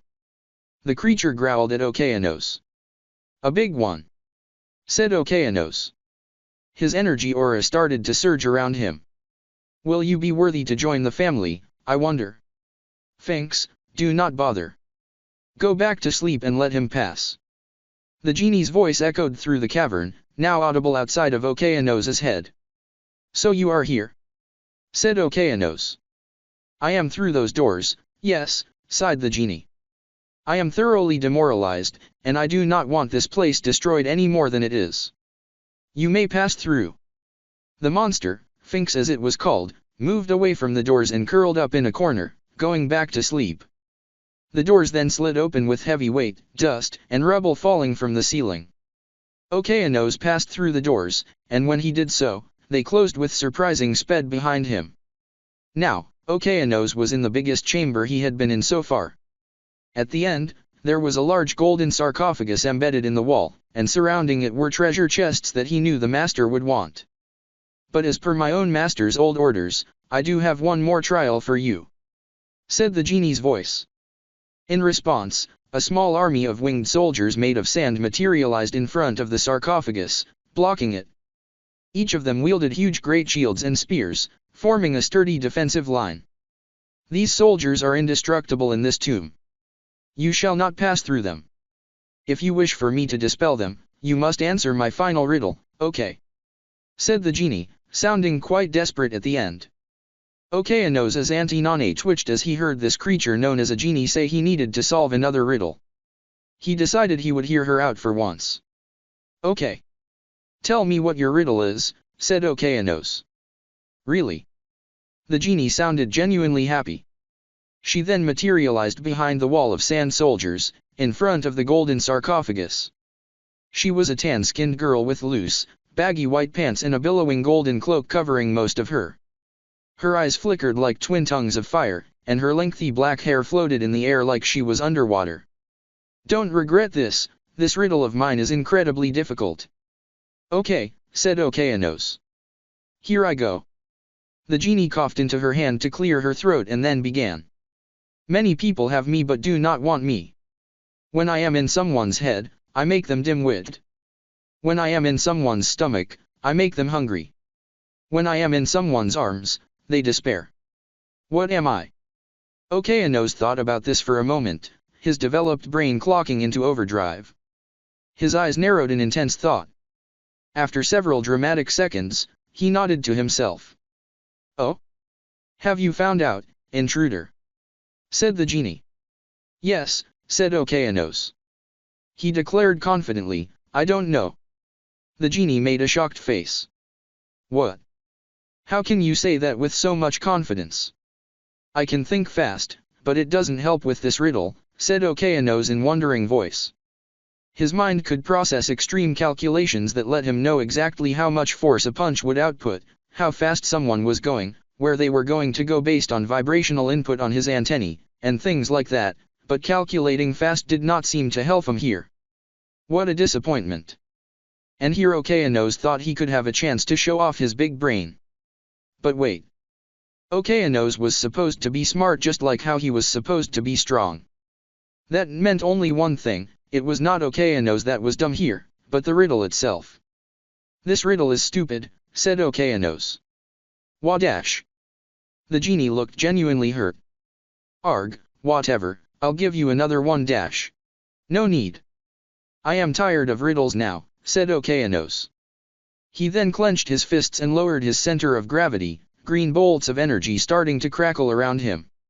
It was very obvious that Okeanos fully intended on charging his way through. Nobody appreciates my riddles. The genie sniffled in despair. Okeanos charged, disappearing in a flash of light. He moved so quickly that it almost felt like he teleported, and yet, Okeanos felt himself get rebuffed by the wall of sand soldier shields. He tumbled backwards at high speeds like a stepping stone, creating a line of large craters before he stopped himself. Okeanos looked at the sand soldiers. They were unharmed. He had expected to just charge right past them. In this tomb, my sand soldiers are invulnerable, said the genie. You cannot brute force this. This is meant to be a test of wits. You think I cannot do this? Okeanos felt his pride as the king of the oceans challenged. He would show this genie he could outsmart her. You think wrong. Okeanos started to circle back and forth around the wall of sand soldiers, looking for an opening to get to the genie. He moved so quickly with his energy-boosted movement that he melted stone underneath him. If he got her, the source of all these constructs, he could end this. What are you planning? Said the genie. Her head whipped around rapidly as she tried desperately keep up with Okeanos' rapid movements, but she was too physically weak to even remotely track him. She held her head. Oh, I'm getting dizzy trying to keep you in my sight.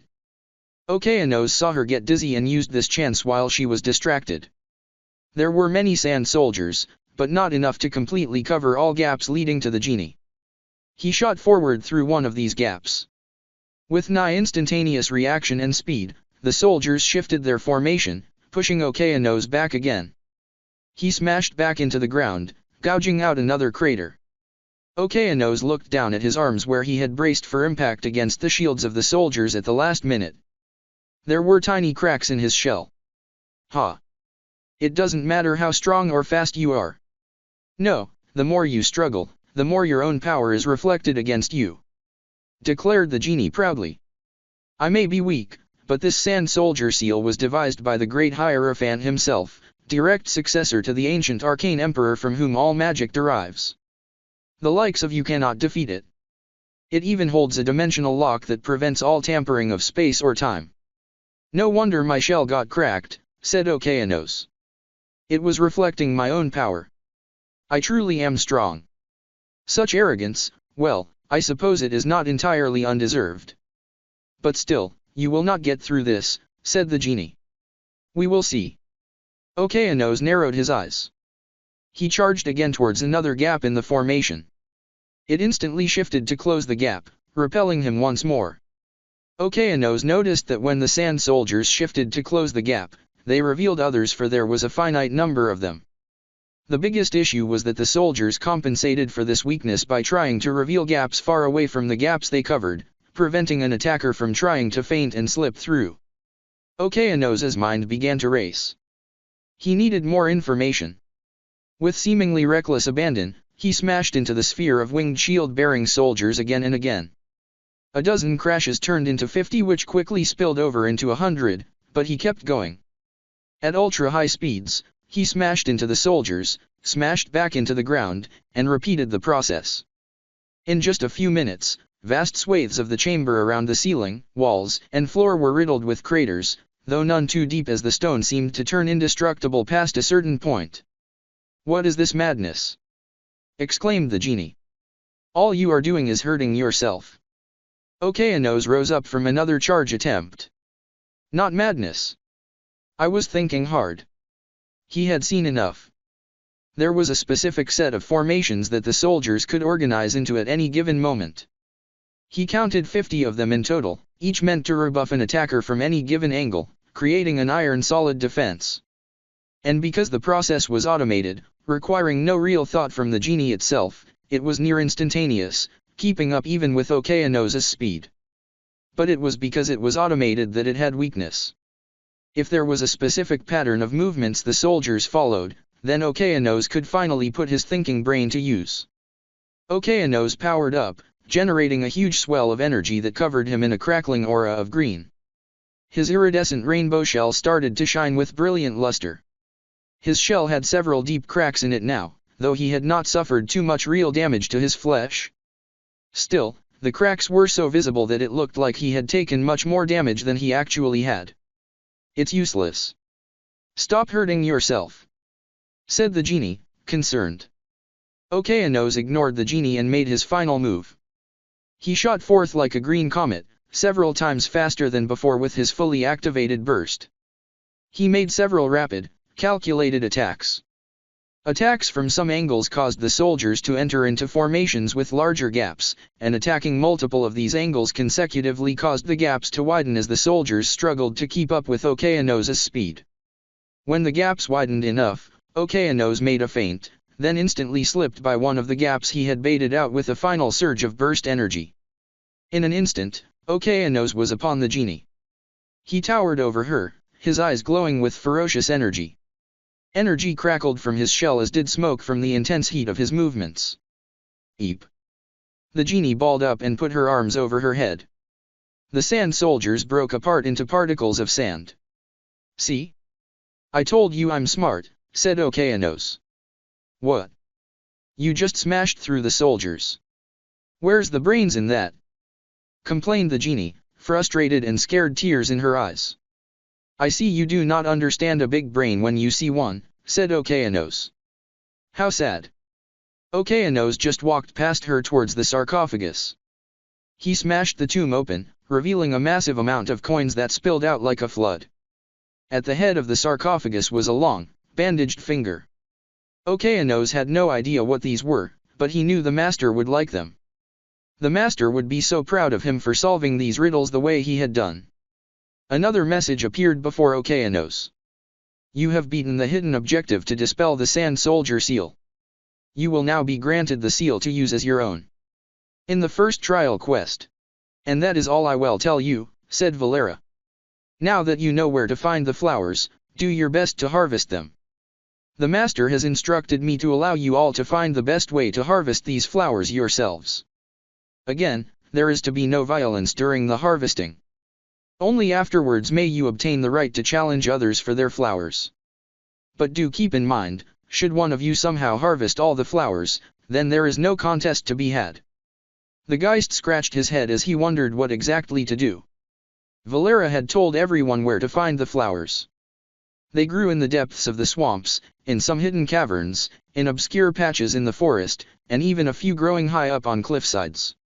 If these flowers could grow everywhere, why were they so rare, huh? Gah. The Geist looked at the big hitters that would take everything. They stood in an imposing line, not bothering to look down at the weaker monsters that made space for them.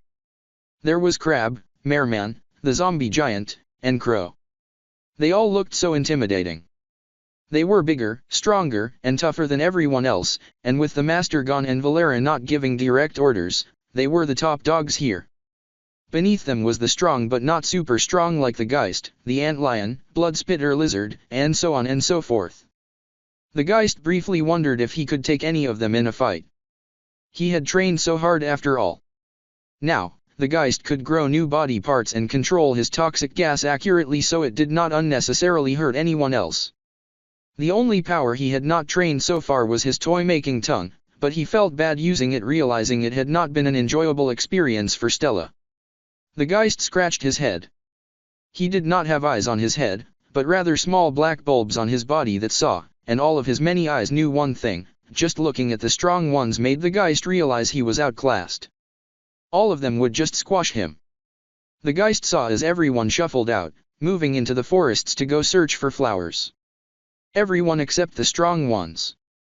They just watched. He wondered why. Gah. Gah. "Why are you staying here?" the Geist asked Crab. Crab clicked his claws together.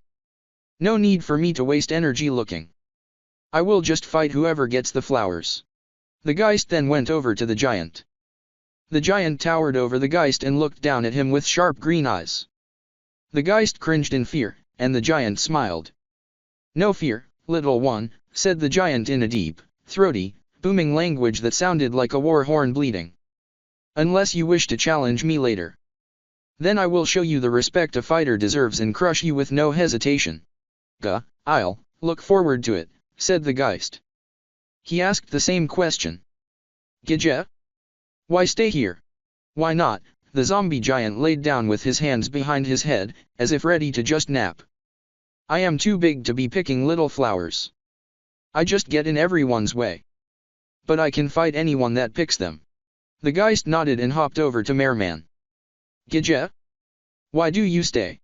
Merman crossed his forearms together, his many red eyes leering at the giant, crab, and crow. Gorokvis. I stay here to conserve my energy. His gills flared, crackling with energy. Gar-UK. For the fight. I get it. The Geist understood where everyone was coming from.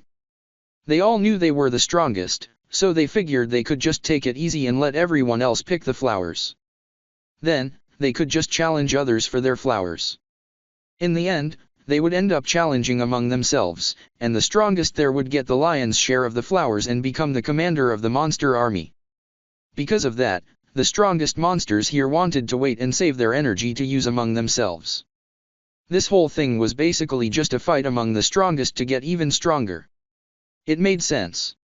All the monsters seemed to think strength mattered above anything else. And it even made sense to the Geist. It was better for the strongest to be the commander, no? When the Geist walked up to Crow, Crow looked down at him with such cold red eyes that the Geist did not even bother talking. He walked away with head down into the forest, wondering how to help pick the flowers. There's no place for a small fry like me among all these strong guys. The Geist shook his head rapidly. Gah. No. I can't give up now. I want to be commander. They might be strong, but all they care about is being strong. They have no friends. I'll convince everyone else to help me. If I get all the flowers, then even the strong ones can't challenge me.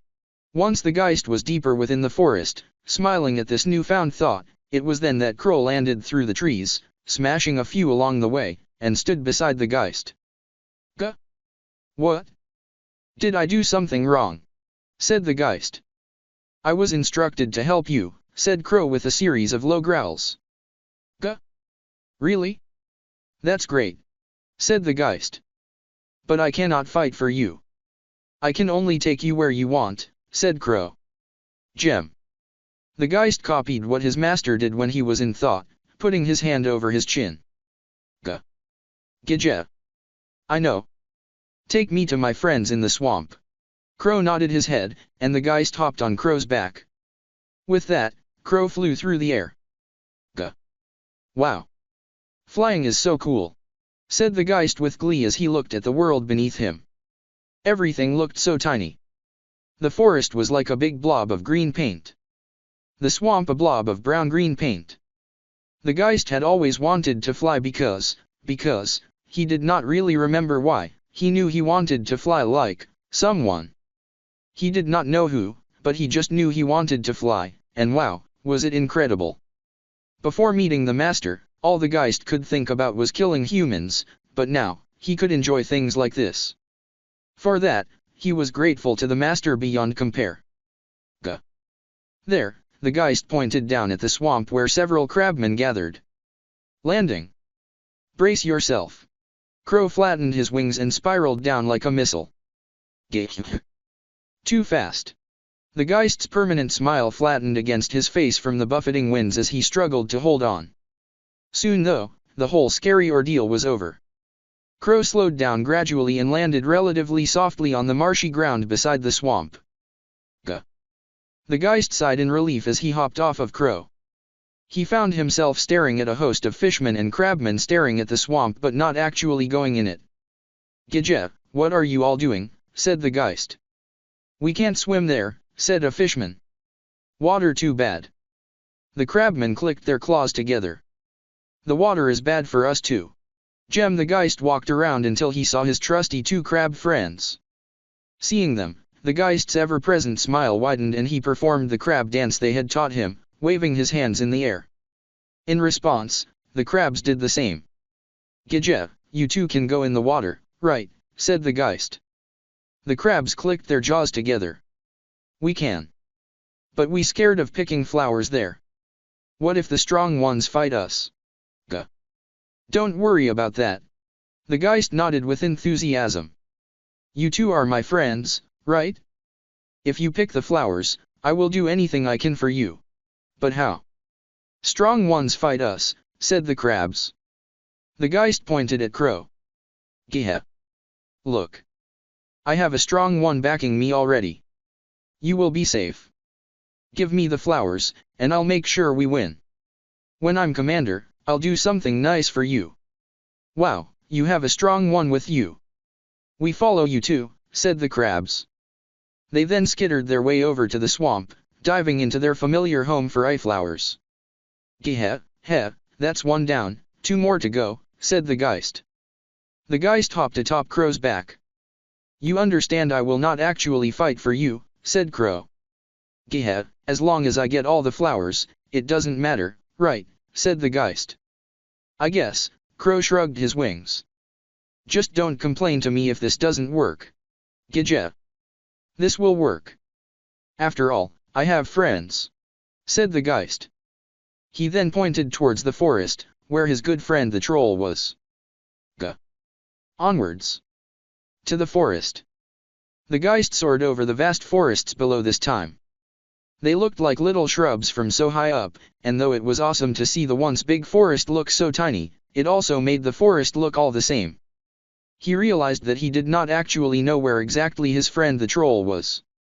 He rubbed his head, trying to figure out where to go. Gah.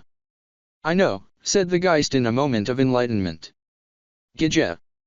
I just have to think like my troll friend. He likes dirty places with bad smells and hates fresh greens. The Geist scanned the forests below, the individual black eyes on his body squeezing and compacting as they focused to their maximum extent. This was another thing that the Geist had figured out how to do. He realized that his healing power did not just let him heal, it let him control his own body. That was how it healed in the first place. Knowing that, he could grow new arms or make things he already had even better, like his eyes. This way, he could obtain telescopic vision. Still, his control was not perfect. Every change he made to himself, he had to train really hard for. It was like creating and adding a new move he could use.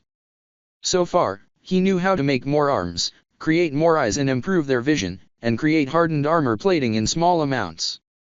To improve all of this, the Geist had to train more and more. He had to think hard about how to control his power and then put it into practice again and again. He had to push himself to his limits, recover, and then do it again. That way, the Geist slowly but surely improved his powers to their full potential. Stella was the one that had told him how to train like this. Push your powers to their limits both creatively and physically, rest, then do it again. Like muscle fibers breaking and repairing stronger and bigger. As the Geist zoomed in on the forests, he wondered why he had never thought about doing this before. It was a hard question to answer.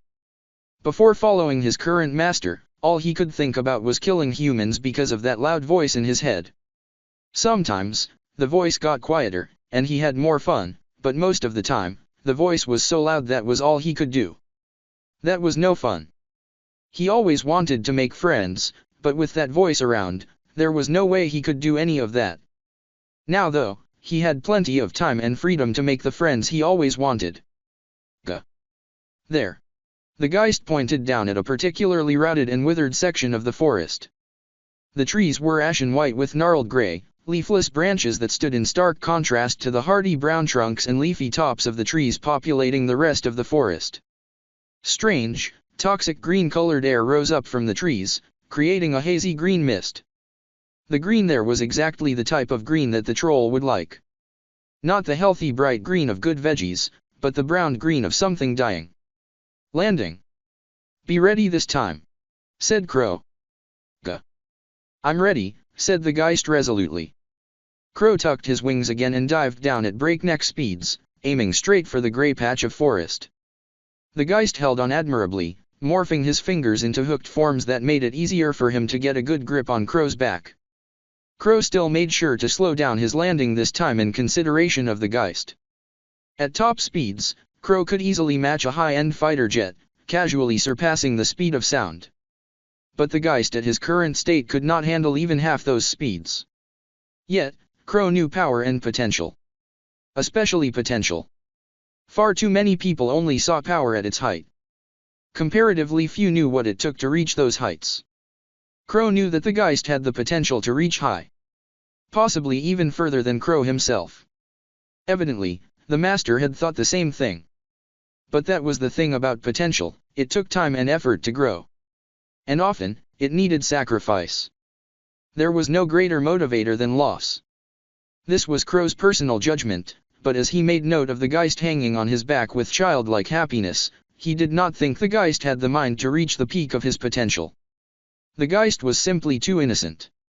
Too nice. Yet, it was not Crow's place to make these judgments. If the Master supported the Geist, then he did too. Crow landed into the forest, toppling a few trees as he did so. He shielded the Geist from the impact with his wing, stiffening the feathers there so that they formed a flexible yet durable shield to absorb shock. "We're here," said Crow. "Gah. Great. I survived." The Geist hopped off of Crow's back with his ever-present smile just a bit wider and then looked around. There, he saw the confused looks of not just his troll friend, but several other trolls. "Looks like your guess was right," commented Crow. "Gah. There you are, troll," said the Geist as he pointed to a troll that was particularly bigger than the others. "What you come here for, friend?" said the troll chieftain in grunts and growls that made up the troll language. "Gajeja, to check up on you.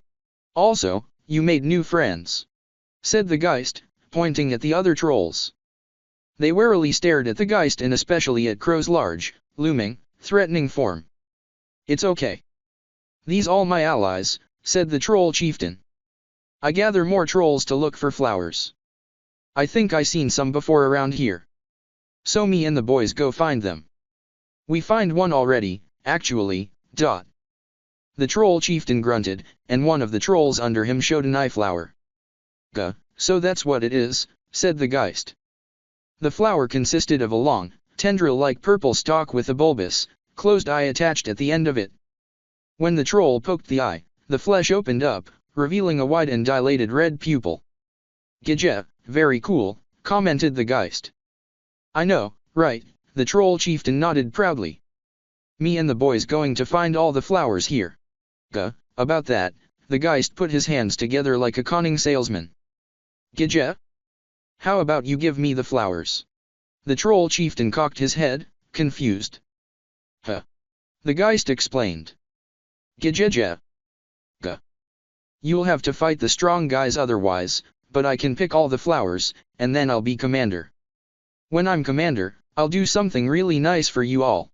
"What?" "If you want to be commander, I be commander too," said the troll chieftain. "Gah," said the Geist to himself. He knew the troll chieftain was more stubborn than his other friends. "Gajeja. Gah. How are you going to be commander? You need all the other flowers too, dummy. Otherwise you are going to fight the strong guys. Like this guy." The Geist pointed back at Crow before crossing his arms smugly. "Gajeja.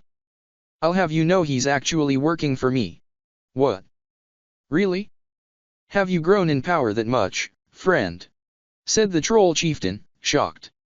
Troll tribes followed a very basic social hierarchy where the strongest was at the top, so for Crow to be following the Geist around must have meant that the Geist had somehow gotten leagues stronger. "Gajeja, I have made some improvements, heh," said the Geist.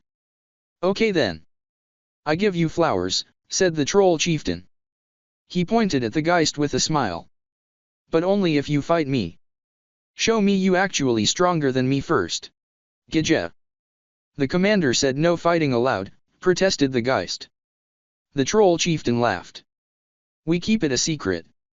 Nobody come here because they don't like it. Bad smells and bad food, they say. But trolls like us love it. But we also like big fights, too." The chieftain grunted, and one of the trolls brought him his cursed rock club. The club alternated between owners, sometimes the Geist using it, sometimes the chieftain using it, but this time, the chieftain had it. The chieftain grabbed the club in both hands and smiled. Let's fight.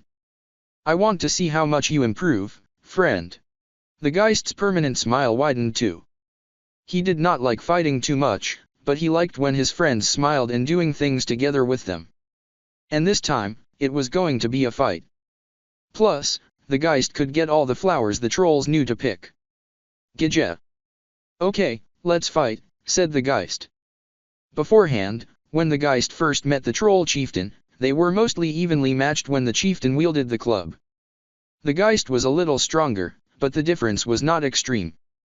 But what about now? After all the training he had done under Stella? The Geist was eager to find out. The Geist smiled at the troll chieftain as they circled each other, ready to fight. The rest of the trolls made a loose ring around them, chanting out a series of grunts and growls to hype the match up. They jumped up and down, for trolls loved nothing more than to see a good brawl where tusks broke, bones splintered, and blood spilled. You ready? Roared the troll chieftain. His muscles bulged in battle-ready preparation under his scabby skin. He swung the huge man-sized club of cursed black rock in the air with all the ease of a feather. Gidja. Ready when you are, friend, said the Geist.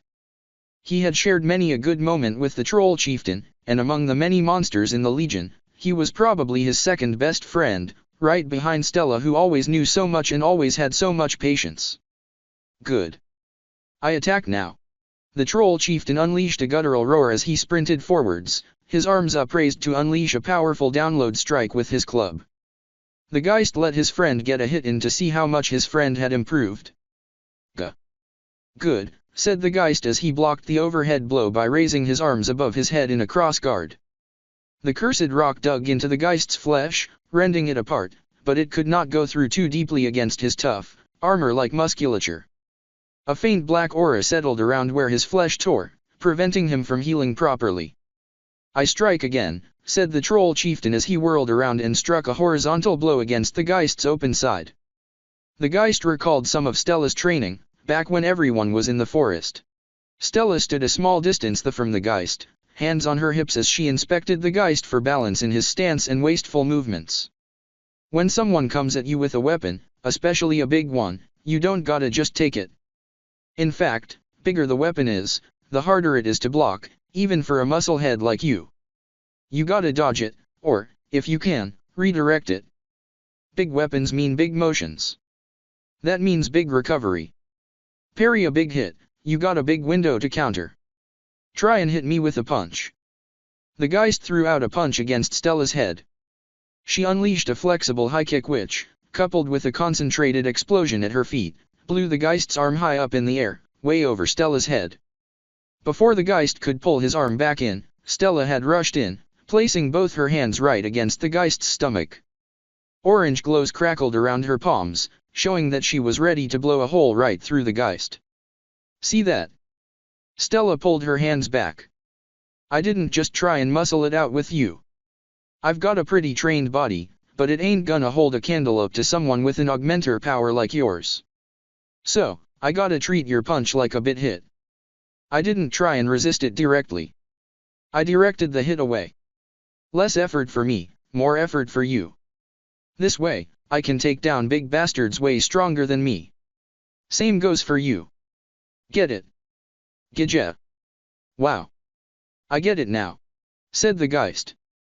The Geist took up a proper martial arts stance.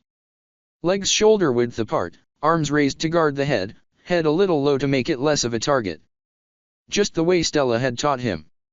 Before training, the Geist would have seen the club coming at his side and just tried to grab it to stop it. He definitely had the strength to do so. But this time, he wanted to show off what he had learned. The Geist unleashed a quick downward elbow against the club, changing its trajectory downwards so that instead of gouging into his side, it slammed into the ground, embedding it into the soil. The troll chieftain grunted in surprise. He hunched over to pull the club out of the ground. In that moment, the Geist unleashed a proper punch. One with a grounded stance, engaged core muscles, and proper rotation at the hips. This, too, he learned from Stella. The punch shot out fast, socking the troll chieftain right in the chest and shooting him back like a bomb. The chieftain flew into one of the other trolls, tumbling them backwards like bowling pins. Gidja. These punches are so strong, the Geist exclaimed in proud glee. Before training, the Geist's punches had just been wild swings and swipes, moving no differently than a wild animal. But by making his hits much more compact and focused, the Geist could unleash maybe 3 times the power he used to be able to. The troll chieftain groaned in pain as he weakly shoved the troll on top of him away. The chieftain's chest was caved in, indicating a lethal wound had he not been undead. Gidja. Oh no. Are you okay? The Geist hopped over to the chieftain's side. I am a troll. I heal fast. The troll chieftain stood up with little issue after a few seconds of regenerating. The dent in his chest buffed out, his bones and muscles healing due to his racial ability of heightened regeneration. Just like you, friend, I get better quick. Are you sure you are not a troll like me? The Geist cocked his head. Gidja? Giha.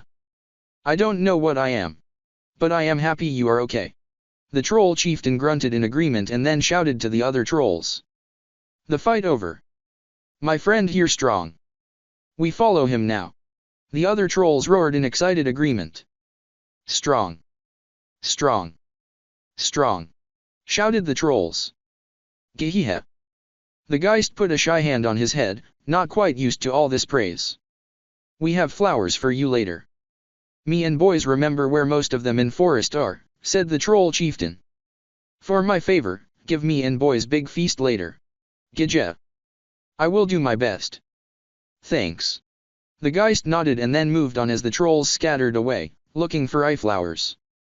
He hopped back on Crow and then pointed upwards, to a large mountain face at the edge of the dimensional space. Gah. There. Commander says last flowers grow there. I pick those myself. Crow nodded and flew up with one strong beat of his wings. He hovered in the air for a bit as he charged up energy and directed himself towards the mountain face. That is quite far away. I will use my top speed, said Crow. Then, in an explosive burst, Crow shot forth like a living bullet, easily surpassing the sound barrier with the ensuing sonic boom drowning out the Geist's terrified screeches. Nomad Compound, Z's base, Waniado. Coffee? Asked Z as she poured some out from a press into a metal cup. Aldrich sat at the same table he had before with the chiefs, but this time, it was only him and Z. And her guards, too. Knife was there. As were 2 others. No. I don't drink it, said Aldrich. I'm surprised you make your own coffee. It is a hobby of mine, said Z. She took her cup of steaming coffee and then sat across the table, facing Aldrich. Her purple, hawkish eyes gazed at him. Now then, Mr. Vane, what do you want? What do I want? Quite direct, aren't you? Said Aldrich. I am not like Casimir. I am bad at smooth talking. I like to get to the point fast, said Z.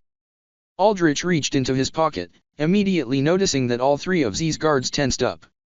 He withdrew 2 SIDs. His and Valera's. He slid the 2 rectangular, finger-sized chips across the table. Z picked them up, inspecting them. Those are 2 SIDs I've been using. Picked them up from a gang called the Odin Sons, said Aldrich.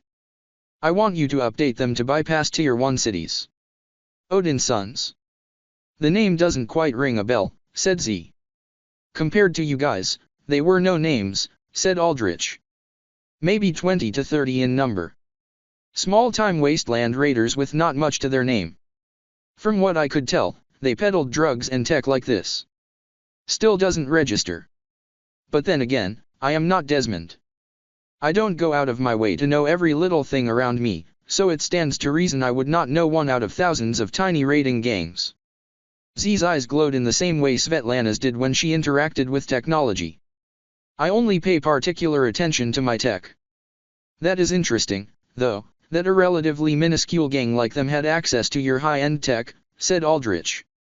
I try to keep some of my tech as accessible as possible, said Z.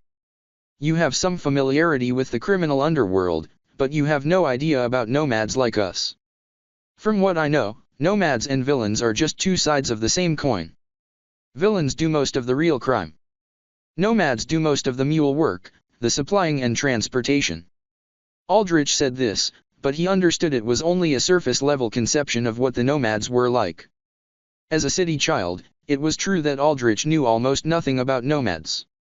And because nomads were away from society proper, there was very little information about them other than traditional media outlets that branded nomads as dangerous pillagers and criminals. Nomads were branded even more dangerous than villains, because villains at least had a vested interest in maintaining societal order for profit. Aldrich understood that the media had an interest in demonizing nomads, making their lifestyle away from cities less attractive, but he himself knew precious little about how nomads were or what they valued. Not to mention his experience with the only other nomad gang he had, the Odin Sons, was not particularly positive, ending in bloodshed. Technically right, and a very thoroughly city-centric way of looking at it. Both villains and nomads are part of the underworld, but also fundamentally different. We share a commonality in that we hide from society proper, wallowing in its underworld, said Z. But where villains do so to amass power, nomads like us mostly do so for the sake of freedom. The vast majority of us do not or cannot live in cities, so we choose the freedom of the wastelands, no matter how hard the life may be. And because life is hard, nomads work and stick together. We share as much as we can. That includes my tech. Without easily accessible forged SIDs, it would be near impossible for nomads like us to survive in the wastelands. We do have to enter cities from time to time for supplies, after all. Hence, why my false SIDs are as free as possible. Easily reproducible. Easily copied. Easily updated to escape changing panopticon security measures via myself or one of my phantoms. There aren't any others that forge SIDs like you do? Asked Aldrich. Oh, there are plenty, said Z. But I am simply the best. She said this with a matter-of-fact tone, as if being the best was just a simple and natural part of her. Which is why you're confident about your job security with the Dark Six. Correct. Of course, if the Dark Six do make a move against me, I would sever connections with them. But until that happens, I am a neutral party, Mr. Vane. I understand that. I wasn't here to try and convince you, said Aldrich. Oh. Z took a sip of her coffee. She did so through her jaw-shaped mask, which seemed to have a suction function that drew in the liquid. There are two things I wanted to discuss with you. Or rather, one thing I wanted to discuss, one thing I wanted to tell you. Here's what I wanted to discuss. Do you trust Desmond? Z briefly tore her gleaming purple stare from the two SIDs to Aldrich. Seeking to sow the seeds of discord among us already. No, this was just a question, said Aldrich. A leading question. Will you answer it? I have no issues if you don't. Z put the SIDs down and crossed her arms and legs, taking on a relaxed yet confident air. As I have said before, nomads operate on strong bonds of trust. Desmond is no different. He is an information broker. His spiders know things, their web of knowledge spreading far beyond even my comprehension. But the fact that he is part of this council means he will not spread knowledge about us to others. Aldrich raised a questioning brow. And you trust that? This idea of nomadic trust, is it really that solid? I know that look in your eyes. It's sharp. Wary. I don't think someone like you believes that. Z shrugged. No, I do not. But I accept it. It is simply how things are in the wastelands. There is precious little space for duplicity. Nomads all rely on each other. Without me and my phantoms, there is no tech. Without Clint and his spear horns, there is no muscle. Without Gerard and his hawks, there is nobody to scout out variants or storms. Without stone, travel across the harsher parts of the waste becomes very difficult. Without Crone and her poppies, determining safe and efficient supply routes becomes quite the challenge. And without Desmond and his spiders, it is difficult to get news of panopticon and government movement. Or, when needed, villain movement. Had Desmond not been here, we would not have known about the incident in Haven. We would not have known about the Dark Six standing against us, either. Should Desmond break this trust, he will be cut off, and unless he and his spiders are willing to completely become villains, they can no longer survive in the wastelands. Oh? And what if he does? What if the Dark Six offers him a deal so sweet for him and his people he thinks he can survive all he wants without all of you, said Aldrich. Certainly possible. But then he loses freedom, said Z. She noted Aldrich's confusion. You do not understand. But freedom is what drives the nomad spirit. Most of the spiders under Desmond live here because they believe in this ideal of freedom. Freedom from surveillance. Freedom from control. Freedom from society. If Desmond tells them he will sell their freedom away to work for the Dark Six, he will have quite the revolt on his hands. I see, said Aldrich. Freedom, is it? Seems like a silly thing to believe in so highly. But I can understand the want for it. Freedom is not simply a want, it is a need, said Z. Like food and shelter. Humans by nature, even when born with tremendous powers, strive for freedom. Some wish to be freer than others. Some wish for everyone to be as free as them. But in the end, everyone grasps for freedom. Z tapped the SID chips on the table. And I am finished updating these. She slid the chips over, and Aldrich pocketed them again. What are your plans, then? With the Dark Six against you. My plans are to remain neutral. But I presume you mean us nomads as a whole. All the nomad tribes will be on the move after tonight for the sake of our safety. If you manage to secure Sentinel status, then I imagine as promised, the other tribes will ally with you for security's sake. If not, well, I do not possess Crone's future sight, but I foresee that things will be quite a bit more difficult for both of us. I know. Aldrich knew full well that if he did not obtain Sentinel status, the nomads could turn against him to try and get back in goodwill with the Dark Six. He did not believe Clint and his spearhorns would.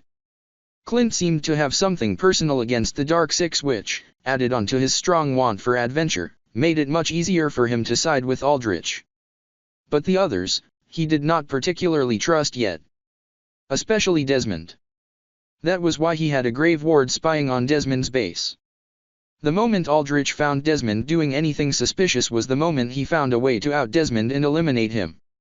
If possible, Aldrich wanted to raise Desmond as his undead to access the information he possessed. But Desmond was a small fry compared to the other enemies Aldrich would make by losing Sentinel status. Aldrich would become an enemy of the AA Panop complex and world governments, perhaps the greatest force on the planet. Yet even then, he felt confident he could survive.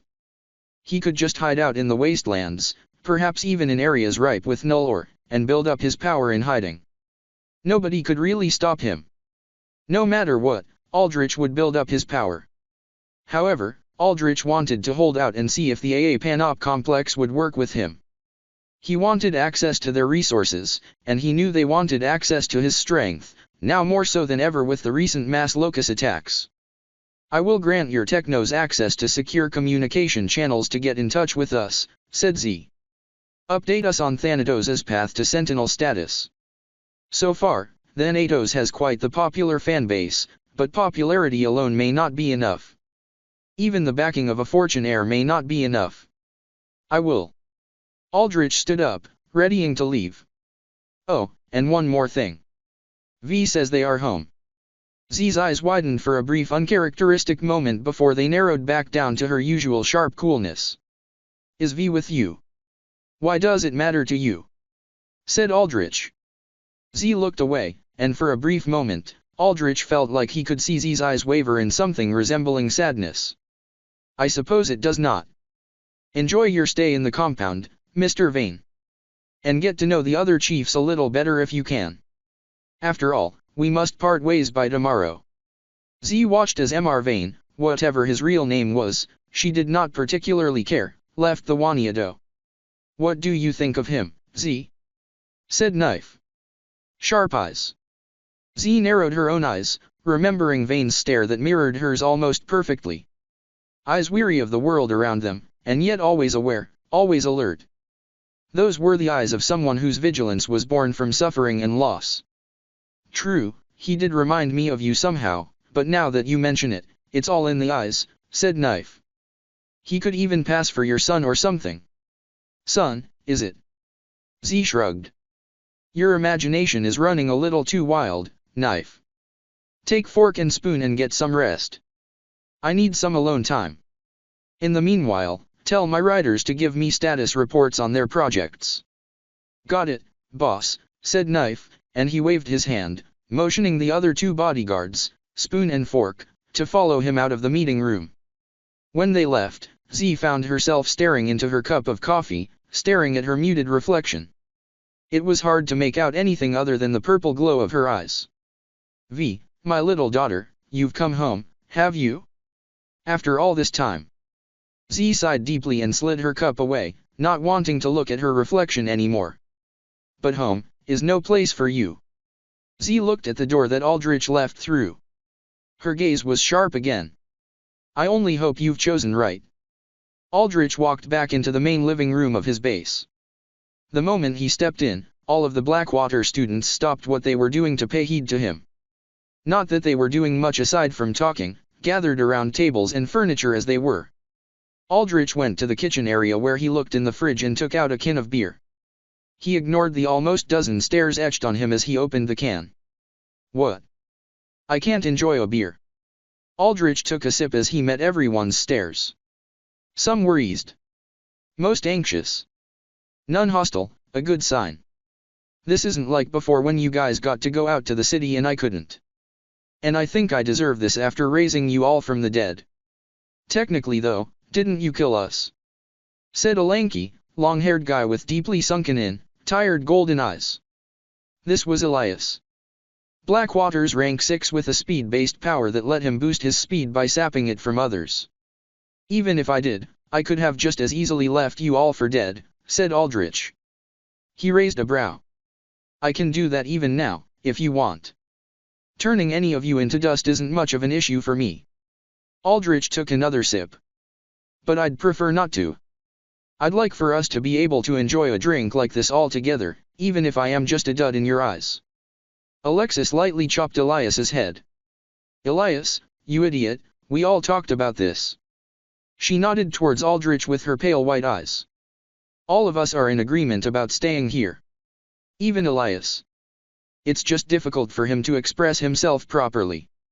Beats dying again, I guess, Elias shrugged and lazily plopped down on a couch. I have no real preference either way, but if you want to do this, Lexus, then I will too. You're no dud to me, either, said Ace. You have undeniable power, plus I hear from the news you've got some big shot fortune heir backing this whole operation. I'm in as long as I get a fat chunk of credits. Credits won't be a big deal, said Aldrich. And the rest of you? Most of us here are child recruits from mercenary groups, said Alexis. We have no real attachment to the organizations that raised us. If anything, if we're going to get paid under you, then we don't see why we shouldn't take your offer. Especially because, as Elias somewhat rudely pointed out, we would die otherwise. It's good to see we're all starting to get on the same page. Aldrich scanned the room. I know almost all of you are either child soldiers picked up and raised by merc groups or laboratory experiments. You have no real familial attachments to any of these places. I can take it that most of you are fine being under my employ. Most of the Blackwater students nodded. Let's see, if I remember my research correctly, 2 of you here do still have families you're involved with. Gerald and Kat, you two, what do you think? Said Aldrich. Kat was the daughter of 2 renowned assassins in the underworld taking up the family practice. Gerald, on the other hand, had been sold by his parents as collateral for a gambling debt they had racked up. The criminal organization that picked Gerald up realized his power had strong potential along with Gerald himself having talent. Gerald was a soft-spoken and seemingly frail-minded person, but when it came to fighting, he could put focus to an almost unnatural degree. So the merc group had trained him, then geared him towards Blackwater to complete his training. I'm not against the idea of working with you, said Kat, her feline ears twitching nervously. But my parents will worry, and I have to see if they're okay with this and all. Aldrich had not expected Kat of all people to be the type to worry about her parents all that much. But this was not that much of an issue. From what he knew, her parents were independent contractors not affiliated with any organization, meaning Kat was not an asset tied up to any organization that they had to retrieve. If Kat just wanted to do her own thing, so long as her parents accepted it, she should have no issues working with Aldrich. You can contact your parents. I'll set that up when possible. I can assume you aren't worrying about their safety, right? No, they're total badasses. I'm sure they're fine, said Kat. Probably looking for me, though. Right. Aldrich looked at Gerald. And you? I haven't seen my parents in a long time, said Gerald. I imagine you may not want to, considering how you ended up being in Blackwater, said Aldrich. Yeah. Gerald shook his head. But I still want to see them one more time. If I work with you, I want to ask you for that favor. I'll do my best, said Aldrich. That, I can promise. Gerald smiled warmly. Okay then. Good, said Aldrich. Then all of us have an agreement. Aldrich nodded mostly to himself. When Blackwater did not know he was Aldrich and just Thanatos, they followed him without much question due to the heightened loyalty conditioned into them from becoming undead. However, once they realized it was Aldrich, there was some level of resistance, but it looked like it was mostly just at the surface level. Most of the students were just like anyone else. They wanted safety and security and credits, which Aldrich could provide. The credits, he would have to borrow from now, probably from Arav, but he could pay that back tenfold soon enough. And, maybe, as Z had said, the students wanted freedom. Ironically, under Aldrich's control, they were less free than ever, but freedom was always an illusory concept. If Aldrich could make them feel freer, then he was sure they would prefer working under him than whatever forced labor they faced in their mercenary organizations. In any case, Aldrich could not foresee the students having so much resistance against Aldrich that they could override their loyalty directive. The only one that had done that was Evan Harker, and that was because as a member of Seth Solar's gang, he had absolutely hated Aldrich. Aldrich would keep an eye on Simon Wells, the last remaining member of that gang, but for now, allowed him to exist so long as he did not make a ruckus. Simon did not show nearly as much direct hostility against Aldrich. At the very least, not enough to surpass the loyalty directive. Plus Simon had decent potential to grow stronger where Evan's wolf bots, though strong, were resource-intensive. On top of that, Svetlana was a better techno than Evan in almost every metric. She was not as specialized in creating battle bots, but she could hold her own in combat using her energy-absorbing hair, whereas Evan was basically useless without his drones. Evan was just deadweight. Someone who barely sat at rank 14 in Blackwater's A class, just ahead of Eric, whose powers were meant mostly for healing, not fighting. Help yourselves to whatever you want, said Aldrich. He pointed at the empty beer cans and bottles strewn about. Just make sure to clean up later. Outside, in the Nomad compound, around the same time as Aldrich's talk with Blackwater, Eileen sat on a bench with Stella, wondering at the many cloaked men and women that roamed around the cracked earth. Stella took a big swig from a bottle of whiskey. You know, one thing I like about this new body, aside from it not having to deal with annoying little heart attacks, is the fact that I don't get drunk anymore. Or maybe that's a bad thing. Eileen did not really respond, distracted not just by the nomads that she had never really seen up close before, but by what she had seen with Aldrich. She was thoroughly scared. Aldrich was not like Minuteman. He was colder. He did not hesitate to turn that Blackwater student into dust. She wondered if she even belonged here. "What's got you all down, kid?" asked Stella. She smiled at Eileen. "If you feel down, just tell me. I'm your senior in both life and heroism, after all." "You're not scared being here?" asked Eileen. "Huh? Why would I be?" Stella cocked her head. "Of Aldrich, he seems almost like a villain sometimes," said Eileen. "Oh that, yeah, I totally agree," said Stella simply. "Are really? But you seem so calm and okay with it all. I dunno. Maybe I wasn't all that cut out to be a prim and proper hero like that red and blue boy Minuteman," said Stella. She shrugged. "But you know, Minuteman did sponsor him." "That is true." Eileen lowered her head. "How old are you?" "Like 17. It's no wonder you're all shaken up. Judging by your powers, you'd probably have been trained for rescue ops and mobilization." "Haven't had to kill anyone then, have you?" said Stella. Eileen shook her head. She knew it was not uncommon for heroes to have to kill. It was a relatively accepted thing, even. If a situation got tense, then heroes had authority to use lethal force. Even Minuteman had killed people before. Villains that harmed and killed others, granted, but still people.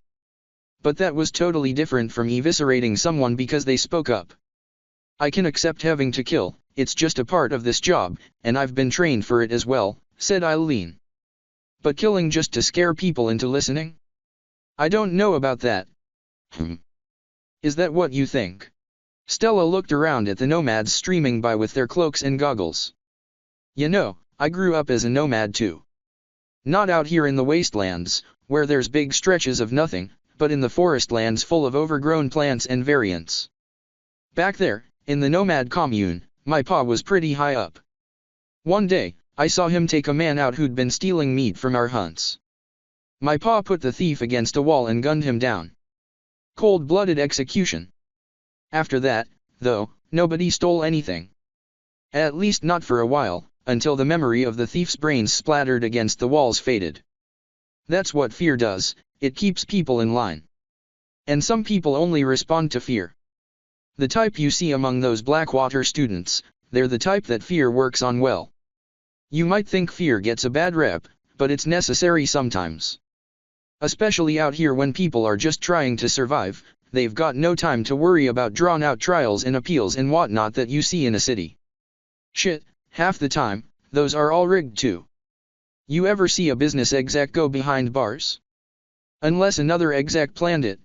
You accept it, then. The fear he uses to control, said Eileen, shaken up.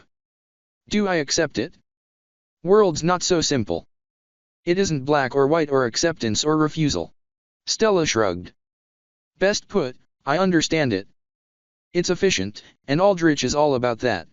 But efficiency above all else, don't you worry Aldrich might become someone you can't follow? Someone you can't respect. Stella downed the rest of her bottle and then tossed it behind her. It hit a nomad in the head who raised his hand in ready to shout something, but very quickly backed down when she shot him a life-threatening glare. She sighed before turning back to Eileen. Think about it this way. Why did you become a hero? Because I wanted to help people, said Eileen. Right. I knew you would say something like that, said Stella. You make it sound like it's a bad thing. No, it ain't. It's just predictable. I wanted to be a hero to help people too, when I was your age. What I want to ask you is this, ever since Aldrich took you up from the dead, how many people have you saved?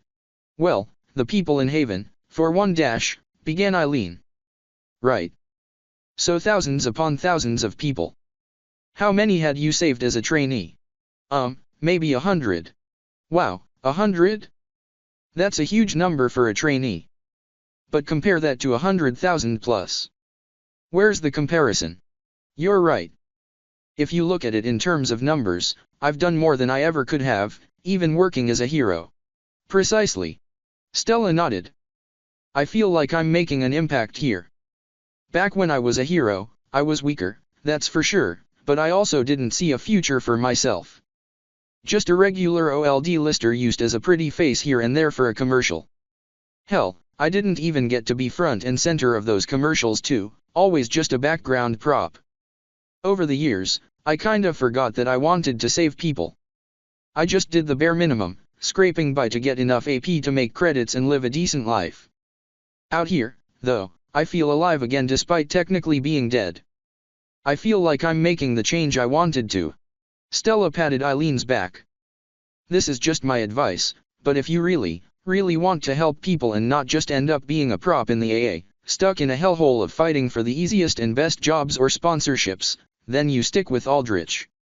If you want to be recognized for what you can do and not what you can offer for companies, then you stick with Aldrich. I think I'm coming to understand. I feel better now about all of this. Thanks, Stella. Eileen smiled. I was just shaken up seeing something I wasn't used to. Stella smiled back. Aldrich, deep down, at least I think, is a decent guy. He wants what's best overall for everyone. The means he uses, a lot of the time they might seem harsh, but you'll understand them in time. I will. Yeah. The AA doesn't like to publicize the bad cases. The type that makes your gut crawl with disgust. The kind that makes you wonder whether humans are no better than rabid dogs. Stella clenched her jaw, sparks starting to fly from her fingertips as she reminisced about awful things Eileen could not even comprehend. But you'll have to deal with those in time. When you do, you'll come to know better why he does what he does.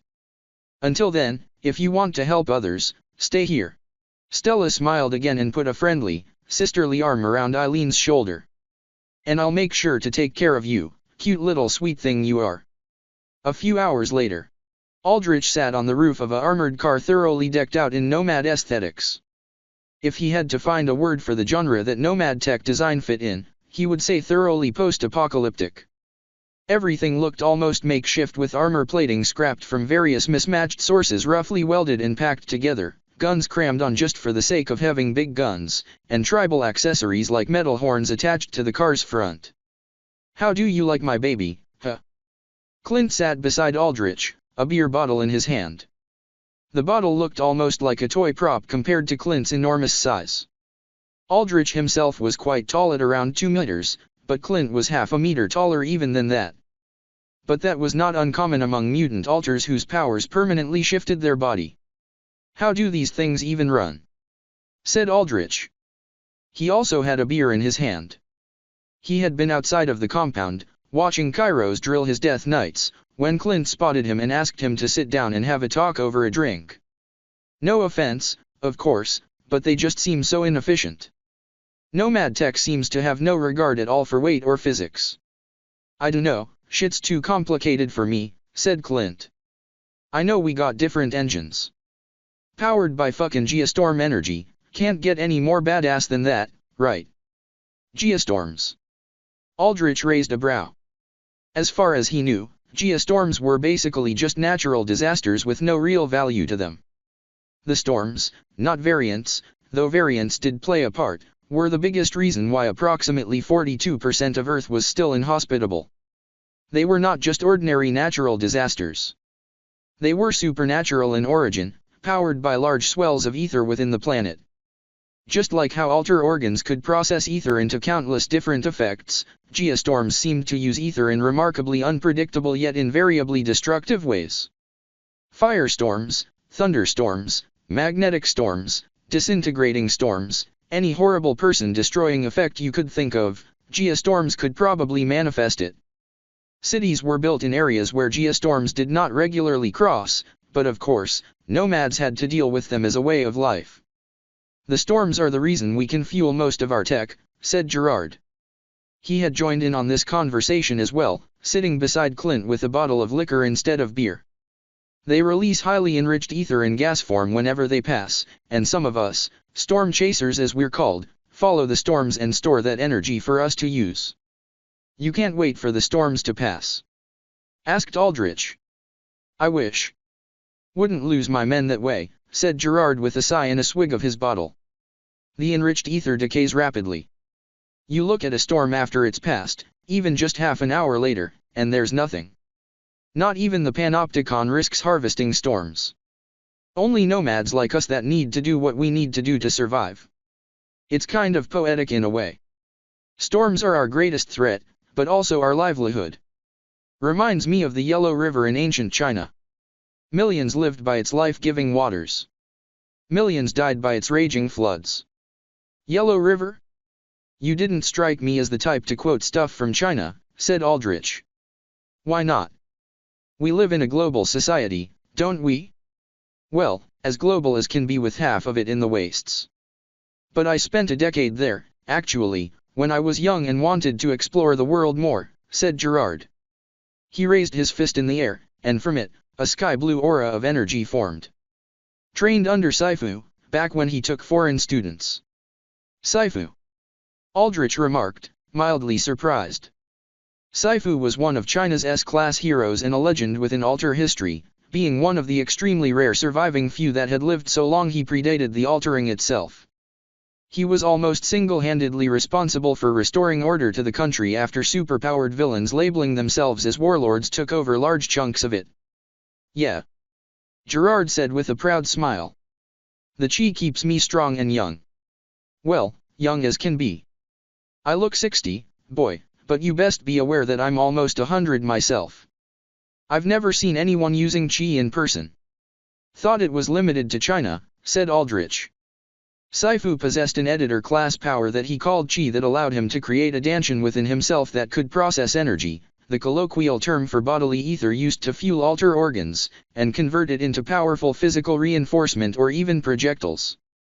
The qi also slowed his aging process, though it did not make him immortal. By now, Saifu was probably 160 years old, give or take, and age had weakened his powers considerably. But his legacy was what made Saifu so important. As an editor, Saifu could manipulate other alters' powers. More specifically, if an alter had the potential, he could have them grow a danshan as well. The danshan was in effect a secondary growth similar to the alter organ specialized towards creating qi. Not everyone could grow a danshan, and among those that could, not all could use it effectively. But still, enough people were compatible with it that it let Saifu create a personal army. Because of this, the Chinese government, once re-established, took Saifu in as a national asset. A thoroughly guarded one, too. The government let essentially no outsiders learn under Saifu. The fact that Gerard did meant he was in China during the warlord's reign almost 70 years ago, showcasing just how old he was. You really are old, continued Aldrich. Considering you must have gotten in the country during the warlord's reign. Bah, still spry enough to throw down in a fight if I have to, said Gerard, insulted. He side-eyed Aldrich. That's one thing I wanted to talk to you about. You and the NATO's obtaining Sentinel status, you think that's possible? I have enough leverage to make them heavily consider it, said Aldrich. I know that. But it's not just about leverage. It's whether you think you two belong in that league. Aldrich narrowed his eyes. What do you mean by that, exactly? He means strength, said Clint. Y'all think you got the power to stand up there as a proper Sentinel state? That's what Gerard wants to know. Look at the other Sentinels in the world so far, said Gerard. Emperor in China, Semiramis in the Middle East, Dracul in Eastern Europe, Aya in Africa, Ravana in India, and Utopia who manages Neo-Eden for the world's elite. Emperor and Dracul are top-class powers widely regarded among the strongest alters of all time. Some even say that they can match Vanguard's mountain-shattering punches in his prime. Semiramis, Oko, and Ravana have powers so dangerous or useful that nobody wants to upset them. Utopia, well, she's just a lapdog for the establishment, so I'll leave her out of this. And? Said Aldrich, unimpressed. You don't think we belong in that league? Is that what you're implying? I'm just not sure, said Gerard. And I don't like uncertainty. That's why I'm holding off on fully committing to you, even with the Dark Six against me. I have to admit this, I am growing old. No shit, said Clint, and Gerard ignored him. There's only so much qi can do to stave off creaking bones and wrinkling skin. I'm holding on because I want to pass on to my riders a time of peace, not whatever shit show we have on our hands now. Uncertainty is exciting though, said Clint. If we was scared of a little bit of chaos then ain't no reason we ought to have left the cities in the first place. There's only so much of that this heart of mine can handle. Especially now. Gerard shook his head. If it's peace you want, it's peace you'll get. Aldrich took in a sip of his beer. He did not like the taste, but he found himself drinking it anyway. Must have been the mood of the conversation. He looked ahead at the vast wide wastelands before him, stretching out seemingly infinitely into the horizon in its canvas of amber oranges and sun-baked earthen yellows. It's what I want too. Better be a good fight or two on the way there, said Clint. More than one or two, with how this Dark Six situation's brewing, said Aldrich. Clint cracked his thickly muscled neck. Heh, I like the sound of that. At the mention of fights, Gerard just sighed again.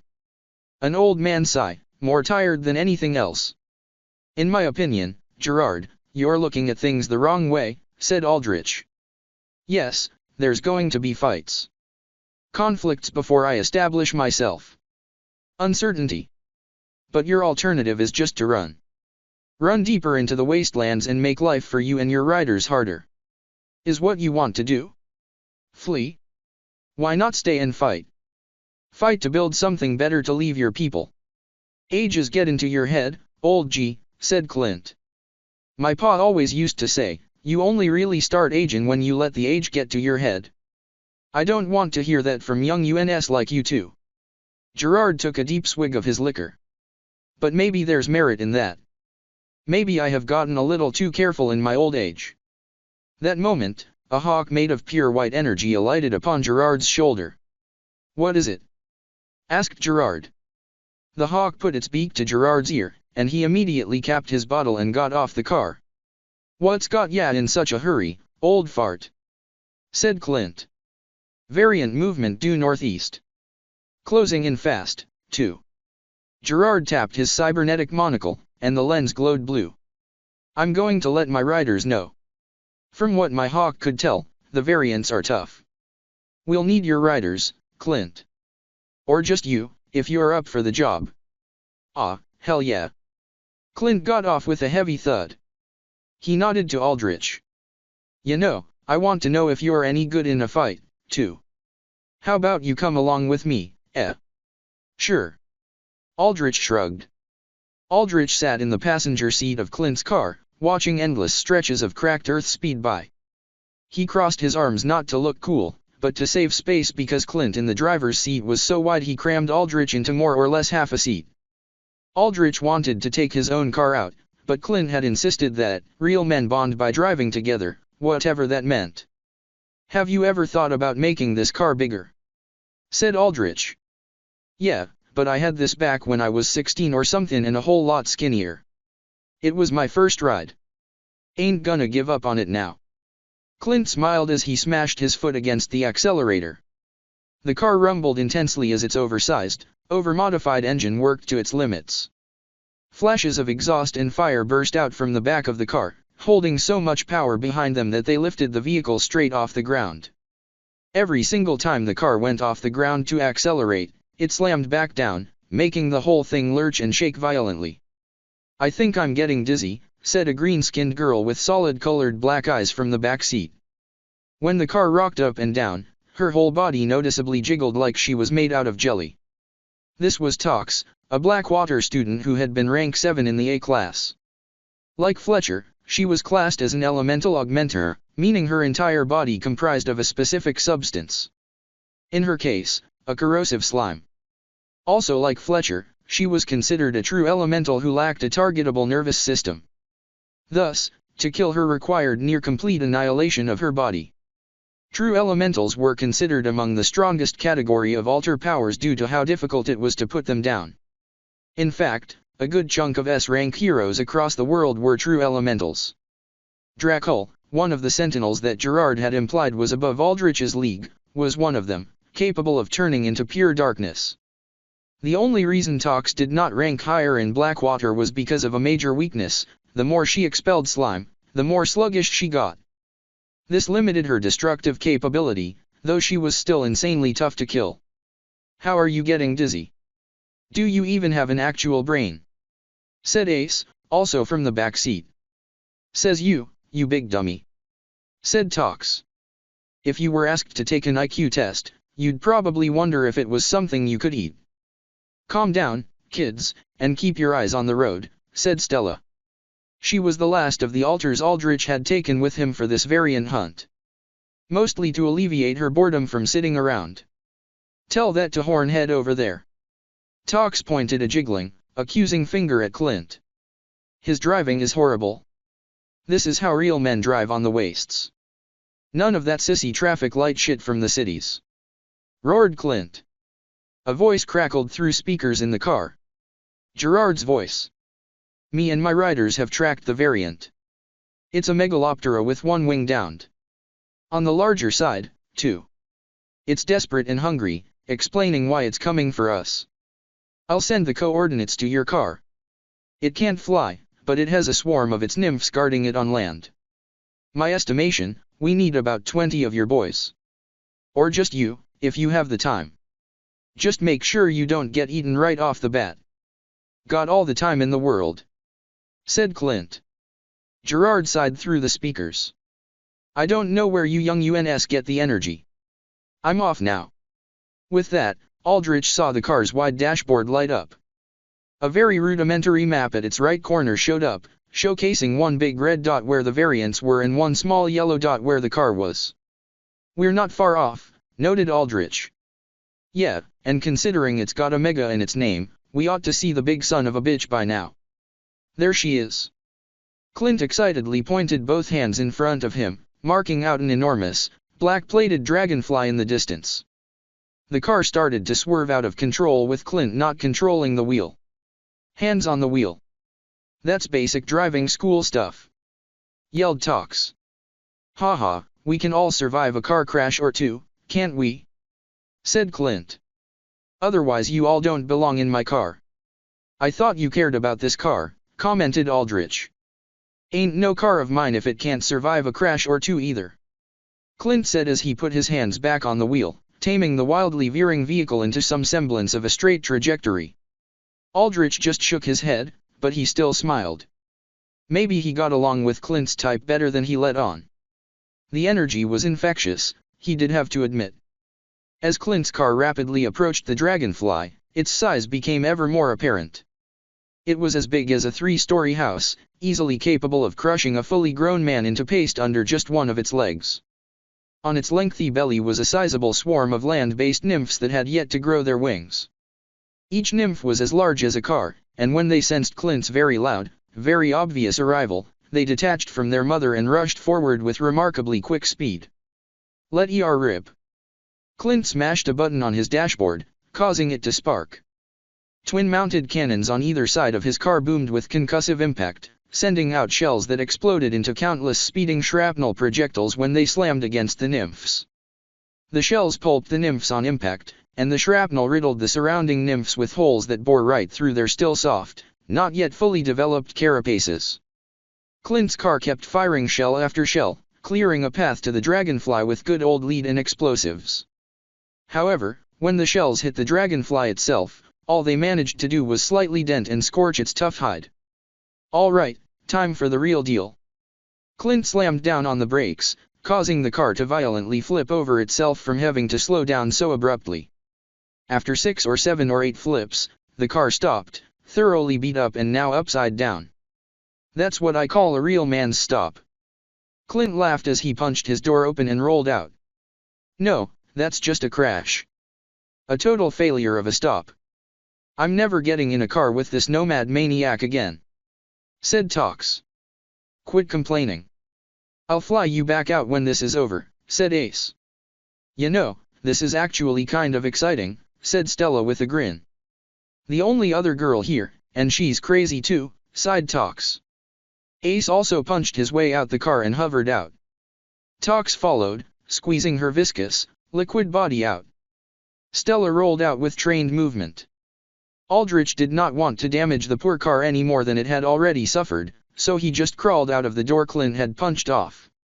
"Ah yeah, look at that. Look at how big she is. Ain't she a beauty?" Clint turned to everyone while pointing at the giant dragonfly behind him like a child pointing at a toy. His smile beamed with nothing but pure, unadulterated thrill.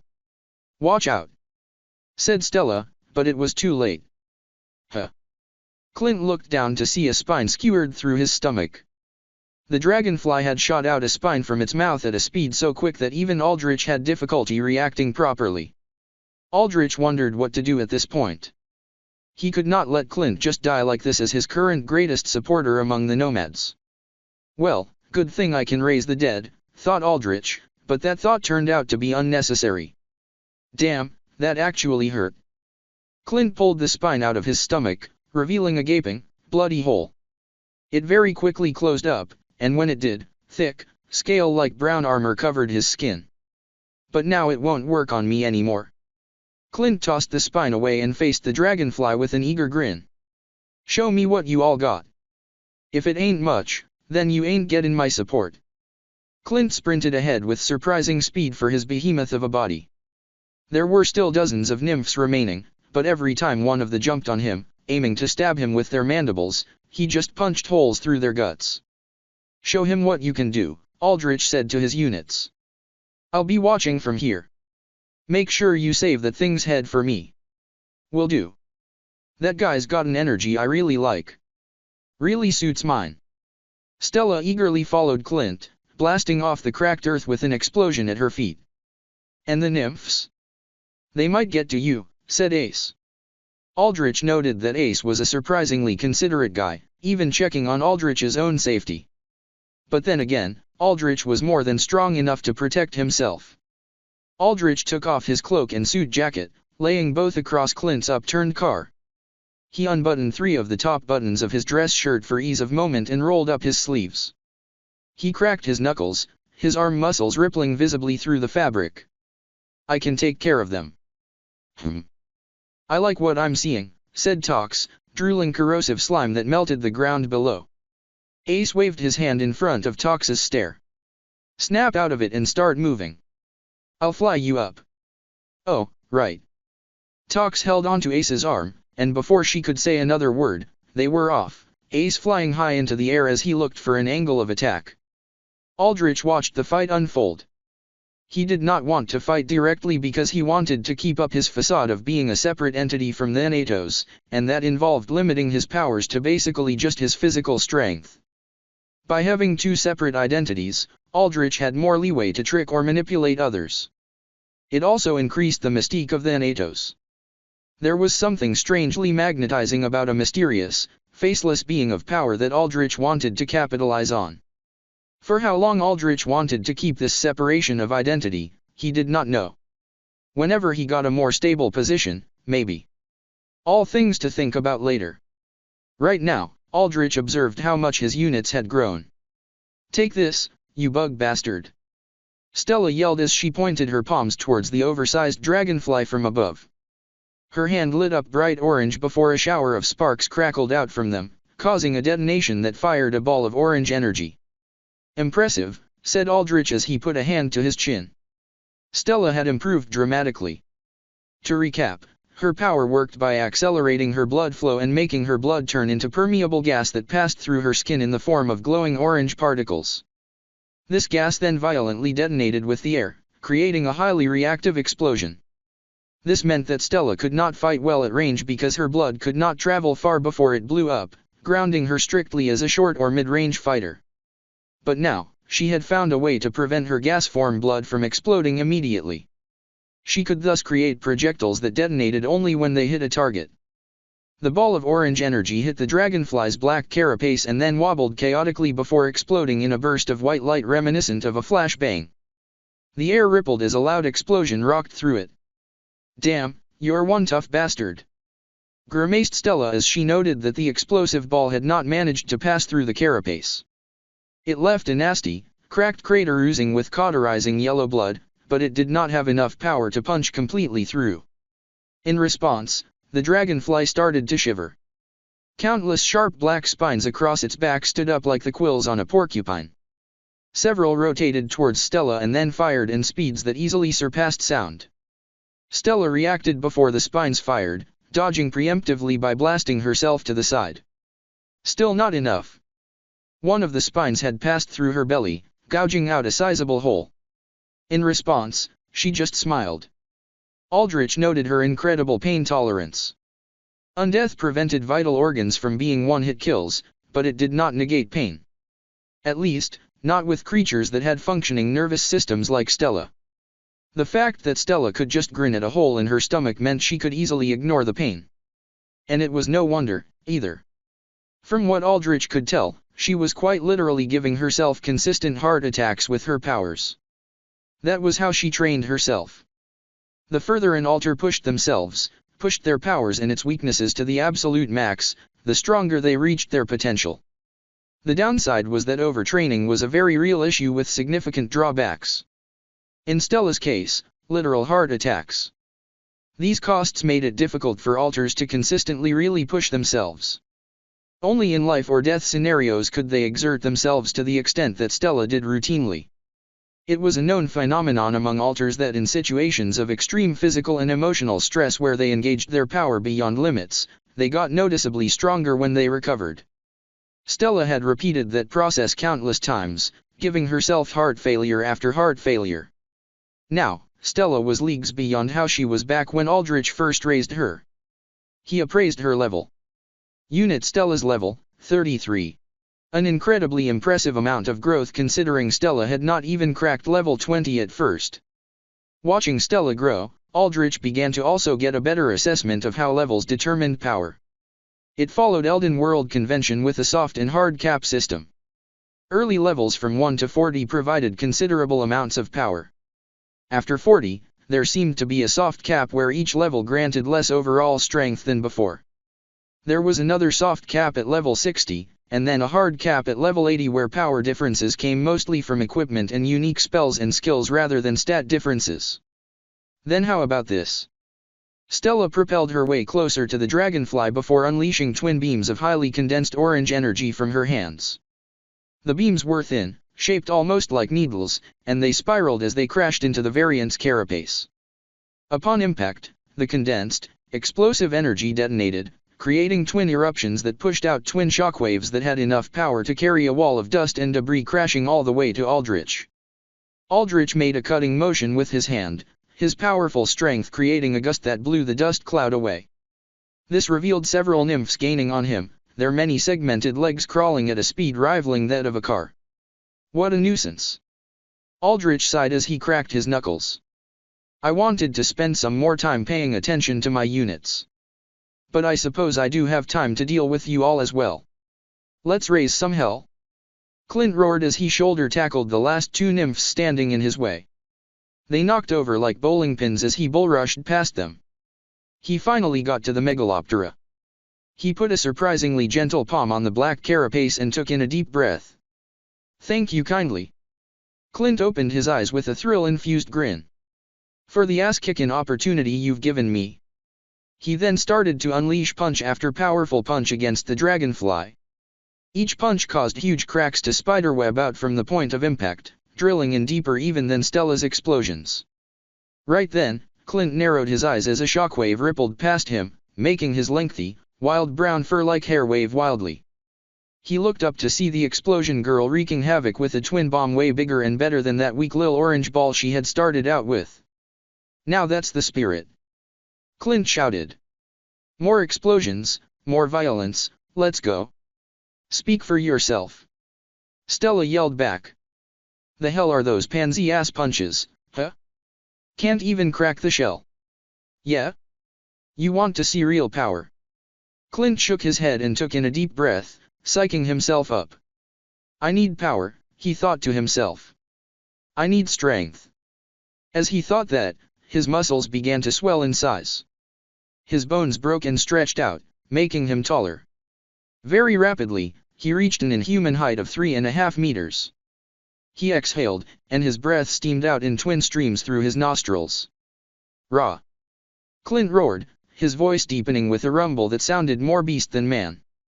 He punched again, and this time, his fist smashed right through the Megaloptera's carapace like it was just fragile glass.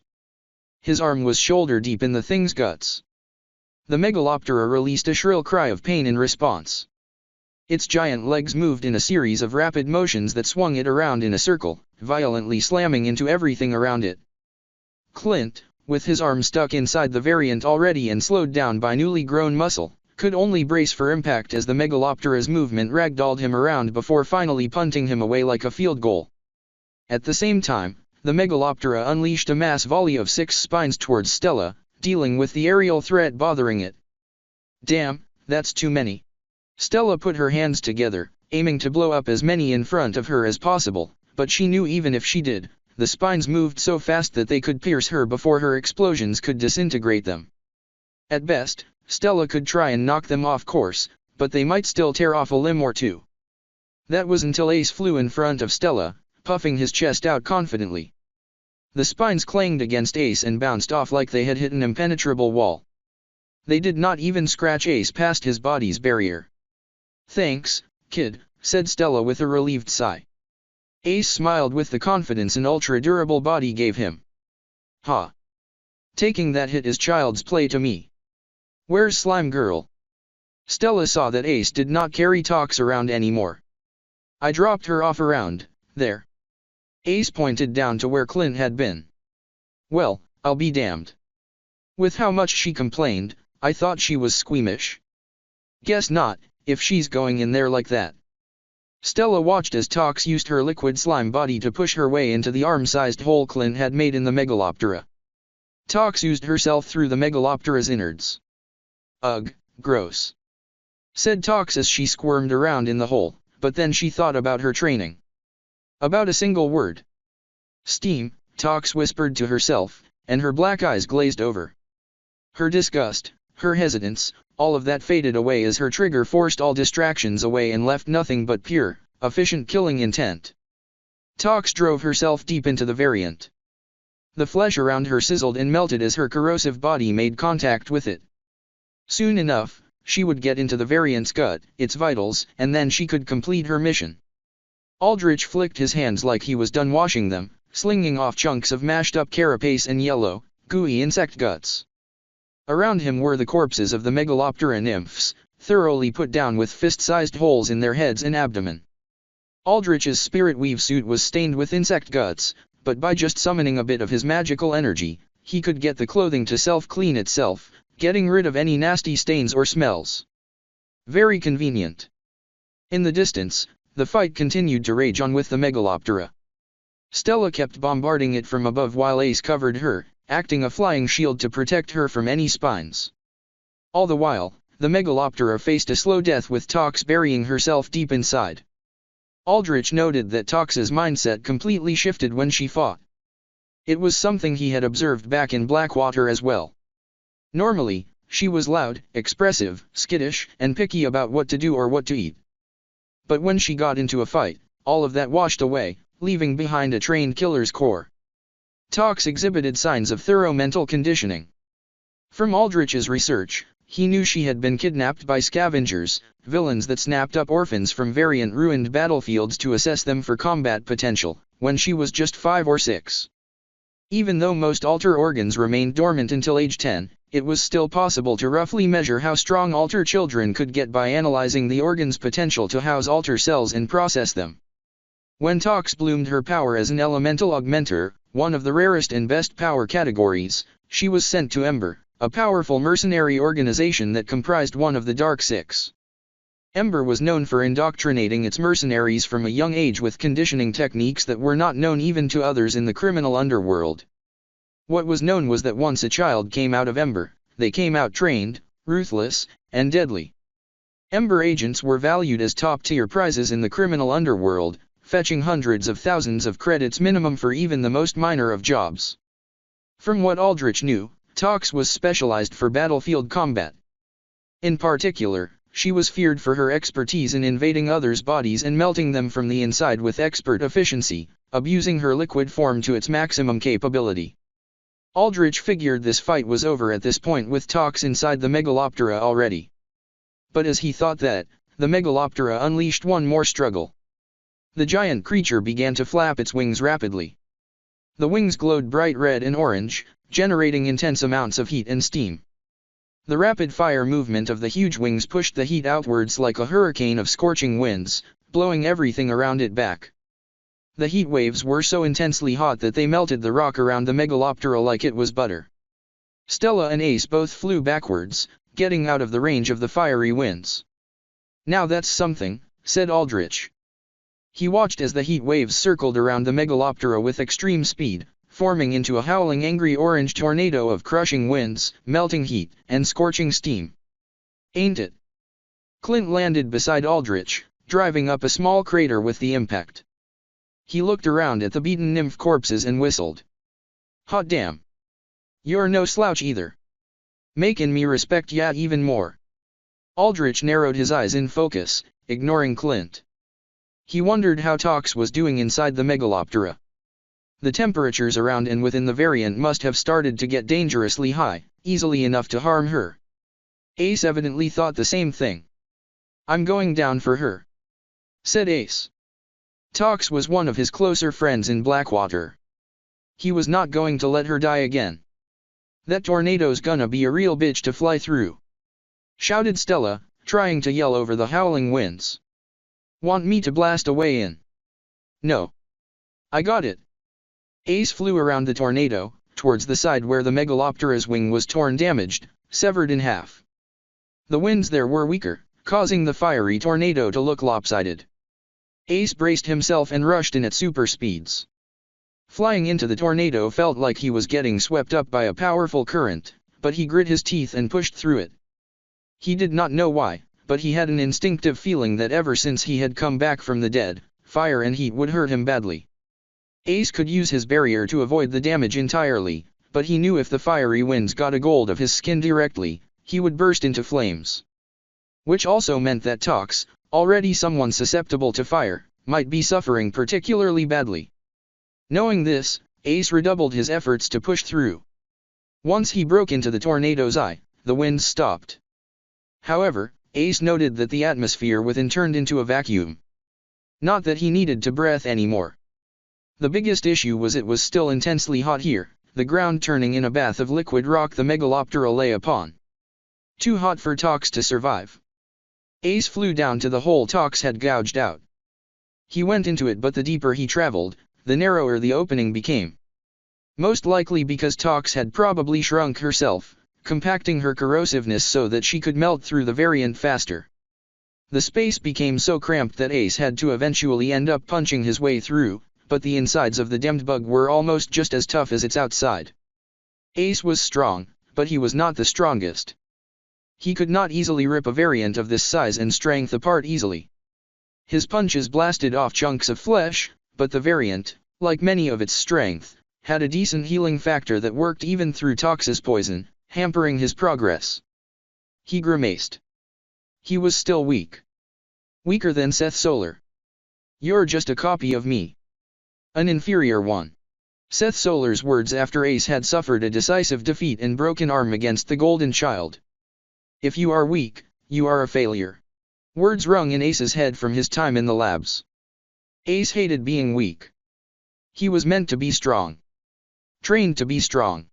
Made to be strong. If he was weak, there was no point in him even existing. He grunted as he drove his heels into the ground and then pushed his hands into the ceiling of flesh above him. Using his tactile telekinesis, Ace extended the surface area his strength could interact with wide. A thin white sheet extended across the Megaloptera's innards, and when Ace pushed, he pushed against this sheet, spreading out the force of his strength efficiently throughout. Ace acted like a jack, prying open the Megaloptera's guts to try and see where Tox was. He saw her then. She had shrunk into a tiny green puddle. Steam sizzled from her body, the intense heat of the Megaloptera's innards evaporating her slowly but surely. Tox had not been able to store enough slime within her to reach the Megaloptera's vitals while weathering the heat. Or rather, she had, but she had not taken into account the fact that he'd hurt her even more than before now. "Come here," said Ace. "Must eliminate target dash," began Tox. "Cut that crap and just get over here," said Ace. Ace held up the Megaloptera's innards as Tox slithered towards him, snaking around his foot. "Requesting evacuation from these premises. We'll formulate another method of attack once reaching safety." Yeah, you do that when you're bigger than a tennis ball." Ace quickly flew out, making sure to hold Tox close to him so that his telekinetic barrier could extend to her. "You're safe now. Mission's over." "Mission, over? Huh? Already?" Tox said, her usual peppy tone of voice returning. Outside, Ace looked down with surprise to see Clint waving up at him while knee-deep in molten rock. "You two kids get out of here!" shouted Clint. "You've shown me more than enough guts. I like it. Now let me handle the rest." "Wait, how are you alive?" wondered Ace, but he soon saw the answer. Clint's whole body was covered in what looked like a layer of bubbly brown flesh. The intense heat of the air and the molten rock melted away at the flesh layers, but they regenerated as quickly as they were melted off. In addition, the bubble structure created air pockets that diffused heat away from the brunt of Clint's flesh underneath, insulating him from the scorching environment. Ace, of course, had no idea how any of this worked. He just saw bubble skin and figured it kept Clint alive. The mechanics of it did not concern him. He nodded to Clint and flew away, breaking past the tornado. "Now I'm getting ramped up," said Clint excitedly as he jumped into the hole that Slime Girl had made. The entrance was big enough even for him to stand in, speaking volumes to how deadly corrosive Tox's body was. "Ha, it really is true." The newer generation's Jews get stronger and stronger, don't they? I'm scared of what them two kids will be like when they reach their heights. Clint grinned as he stepped deeper and deeper into the Megaloptera. The innards were starting to recover more from Tox's poison, the healing factor kicking in at a pace that threatened to crush Clint with regrown flesh. Clint just kept smiling as he let the flesh grow back all around him. Bright red light started to shine through his open smile and his eyes. "Is she okay?" Aldrich asked Ace as he flew down in front of him. Stella followed close behind. Ace held out his hand, and Tox pooled around his palm. A miniature version of her formed from the puddle, tiny enough to stand on Ace's hand. "I'm perfectly fine, thank you very much," said Tox as she put her hands on her hips proudly. "I almost killed the thing, too, until it used that unfair heat attack. It really does take complete destruction to take you out, How useful," said Aldrich analytically. "I almost died and all you can think about is how useful I can be? How cold. But damn, you're good looking enough where I'm even starting to get into it," said Tox. "Make no mistake, I wouldn't have let you die either way. If I had to, I would have made my way through that tornado myself to heal and retrieve you." Aldrich hovered a palm in front of Tox. His mist floated out from him, gathering around her. The mist rapidly healed Tox, quickly building up her mass to her original size. She pooled down from Ace's hand and reformed back into her usual figure. "Hee, don't make me like you too much," said Tox.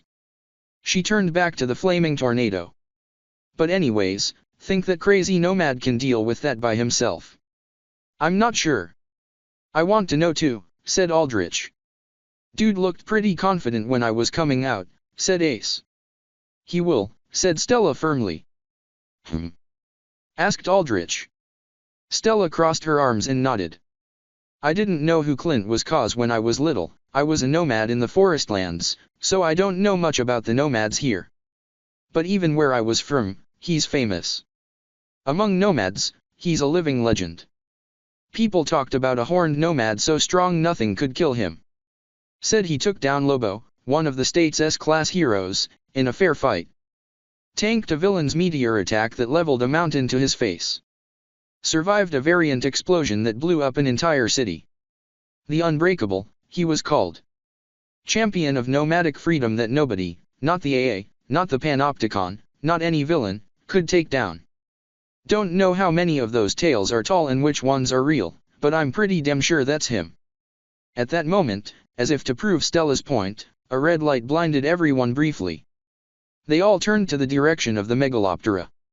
A pillar of red energy roared into the sky, completely breaking the tornado apart and utterly engulfing the Megaloptera's giant size within. There was no loud ensuing explosion or colossal shockwave. Instead, the pillar of energy rose up, reaching towards the skies, then faded back down without making much of a sound. There was no more Megaloptera left. Or not anything whole. Just several chunks of flesh and carapace that splattered down around a huge circular crater in a rain of biomass. Aldrich wondered if there was anything left for him to raise.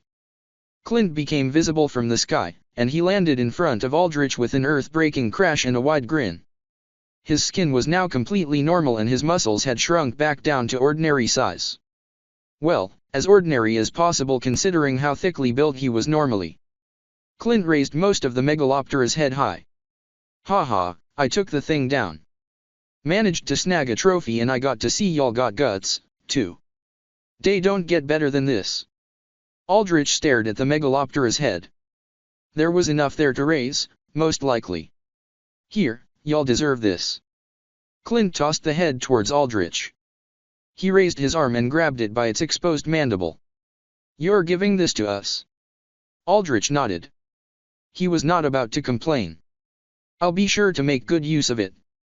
How about we go back to the compound for some more drinks?" said Clint. "They're all gonna be on me. Free drinks." "Sure," said Ace, very much liking the idea of anything free. "Sounds good to me," said Stella. "How about you?" Tox asked Aldrich, her body language a bit shy. "Are you free any?" Aldrich put a hand to the side of his temple, receiving information from the grave ward in Desmond's base. "No, looks like I'm busy." When we get back, I have some things to tend to. Before Tox could respond, Clint butted in. Haha, a busy man, aren't ya? Well, I don't mind, gotta respect the grind. Here, I'll give y'all an express ride back to the compound in my baby. What ended up happening was that Clint's car did not work anymore due to suffering damage, so Clint created the brilliant solution of going under his car and carrying it. He sprinted back to the compound with the car over his head, his legs empowered with additional muscle.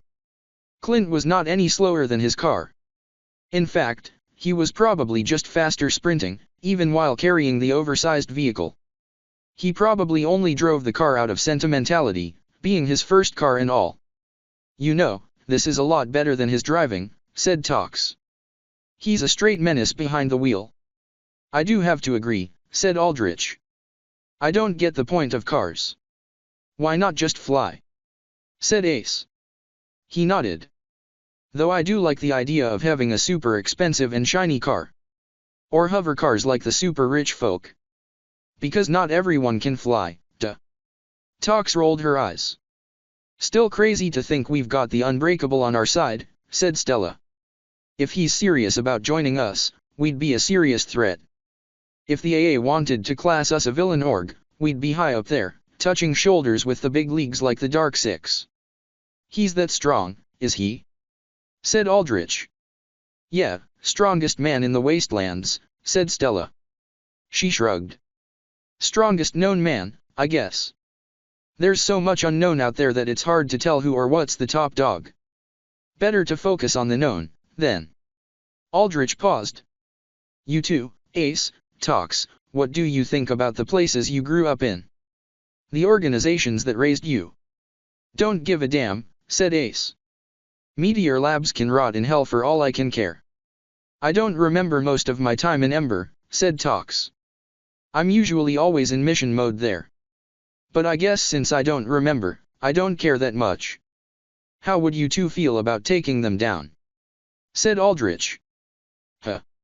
Said Ace and Tox in unison. Stella eyed Aldrich with a raised brow. Meteor Labs and Ember are both Dark Six affiliated. You'd be going to war with them if you made a move against either, said Stella. According to Casimir, the Dark Six have a long-term plan of overthrowing the current world order and bringing it back down to the chaos of the Age of Villains. Aldrich put a hand to his chin. I'd like to prevent that, if possible. Withdrawing Casimir from the Dark Six with sensitive information about each of the organizations has stalled their plans. From what I assume, they're moving around or covering for compromised assets. That will still take weeks to months for them to do, and some assets, they're going to fight to keep. Like Blackwater. But I've been wondering. Aldrich narrowed his gaze. What if everything they had was mine? Wouldn't I be able to make much better use of it than them? Plus, I know the AA Panop only tolerates villains. They're the lesser evil compared to variants. I could use standing against the Dark Six as a bargaining chip for more influence. Aldrich himself only tolerated the Dark Six. That alone was an incredible amount of patience considering the Trident was responsible for killing his parents. He had managed to separate his personal vendetta from the Trident because he had to respect the organization's power. Taking it down required him to keep a cool and clear head. But in the long run, Aldrich knew that the Trident had no place in the world. Not in the world he wanted to make, at least. Damn, you're being serious here. Stella nodded at Aldrich. She crossed her arms and cocked her head, thinking. She smiled. You know, as a D-lister, I would never have even been a part of a conversation as big as this. But now? I get to hear about overthrowing the behemoth that is the Dark Six and even be a part of it. If you want someone to smash up Meteor Labs, I can always make time, said Ace. Are you sure? This all sounds so big and dangerous, said Tox. We're not even an official organization or anything, right? We're still hiding. 6 days, said Aldrich. Huh. Tox looked confused. We have 6 days until the hearing with Thanatos. 6 days where the Dark Six will not expect us to make a move, said Aldrich. The sooner we strike, the more unprepared they will be. Casimir's information against them gets less and less reliable with every passing day. So we're gonna get in on the first strike, said Stella. Yes, said Aldrich. I don't know. Stella furrowed her brows. I like the idea of taking on the Dark Six, but whole reason we're even out here is to try and get the Chief's support, right? I feel like dunking them into a hot war so soon will make them get cold feet. All of them except for Clint. You're right. That's why I haven't been making any moves so far. I wanted to wait until the Chiefs were fully on my side. I thought maybe they would take my side when they realized the Dark Six cut them off, but aside from Clint, most of them, especially Gerard, seem to want to maintain some level of neutrality. For the Chiefs to really commit against the Dark Six, there needs to be a casus belli for them to rally around, said Aldrich. Cas bell? Asked Ace. Casus belli. It's a Latin term meaning cause for war, explained Aldrich. The Dark Six needs to hurt them first. Give them a wound to nurse and feel the pain of so that they have the will to retaliate instead of running into the wastelands. Are you suggesting making this cause? Said Stella. I'm not suggesting anything, said Aldrich. I'm just making an observation. But I do have a feeling that quite soon, we'll have to be battle ready. Enjoy your drinks, but make sure you stay alert. Get used to these new bodies and test your limits. Keep up your training. You might need it much sooner than you think. Aldrich stood in his base's control room. Everyone was gone except Svetlana, who could man the entire thing herself using her powers. Spabird was right. In pure processing power, Svetlana was a monster, able to match Casimir's tech crew by herself. Svetlana sat there on the metal floor with her legs crossed and hands on the ground, her posture almost childlike. Coils of her wire and cable hair radiated outwards like a spider web, connecting to monitors and other devices. Hacking into Desmond's cyberspace? Now that's ballsy, said Svetlana. Can you do it? Said Aldrich. I could. Infiltration's my specialty, after all. But it'll be dangerous, even for me, said Svetlana. You know how cyberspace works, right? I have a rough idea, said Aldrich. He knew that technology had fundamentally changed along with the altering.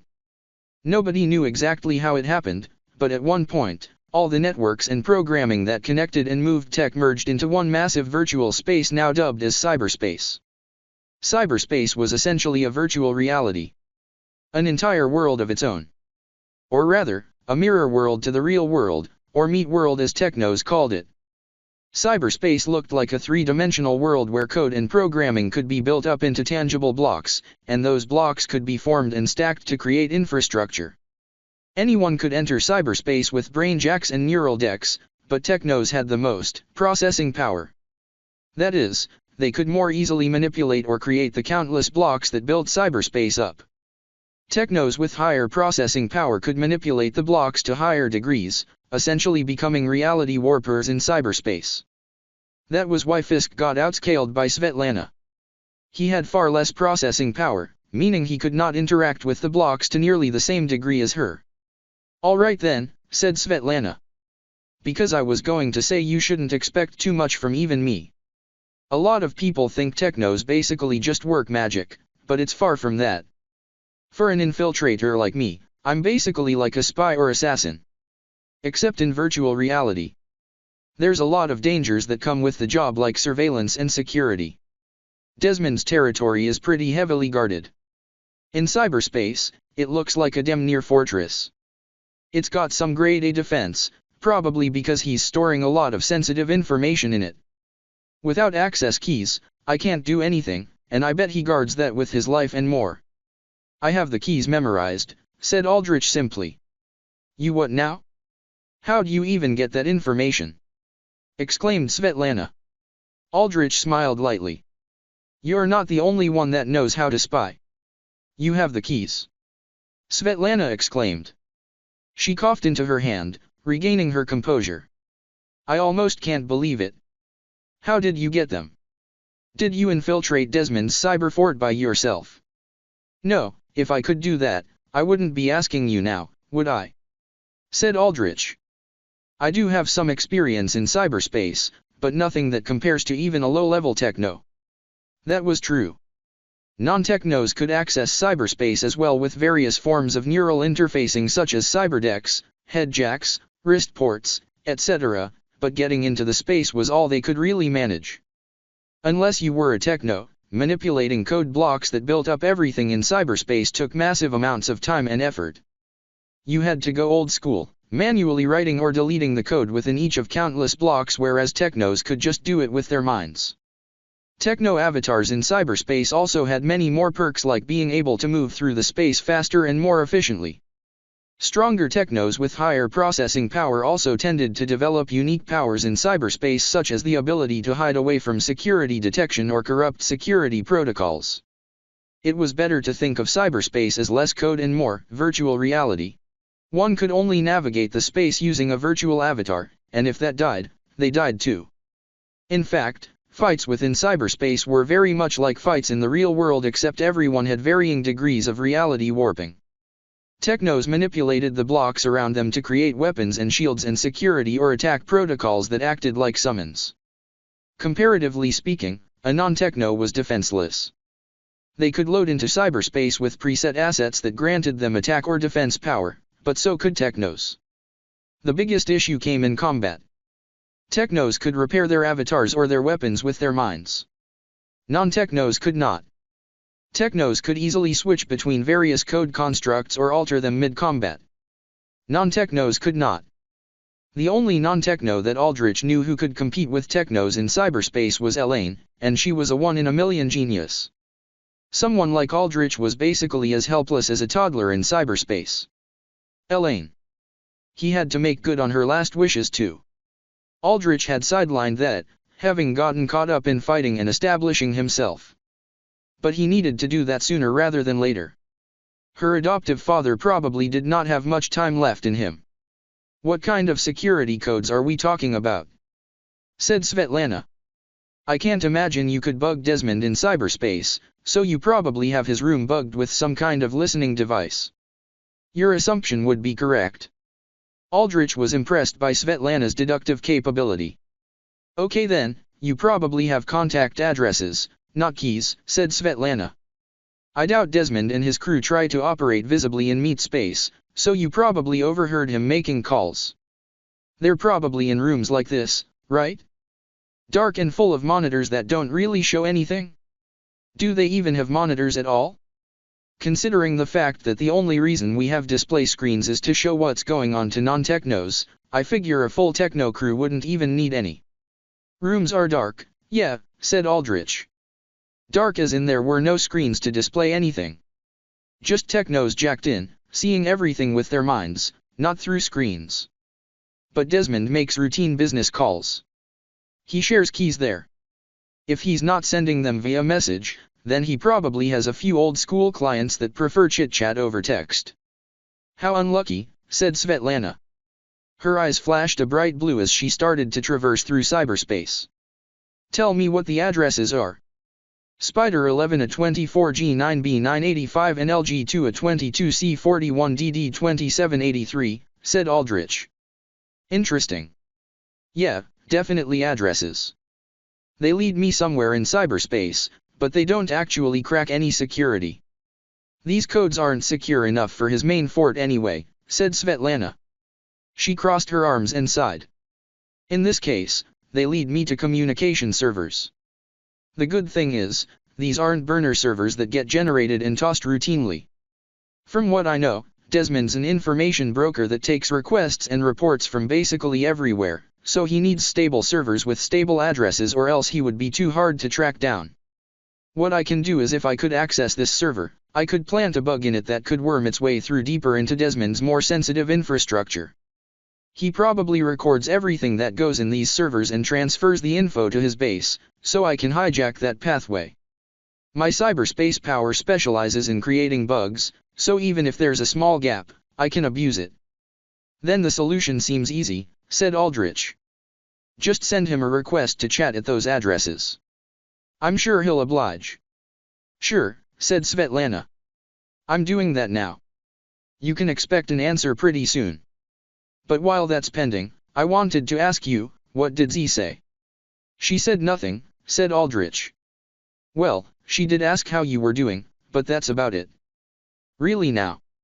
Svetlana closed her eyes for a moment, and the room plunged into complete darkness, the only light source having come from her shining blue eyes. When she opened her eyes back up, she shrugged. I shouldn't have expected anything different. Thanks for going through the trouble. It's no problem. Do you have any relation with Z? Said Aldrich. She used to be my mentor. A while back. She gave me a nickname called V that I still use. Other than that, there's nothing connecting us now, said Svetlana. I see, said Aldrich. He could sense that Svetlana did not want to talk about the topic anymore. And here's the response, said Svetlana. Okay, we're set. He wants to chat now. You do have to keep him busy, though, while I try and upload my bugs. How long are we talking? Said Aldrich. 5 minutes, maybe. And you're absolutely confident Desmond can't track you back? Confident. All right then, let me talk to him. Svetlana nodded. I'm going to display him on a screen for your convenience. If you run out of things to talk about, hold him with some BS small talk or something. Good luck. Aldrich watched as a larger display screen lit up in front of him. It showed Desmond in a dark room lit by dim red lights that cast an ominous crimson glow over his face. Mr. Vane. Desmond. Why contact me again? Said Desmond. I have already made my position clear in the meeting. I made it clear twice over with Casimir. Need I make myself clear thrice? If you're entertaining this call, then I'm sure you still see some merit in working with me. Merit? Now isn't that up to you to convince me of? Aldrich crossed his arms. I suppose you're right. From what I recall, the reason you can't work with me is because of your people, right? You don't want your people to get in the crossfire between me and the Dark Six. You heard correctly, yes, said Desmond, his expression quite reserved. What if there was no such risk? Said Aldrich. And how would you make that come to pass, Mr. Vane? Desmond shook his head. The Dark Six has put on a massive bounty against Casimir.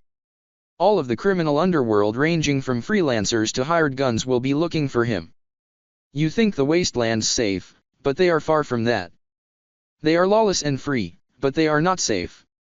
You will find many bloodthirsty guns ready to track Casimir down across this entire country, no, beyond it, across the world. I do not want to get involved with that. And if the other chiefs support me? Desmond shrugged. Then that is their choice. But it will not be mine. I do not want a bounty on me or my people. I trust you know by now that I deal in selling information. It is much harder to do that with a bag of credits looming over my head. Neth hunters will track me across the depths of cyberspace. I can stay in my fort, but if my spiders and I cannot leave it to collect whispers, then we have no more livelihood. We survive only by staying in the shadows. Joining you casts a spotlight on us that we very much cannot tolerate. Interesting, said Aldrich. You don't believe in my ability to protect you or your people. Ability alone is not enough, said Desmond. In fact, the greater your power, the harder it is for us to work with you. The more power you have, the more spotlights shine on you. Spotlights from both the criminal underworld and overworld entities such as the Panopticon and corporations. And I have told you already, we do not appreciate spotlights, no matter where they come from. It's a shame, really, said Aldrich. The reason I'm contacting you so often is because I see great potential in our partnership. And I do not, unfortunately, responded Desmond. What about a relationship as a client? Z could manage that with me. How about for you? I could appreciate buying some information here and there. I cannot do that. Any reason why? Aldrich gave Desmond a pointed gaze. The only reason I can think of for an information broker not selling me information, your livelihood, is because you already have a client working against me. Against you? Are you questioning my trust? Visible annoyance showed on Desmond's face. Am I now? You tell me. Anything said among allied nomads is strictly confidential. For now, that includes you, said Desmond. I will warn you, though, once this day passes and we all go our separate ways, that will no longer apply. I would trust my words carefully if I were you, Mr. Vane. You might find it quite inconvenient to have spiders crawling around your room. Am I hearing this right? Is this a threat? Why so hostile, Desmond? Aldrich remained calm. Collected. Not a threat. A possibility. One I'm sure you would like to avoid. Desmond's gaze narrowed, his pale grey pupils thinning almost impossibly. I entertained your call now because I wanted to give you a lesson in person. My spiders and I are of one mind. One network. And I have many spiders, Mr. Vane, crawling across every little corner of the net. Surface net or darnet, my webs spin across all of them. You do not want to get caught up in those webs. I am telling you this now because there has to be balance. Just like how the overworld maintains balance with the AA and the Panopticon, the underworld must also maintain balance. I saw it in your eyes. Ambition. Good to have, but like all things, in moderation. If your ambition seeks to overturn the balance of things now, you will find many eyes, many hands, against you. Aldrich eyed Svetlana, and she lifted up one finger for him. 1 minute until she was done uploading her bug. Faster than she had originally estimated. Good. That meant Aldrich could start talking back instead of acting nice to reel Desmond in. If eyes and hands are the only things standing against me, then I'm quite unworried. I've crushed enough of both. Aldrich cracked his knuckles. And I just got done crushing a few bugs, too, if you're concerned about whether I'm scared about spiders. Desmond stared at Aldrich with tense eyes before he chuckled. It was not a friendly one. More amused than anything else. Now you are threatening me. Oh, so you were threatening me. Good to see you admit it. Aldrich shook his head. No, like you said, it's only a possibility. I've afforded you 3 chances to work with me. I'd have liked your skills on my side, but with all this talk about balance and sucking up to the Dark Six, I'm beginning to think that maybe you're not so neutral after all, Desmond. Maybe you have backers already. Backers that the other nomad chiefs would be quite displeased to learn about. I don't want to hear you question my trust. Not from a plump city rat like you, donning your expensive suits. I will not betray my brothers and sisters. Desmond glared at Aldrich. But if I need to convince them to get rid of a tumorous growth, I will. Aldrich saw in his peripheral vision that Svetlana gave him a thumbs up, indicating the bug was planted.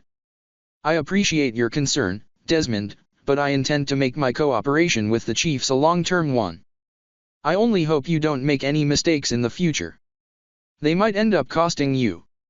Aldrich waved his hand, and Svetlana cut off the channel. Desmond leaned back in his dark chair as his image crackled and snapped out from the monitor. Bug planted? Asked Aldrich. Yeah, said Svetlana. She raised 3 fingers. And 3 bugs from Desmond's crew taken out. Aldrich raised a brow. He was that bold. No, these were very discreet bugs. I doubt he thought I would catch them. An ordinary techno wouldn't have caught them. Not even Spabird, said Svetlana. You really are lucky to have me around, you know. If you used a letter grade to rank me compared to other technos, I would put myself nicely at a fat S. For that, you'll have to impress me a little more, said Aldrich. PSHH. Hard to please, aren't you? Svetlana pouted. As for the bug I planted, it's one I've personally made called a V-parasite. Adapted from the Z-parasite, if you know what that is. Enlighten me. You know the 2077 core power. I know of it. Not all its details. Right, a lot of it is under wraps. Well, you know how the core power ended, yeah. Yeah. Mega corporations scrapped against each other, sending out assassins and mercs and villains. Unlike the first core power, most of the fighting was cold, not involving civilians. Ended with a fourth of Neo-Paris in ashes after a series of experimental bombs were detonated, forcing Vanguard to step in personally and end things. One of the last times Vanguard did much of anything in his older age, too. Right. Those experimental bombs were Saber Tech. The top dog military company of the time, having a nice and pretty seat on the Fortune Council. Meaning they had top-of-the-line net security. The best technos and infrastructure in cyberspace that credits could buy. But you know what armed and detonated those bombs, blowing up half of Saber's armories and headquarters? It was a bug. The Z-parasite. It infected Saber's networks and stayed dormant, digging deeper and deeper until it finally got to the bombs hidden in the depths of their security. Aldrich made the connection. I'm assuming Z is the creator of that bug. Yeah. And I, her also talented student, took that bug and made it my own with a few twists, said Svetlana. It's even harder to trace, though a little bit less effective penetration-wise. In other words, you really don't have to worry. Relax and kick back. I'm leagues ahead of Desmond. What do you think you can get out of this bug? Said Aldrich, his mind immediately racing into possibilities. What happened to relaxing? Svetlana sighed. You'll burn yourself out at that rate. Well, let me see, my V-parasite's security penetration isn't that deep, so I figure I'll be able to snoop around in any calls or chats that Desmond has on his communications channels. But can you get inside his base? Said Aldrich. No, not yet. His base has some thick security. Think of it like a castle gate. Once you get behind the first gate, it gets easier to storm the castle. Still hard with guards and sealed doors everywhere, but easier. I need someone to open up that main gate for me. And how do you think you can get that to happen? If I'm being honest, I can't. But that's the thing about my V-parasite. It can self-replicate and latch onto anyone that goes in and out of Desmond's comms channels. Eventually, I figure we'll find someone that has a closer relationship with Desmond, and they'll unknowingly bring that bug into Desmond's castle. Interesting. What if that doesn't happen? What if Desmond doesn't let anyone in his castle walls other than those he truly trusts? It's a possibility. At that point, you'd have to use force, and you're much better at that than I am. Force is meaningless unless it has direction. Right. And we have plenty of direction, don't we? You could kidnap one of his technos and force them carry the bug. Or I could try and infiltrate them myself, but they don't seem to ever leave their castle. It's a possibility, but it's too straightforward for now. I can't harm Desmond or his technos as long as he's still technically allied with the other chiefs. If one of his technos goes missing for even a little while, I'm sure he'll know. Svetlana nodded. Then we wait. I'll keep an eye out on who my V-parasite bugs. If they're anyone important, I'll let you know. Got it, said Aldrich. I'll be on my way out, then. Good job, Svetlana. Just call me V. It's easier. Then good job, V. Aldrich turned around, ready to leave. One thing, said V. Aldrich paused. I know you want to make it big. You want to be a superpower in this world, and I'm real excited to be a part of that. But what's the end goal? What are you planning with all that power? That's hard to answer, because to be honest, I don't know exactly myself, said Aldrich. I want to make things right. What that really means or how it ends, I don't know. But what I do know for sure is whatever path my goals take me, I'm willing to follow it to the very end. That's pretty dramatic. But pretty cool as well. V smiled and waved Aldrich off. Go get some brooding time. I'll be here managing this whole thing all by my lonesome self while Spabird gets drunk to the 7th dimension. A long day, I presume, O Elder, said Flaregan as carefully held a crystalline crucible over a light blue flame with a pair of tongs. A pale white liquid boiled within the crucible, and a strange, damp smell filled the air. I got what I wanted to done, said Aldrich. Getting Flaregan started on his potion. Done. Meeting with the chiefs, done. Securing their alliance. A work in progress. Gerard still had not given his full seal of approval to Aldrich. But more done than not. Getting the Blackwater students to stay on his side of their own will to maximize their performance. Mostly done as well. Most of them wanted material goods, and for that, he needed Sentinel status to get proper funding in a city that they could stay in. But I still have much more left to do. Aldrich sat in a chair within the confines of the cargo hold where Flaregan's lab lay. He looked at the cramped, rectangular insides. Like getting you a proper lab. Indeed, this lab is certainly considerably below the likes of the grand laboratories I used to toil away countless hours in. Flergan shrugged. But how can this one complain?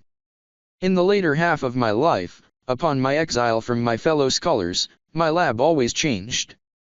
From one deserted cave to another. From one forsaken land to another. Why were you exiled? Said Aldrich. The search for immortality, said Flergan. Oh, rather, the way in which I sought it. Undeath. Undeath disrupted the natural order of things. That is the false knowledge the gods spread, and it was the gods that sponsored the scholarly body that I was once proud of. And the masses ate that drivel up so very easily. I can understand why. To gaze upon lesser undead, the walking, rotting corpses or the trembling white bones that should do naught but rest in graves must truly be horrifying to frail-minded peoples under the gods. Yet if defying death alone was an affront to the natural order, then the gods themselves are prime offenders with their coveted immortality. Why search for immortality with such drive? What made you give it all up? Knowledge, O elder. My kind are all driven to seeking knowledge. From the moment we emerge from our eggs and develop minds capable of sufficient thought, we desire to seek the unknown. In that regard, we are quite unlike humans that hold an innate fear of the unknown. That desire, though, is it really yours? Is it not programmed within you? Aldrich knew that all mind-eaters like Flergan served a deity called the Elder One that sought to devour all knowledge it could, especially from the brains of live subjects. The Elder One spawned mind-eaters and implanted within them a drive to seek out knowledge. Mind-eaters would find that knowledge, return to the Elder One, and then transfer over the memories of their lifetime. Afterwards, the empty, memory-less physical body would get melted down and recycled into a new mind-eater. It may be, but if it is simply my instinctive drive, then there is nothing I can do about it, no. Flergan placed the crucible down on a heat-absorbing pad. Nothing except to take that instinct and make it my own. Instead of finding myself destined to share all the valuable knowledge I learned with the Elder One, I determined it best to hold my knowledge to myself. Whatever hand one is dealt with at birth, those instincts and drives wired into the very being, cannot be changed. What may be changed is how one handles those instincts. The path of least resistance is to allow those instincts to take over, but the path of strength is to take those instincts and become their master. I see.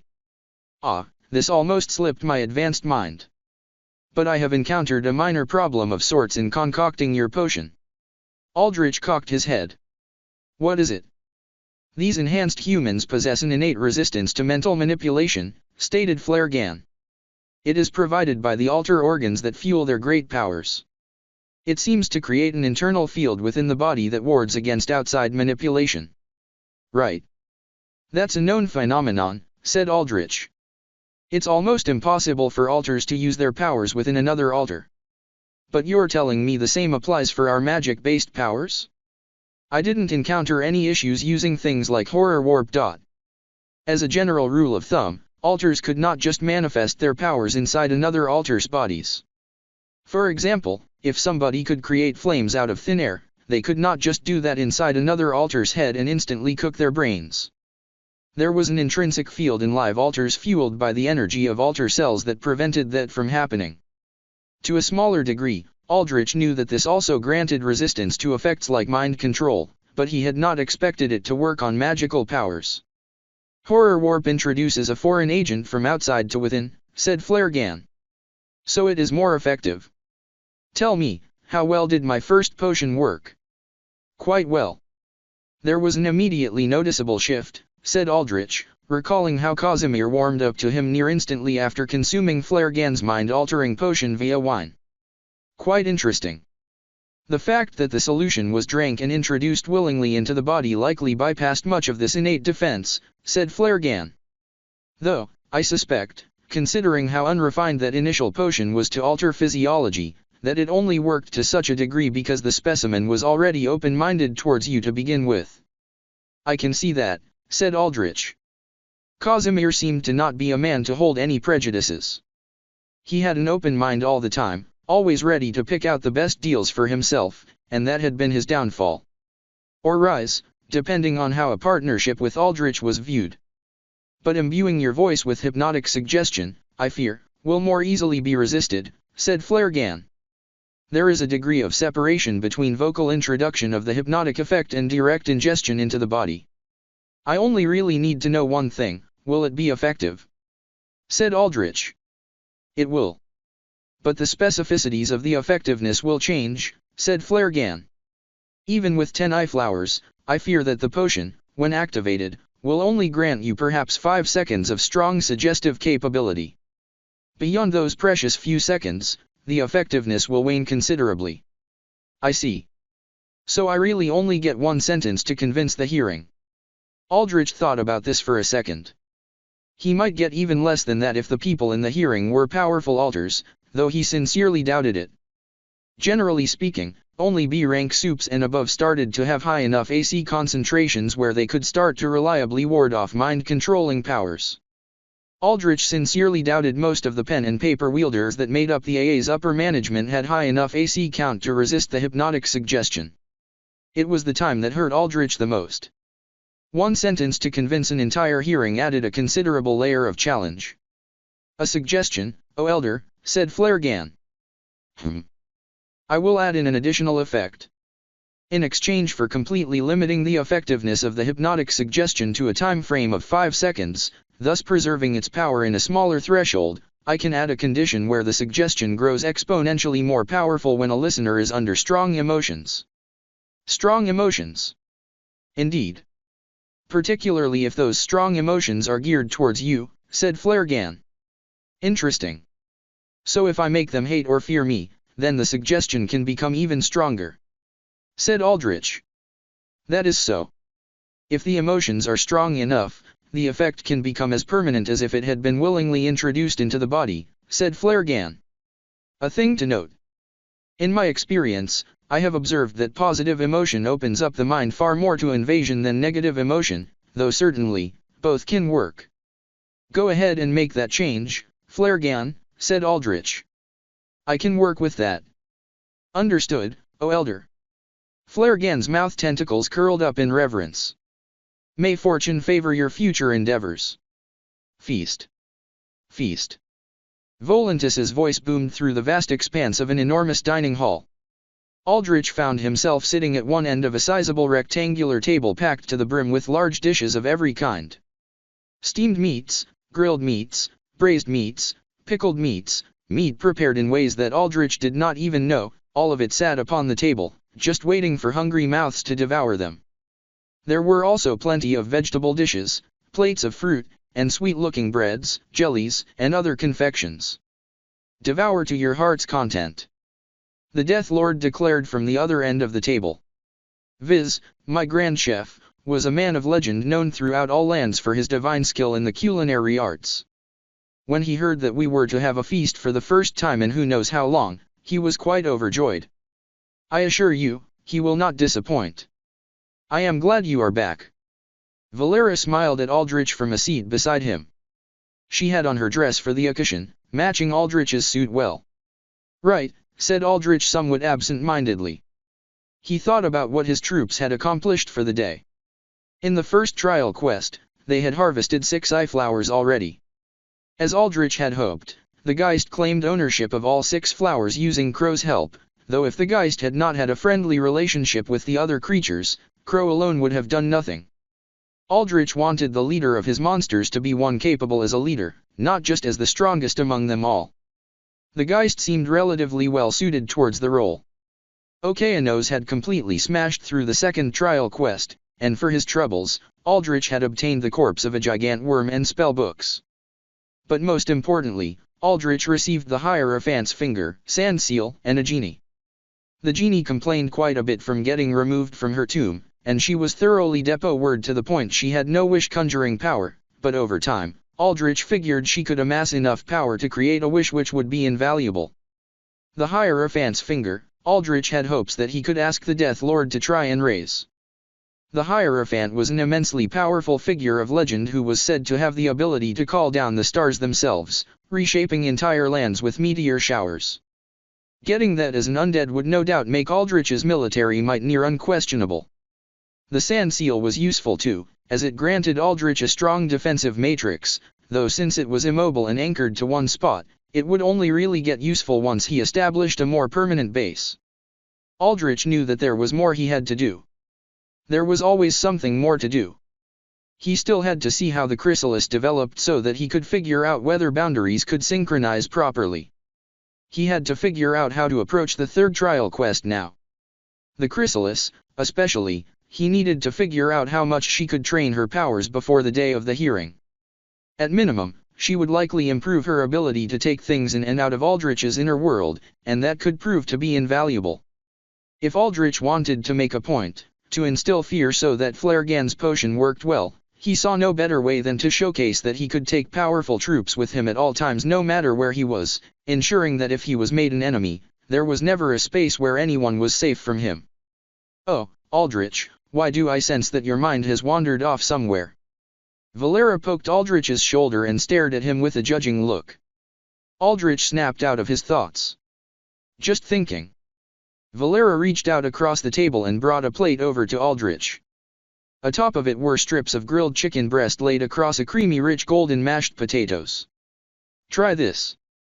It is griffin meat, and I hear that griffin meat can make you faster and stronger," said Valera. "Thanks." Aldrich looked over to Valera's side of the table. She did not have a plate in front of her. Just a large glass of blood-red liquid. "You're not eating anything." "I prefer blood," said Valera. "As would most vampires. Thankfully, it seems this place is quite considerate of my kind." She swished the blood in her cup around in small, controlled circles with ladle-like elegance before she sipped it. "It is quite fresh, extracted live. Not from no mere livestock either. From the blood of thinking creatures. Not quite human. The blood profile is rather sweet, indicating that it was extracted from one experiencing pleasure and bliss. Quite nice. Sweet blood is my favorite." Valera held out her cup to Aldrich. "Would you like some?" "Not quite my thing," said Aldrich. "Oh, I see. Which is to say, I do appreciate the offer dash.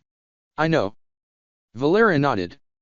"I simply want to get to know what you like and you do not like. The simple things. Not your favorite battle stratagem but your favorite foods and drinks and colors. Things we should know in our relationship." "You're right." Aldrich nodded back, filing down in his mind that if he was going to be in a proper relationship with Valera, he needed to connect with her on the small stuff too. Or, at the very least, he needed to try. "So, then began Aldrich before he was cut off. "Ha. Are we drinking already?" boomed Volantis. He did not sit anywhere but walked around with gusto, grabbing entire plates of food and shoveling them into his face. His helm face split down the middle and opened up, forming into what was basically a garbage disposal chute where he consumed anything he could get his hands on. "At least there is one good thing about this body of steel, I can no longer grow full." "Don't get ahead of yourself, you armored whelp. These old bones can keep up with you aplenty." A large horned skeleton shouted with equal might. He stood right beside Volantis, standing shoulder to shoulder with the tall armor. The skeleton reached out and also shoveled plates of food into itself. Instead of spilling out everywhere through gaps in the bone, Aldrich saw that the food instead fed into a fire that seemed to rage within the skeleton that acted like a stomach, burning everything up that the undead ate. "Leos, before my return, I had no interest in feasts. But now, I shall show you who can truly devour the most," said Volantis as he crammed in an entire roasted bird. "All of you are weak." Okeanos stood with them, devouring dishes at hyperspeed. When he spoke, his words were a little garbled from eating while he was full. Those three were in their own little world of competitive eating that Aldrich had no intention of joining. He did like to see his units were happy, though. He would have liked the units in his first trial quest such as the Geist to enjoy this as well, but they insisted on continuing to search for flowers. "It is all so interesting." Valera looked upon the scene before her with a cocked head and a smile. "To think that we once fought against this tower, all these undead. I like to think they are more like us than the mortals we ended up defending for the sake of the realm. Isn't that right?" The Death Lord manifested on Aldrich's other side in a cloud of purple mist. She put a hand on Aldrich's shoulder. How is it, usurper? Is everything to your liking? Perhaps there is still potential for us to be enemies. Valera eyed the Death Lord's hand on Aldrich's shoulder. Come now, little lady, loosen up, said the Death Lord. Were I not the one pushing for you and the usurper's happiness, do you think you would even be where you are now? With that silly oath of celibacy of yours and your master too busy with himself to ever think of love? Humph. The Death Lord crossed her arms and turned up her face. You should be showing me gratitude. I suppose you do have a point. Valera sighed. Where is the chrysalis? Said Aldrich. Perhaps it is time you named her something other than chrysalis, said the Death Lord. It is only natural for those born to desire a unique name. But to answer your question, she is resting in Medula's study. She has tired herself out quite a bit training her powers, and I did not feel like the din of this feast a good place for her to rest. That was my 16th plate, roared Volantis. He slammed his fist against the magic-reinforced table. Another. A skeletal waiter quickly rushed to Volantis's side with a plate in hand that quickly got devoured. Don't get cocky, boy. The large flaming skeleton took 2 plates and directly shoved them into the flaming pit under its ribcage, incinerating both food and plate in one instant. Too slow, complained Okeanos as he waved more skeletal waiters towards him. Bring me more food. For master's sake, I cannot lose. Not to a bag of bones. Who are you calling a bag of bones, huh, fish boy? Said Leos as he chomped down on a slab of seared meat. I can see what you mean. Her ears would have gone deaf by now. Aldrich eyed the flaming skeleton. That was Leos, the second of the Death Guard. He was an ancient warrior from a civilization that far predated any that the player character interacted with in Elden World, belonging to the same civilization that the Hierophant did. In life, Leos had been a revered general. In death, he was the High Commander of the Death Lord's many troops. Where Rella, the first Death Guard, was a one-man army on her own, Leos let the Death Lord's armies fight to their full potential. Though deadly serious in battle, it seemed Leos could let go and indulge himself when he wanted to. In any case, even if Leos, Volantis, and Okeanos were quiet, there was still a large din from other tables in the enormous dining room where the Death Lord's knights conversed and ate. Even her 5 blacksmith giants were also present, picking away at a veritable mountain of meat. Notably, Wei Qi and Medula were absent, but they did not seem like the type to come to these kinds of events anyway. But I must say, said the Death Lord, your little aspect is quite special in her talents and training. What's the progress on that like? And what about the training you proposed for her? You are not planning anything strange, are you? Valera looked at the Death Lord suspiciously. Ha, who do you think I am? The Death Lord wagged a finger. No, I have thoroughly analyzed your little one and found great insight as to how to train her. The key is synchronization. Synchronization? Aldrich asked. Indeed. In reading the little one's soul, I have found it exceptionally close to yours. You two are essentially 2 sides of a single coin. There is a magic called synchronization that allows different individuals to bind to each other, sharing some parts of their powers. The greater the compatibility between souls, the higher the rate of synchronization. I have no doubt your souls are more than similar enough to synchronize. What she currently lacks for you is combat experience and mana pool. As a child, she lacks the mana pool to sustain her side of the boundary properly. And in battle, it is unsure whether she can handle the stress of a fight to reliably use her abilities. Synchronizing, however, allows you to draw on her power according to your own terms. It removes the decision-making from her. Simply put, you basically obtain her powers as your own. You decide how to cast and use them. You fuel them with your own mana pool, albeit at elevated cost. This is the fastest way to have her powers, your boundary powers, combat ready for you. I see. Aldrich pondered the Death Lord's statement for a bit. When you mean the fastest way to have her be battle ready, do you also mean the most optimal for her? What do you mean by optimal? Said the Death Lord. I would rather not put a child through a harmful process. Indeed, chimed in Valera. The young can learn through trials of fire and hardship, but that learning damages them just as much as it forces them to grow. I know this well. You mean that is how your young learn? The Death Lord crossed her arms and turned up her face in haughty display. Humph. I simply do not understand the frailty of young among your kind. When I was born, hatched into a cold, empty cave, I had nothing and nobody. I survived on my own merit and strength.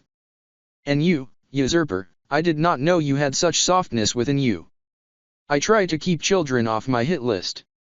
Aldrich noted he used the word try. Subconsciously, he understood that he was willing to go that far if he absolutely had to. Goodness, what do you think you two believe I am planning? To torture the little one? No, I know quite well how to care for them, said the Death Lord. Both Aldrich and Valera stared at the Death Lord with visible disbelief. The Death Lord looked between them and got defensive. Well, all right, perhaps I am not entirely sure how the young of your kind are reared, but that is why I approached you with this topic. For your review. Aldrich sighed. All right, so how does this synchronization work? It is quite simple, said the Death Lord. I enact the ritual, binding your souls together. However, at first, this binding is but temporary. A trial phase, if you will. During this time, you two must actively work to strengthen the bond between yourselves. This is the most crucial aspect of this ritual. Even similar souls cannot bind with each other if they do not share experiences and understandings with the other. At the end of this trial phase, I will determine whether your bond is strong enough, and if so, forge it permanently in place. This will link both of you together at the spiritual level, allowing you to access her power on your own terms. Think of it like you being able to borrow the spells and powers she knows and amplify them with your own strength. What risks does this come with? Asked Aldrich. You will both be alerted to each other's emotions to a heightened level, said the Death Lord. Over time, you will also begin to see each other's memories, most likely in your dreams, though I suppose considering how young the little one is, she will be seeing your memories more than you hers. Aldrich crossed his arms. Concerning. My headspace isn't great. Not a place for someone like her to be. The process will be gradual. The dream's hazy at first. She will have time to acclimate, explained the Death Lord. I have heard tell of this ritual before, said Valera. From my time as a wandering exile. I faced a great assassin sent after me whose magics and weapons manifested not from himself, but from his twin sheltered far, far away. The twinned hunters of Astralis, the Phantom Kingdom, nodded the Death Lord. A troublesome bunch. They tend to birth twins with opposite aspects. One strongly rooted in the physical with powerful bodies. The other anchored to the spiritual with fragile forms but incredible mystical affinity. Together, when soul-bound, the spiritually aligned twin remotely strengthens their more combat-capable twin with enhancing spells or construct weapons, creating potent fighters that are both skilled warriors and skilled mages. The twin liches that rebelled against me hailed from that same kingdom. When I laid the assassin low after a battle that cost both an arm and leg, he begged me to spare his life, for he said if he was to fall, his dear twin sister would fall as well, said Valera. I still ended his life, but I wonder if that is a weakness. It is, said the Death Lord. If one bound falls, the other does also. In a similar fashion, the higher the rate of synchronization you are capable of sustaining, the more powers of the bound you may receive. However, this comes in exchange with greater transferal of undesirable sensations such as pain. At the highest rate of synchronicity, you may even transfer over physical wounds. That's quite the risk, said Aldrich. I don't think the chrysalis would want to willingly subject herself to that kind of stress and potential pain. You may be surprised. Her soul is warmer than yours, but it is still modeled after you. And look at you now. You are strong. Your mind, especially. I know you say you would not put a child in harm's way, but if it was the only option presented to you, you would do it, would you not? The Death Lord narrowed her eyes, gazing at Aldrich intently. I do what I have to do. And I haven't had to do anything like that yet. There are some that cannot make that decision no matter what. I have seen countless of them in my conquests. The Death Lord nodded at Aldrich. You are not one of them. You know that you achieve what you desire, you must be willing to sacrifice. One of the reasons why I like you. You remind me greatly of myself. Regardless, that isn't what we're discussing now, are we? If this is something that will hurt the chrysalis, I don't think it's prudent to force on her. It may drive her away from me, said Aldrich. And once you drive a young one away with harshness, it is tremendously difficult to ever bring them back, said Valera, no doubt remembering her own experience in basically raising the princess she had guarded. The little one is stronger than you think. Just as you, usurper, have suffered great hardship and grow strong from it, she too can do the same, countered the Death Lord. The whole point of me fighting is so that people like her won't have to make the same sacrifices I had to, said Aldrich. He paused. If he was an ordinary hero, he would have left it at that. But he was not. But if this is the only way, I'll try to make it work. A noble ideal, but indeed, this is the only way, said the Death Lord. Elsewise you must wait for the chrysalis to grow mentally and physically until she can handle her powers herself. That may take time on the scale of years. I do not know exactly how fast she matures, but you are in a tense situation where you need as much power as you can use now. And believe me, if you are able to tap into the little one's enormous potential, to her affinity to space itself, you will find yourself blessed with incredible powers. The Death Lord paused for a moment. Her expression softened. Her usual cocky and proud smile disappeared into something understanding. The same expression she had used when she comforted Aldrich after he made peace with Adam and Elaine. I understand that ideal of yours. And I was not being mocking when I stated it was noble. There is a merit in striving for a world of order where suffering does not befall those who do not deserve it. Such as children with no blood on their hands, no idea of the world around them that may force terror and war and plague upon them. But ideals are nothing but faraway dreams unless you have the power to force them into reality. The chrysalis is a child, yes, but she is also a vast well of power. If you synchronize with her, you can take her power and make it your own. It is also the key to start developing your boundary properly. Her power is one you cannot let go. Not now, when you are surrounded by hostile powers, not when you need all the power you can lay your hands upon. Aldrich leaned back in his chair. He was confident about his position in the world and that he could survive and get stronger, but he also knew he was not a top dog yet. Gerard did have a point. Compared to the strongest sentinels, powerhouses like Emperor who arguably held the title for the strongest super in the entire world, Aldrich fell a whole league short. He compensated with the unique nature of his powers being able to summon undead armies, but that alone, though it commanded a great deal of respect and wariness, did not put him at the top of the top just yet. You do have a good point. What exactly does strengthening the synchronization bond look like? The Death Lord smiled. Quite simple. You spend time with her. You come to know her. You grow closer with each other.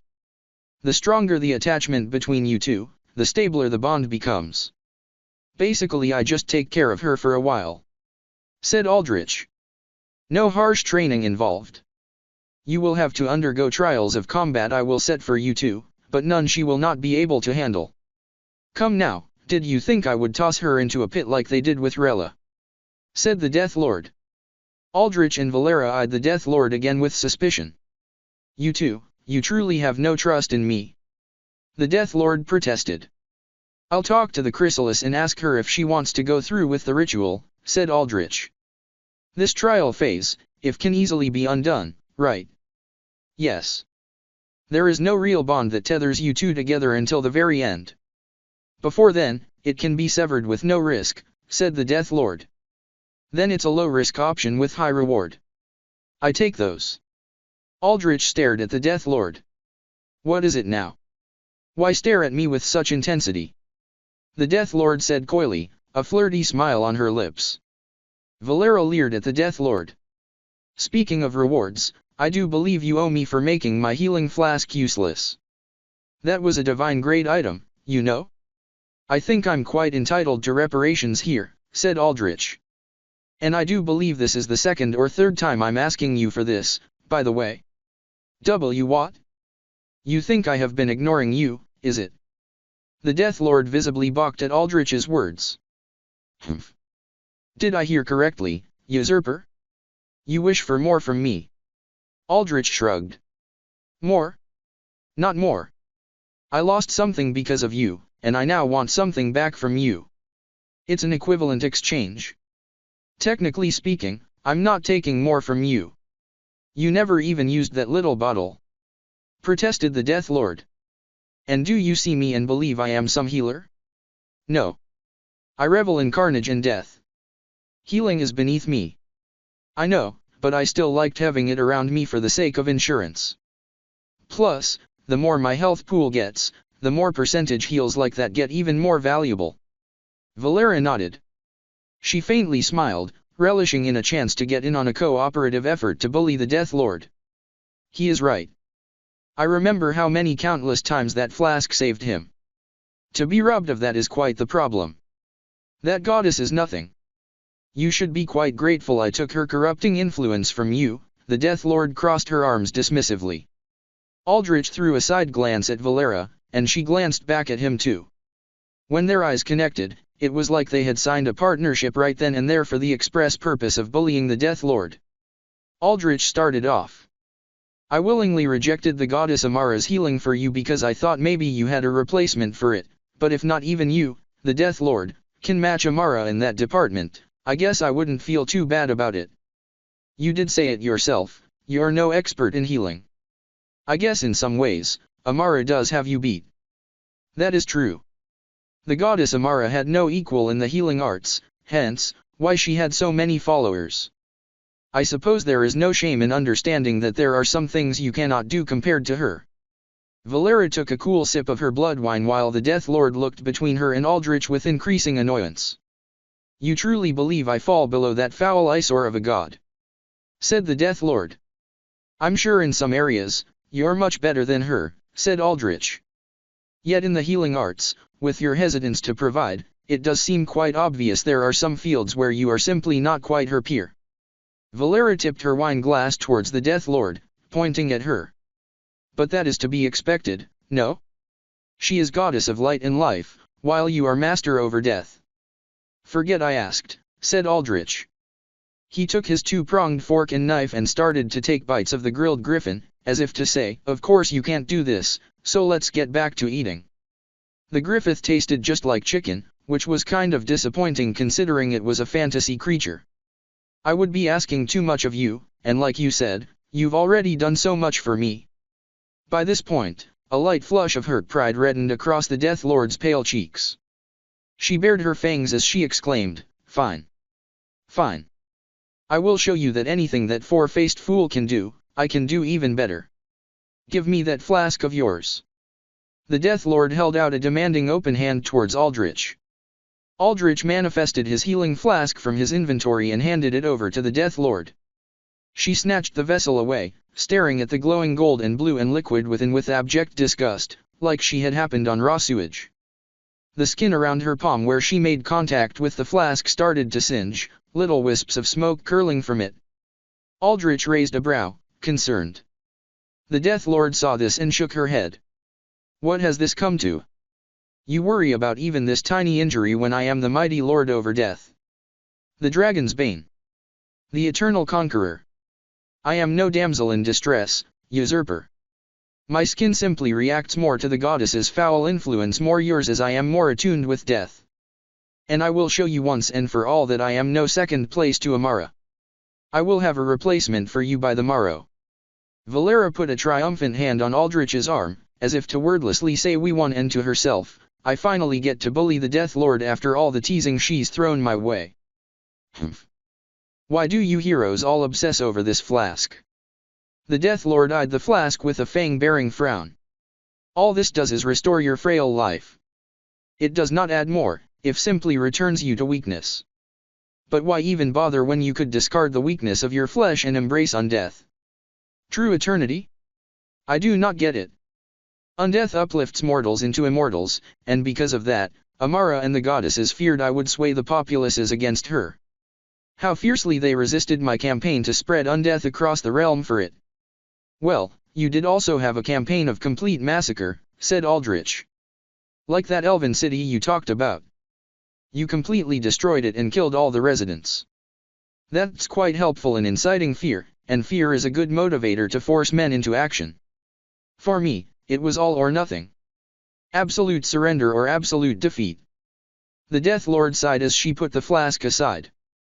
I gave chances for all settlements, towns, cities, fortresses, and the like that I bore down upon to surrender, and I made it quite clear that refusal meant accepting permanent death.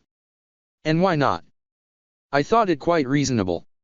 Even in the case that I moved my power and forces in to annihilate those that resisted me, I made sure to grant all as quick and painless a death as possible. My undead armies respect the sanctity of a pure death. We hold not the base desires of cruelty that force mortal or demonic armies into committing atrocities, torturing and taking and defiling in victory. No, we promise to spread the cold embrace of death with as much purity as possible. No torture. No defilement of bodies. No breaking of minds. Simply death. I had thought that quite honorable, but none of the mortals seemed to agree with me. That made your armies ever the more terrifying, said Valera. It was said that your undead legions knew nothing of negotiation. They knew no emotion, no fear, no anger, simply an unextinguishable drive to kill any and all. I understand your point. Mortal armies and forces commit countless atrocities when they are able to. I have seen it with my very own eyes. But there is something about an army that has no face, no emotion, and a pure drive to spread death that makes it even more sinister than even the most brutal of mortal armies. The Death Lord sighed. I simply do not understand mortal lives. Perhaps because I was already a mortal dragon beforehand. Regardless, the Death Lord smiled again. This is no time to be reminiscing of a past of failed conquests and mortal idiocy. It is a time of feasting. The Death Lord stood up and clapped her hands. Bring forth the drink. This feast is held in celebration of the usurper, and yet, why does he have no cup? Yes. Boomed Volantis as he slammed down a huge mug, shaking the table and spilling some green-colored liquid. What is the point of this feast if the war leader does not drink? How can you show me your worth? I thought I already did that by fighting you, began Aldrich. No, no, no. Volantis exclaimed. Worthiness in battle and worthiness in the feast are two entirely different things. Why do you think I battle Leos with such fierce will now? Leos the burning skeleton raised his mug of green-colored alcohol. Yes, he is right. I have never heard of a leader that could not outdrink his subordinates. Come, usurper, show me your worth. If I am ever to serve you one day, I must do so knowing it shall be under the right man. I drink too. No matter what, I beat you too. Okeanos also raised a mug. What? Aldrich watched as large skeletons brought over a giant mug to Aldrich as well, topping it off with green liquid from a barrel. The liquid teetered over the edge of the cup, threatening to spill. Is there even a point to this? Undead have poison resistance. You think I do not know that? The Death Lord said. This is special alcohol that bypasses your resistances. Toxic to the normal mortal, but for us undead, quite the popular delicacy as it allows us to relieve drinking days. Sounds like something an alcoholic would say. Aldrich looked at Volantis, Leos, and Okeanos drinking and thought maybe he had stumbled on a group of alcoholics. Immortal undead living armor, burning skeleton, and city-destroying variant, yes, but still alcoholic nonetheless. Come now, drink up. The Death Lord pushed the mug to Aldrich. She stared at Aldrich's serious expression. It is for one night. Take the time to ease up and bond with your troops. Look, even your guardian knight, so pure of a maiden she is, indulges herself in wine. I will make sure if anything goes awry, if you ever need waking, to heal any intoxication from you. Aldrich sighed. Fine. Aldrich took a tentative sip from the alcohol in front of him. The fact that it glowed what looked to be a suspiciously radioactive green did nothing at all to whet his appetite, but if it meant boosting his standing with his units, then so be it. The taste was bitter, far more bitter than the cool light that the Blackwater students loved to down. It was also strangely cold, not just in a refreshing way, but in a slightly numbing way. A tiny sip like that? From my war leader no less? How could this be? Volantis shouted in despair to the heavens. Do not insult our master like that. He is finding out whether it is even worthy for his tastes, said Okeanos. He was starting to get a little shaky. Seemed that in terms of sheer tolerance, he stood below the likes of Volantis and Leos. Whether that was because Okeanos still had flesh and shell and blood while Volantis and Leos were a living set of armor and a pile of bones was up for debate. Ha, I knew the usurper was but a mere boy. Leos shook his flaming skull of a head. You would insult the one I chose as my own usurper, Leos. The Death Lord leered at the skeleton. You will find yourself sorely mistaken. I know that my usurper has what it takes to be lord over death. Being Death Lord means crippling alcoholism, thought Aldrich. Do not pressure him, said Valera. This way of drinking is quite inelegant. She swirled her wine glass of blood around with smooth, controlled motions. Drink is meant to be savored, not downed like water after a long march. You vampires do have an obsessive wine culture. And a flair for the elegant, said the Death Lord. And such pride, too. There was a reason I could never get your kind to join me. She cocked her head at Aldrich. How did you manage to tame this one, I wonder?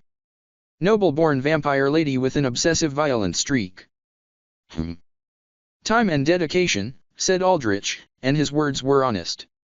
He was still speaking in game terms, but it was true. Valera's tie with him was high because he had spent hours and hours of time trying to unlock the highest level of bond with her, and she was perhaps one of the most difficult companion characters to do that with.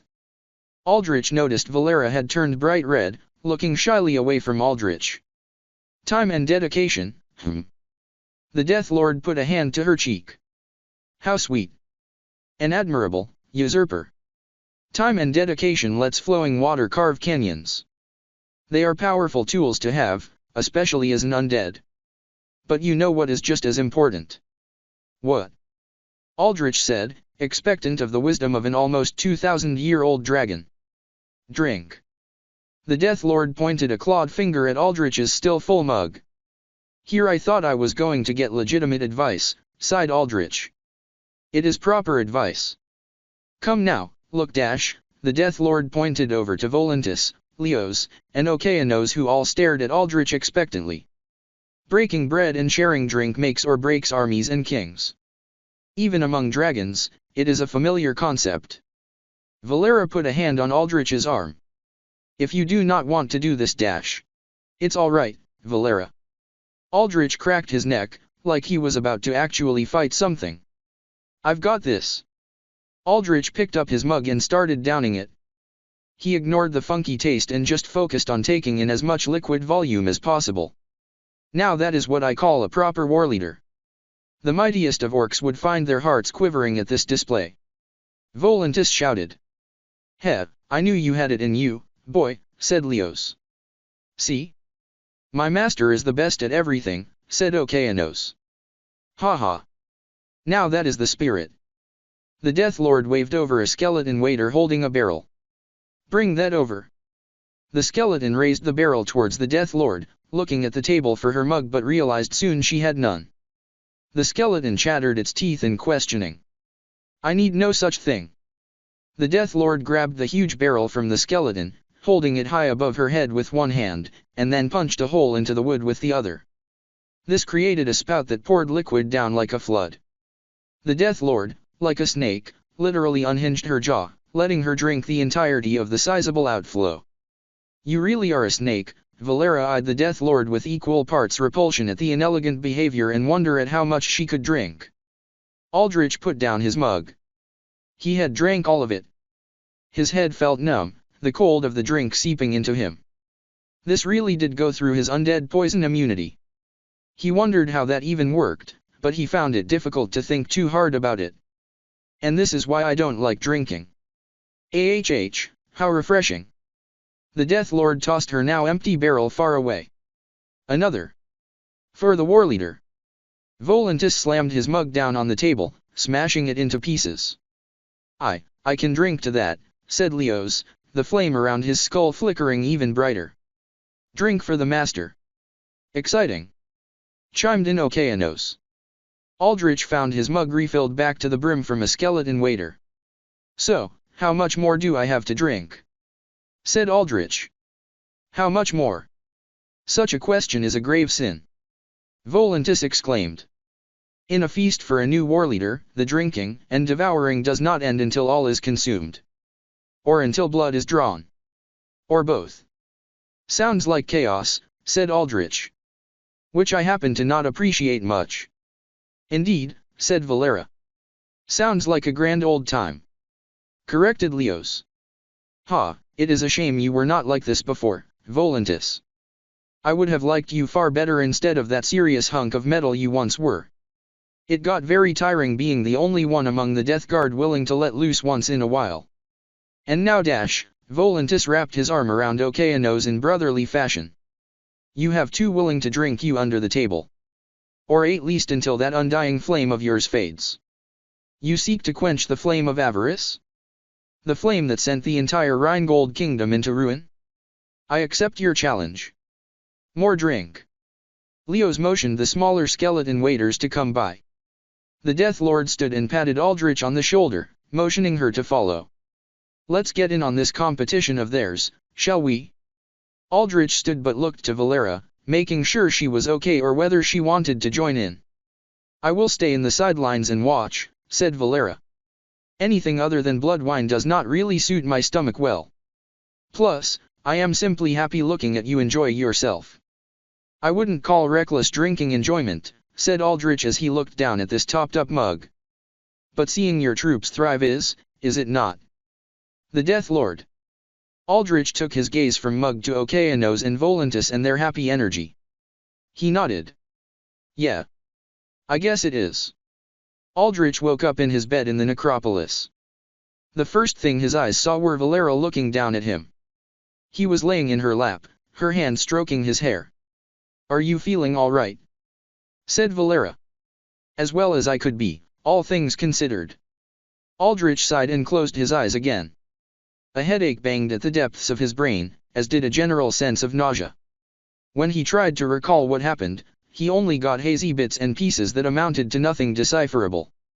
I thought the Death Lord said she was going to stop me from getting to this point. What happened? When she drank that entire barrel, I suspected she would not make good on those words. Even if she is a dragon, I assume someone like her would have made sure her drink had the ability to knock her out. Valera sighed. Yeah, you do have a point. Aldrich laid there for a moment, not thinking of anything, just collecting himself. It felt nice lying there with a caring hand comforting him, but he could not stay like that forever. Aldrich raised himself up, putting a hand to his head. So what did happen? Chaos, as you predicted, said Valera. Okeanos was the first to fall, falling unconscious. Then Leos, his flame dimming as he too fell victim to drink.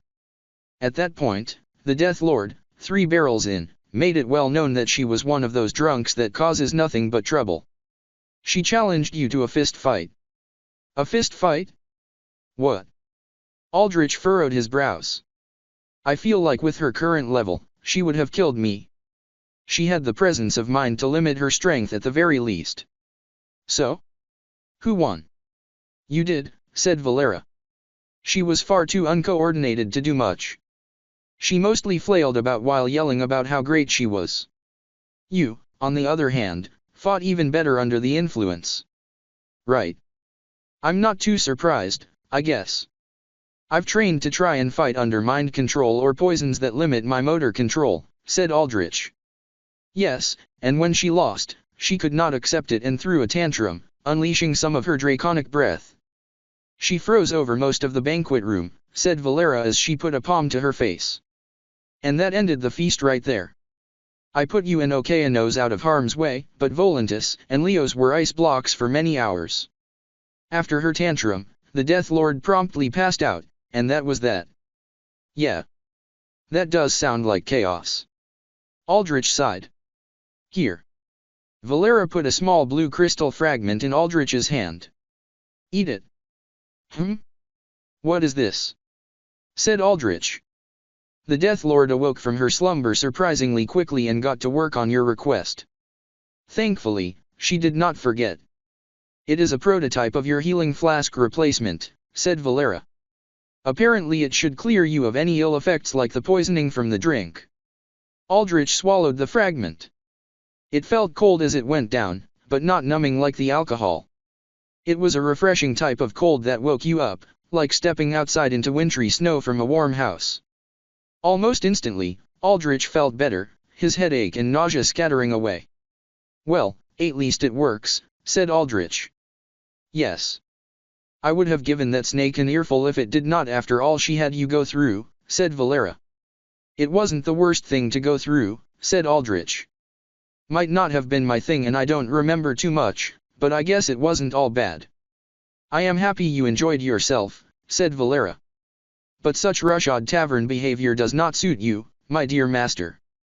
Drinking and roaring and fighting like that, it reminds me of my time in the Midnight Order. There were nothing but armored up oafs getting sloppy with drink and wanting my affection." Valera clasped her hands together, remembering a fond memory. "If there is ever a way to return to Elduin, I would love to show you to a proper night dance where vampires like myself drink and dance and laugh. With elegance, of course. Now you sound just like Kairos." "I suppose I do. I cannot help it. I made many happy memories during my time in the vampiric court, even if in the end, they ended up exiling me. For a time, I hated anything to do with elegance, but in time, I came to yearn for the parts of my home and people that made my childhood enjoyable," said Valera. "One day, I'll try and find a way back. I want to experience that world too. With my own two eyes and hands," said Aldrich. "Another time." Valera smiled. "We already have this world to conquer, don't we?" "True. And we've got a lot on our plate."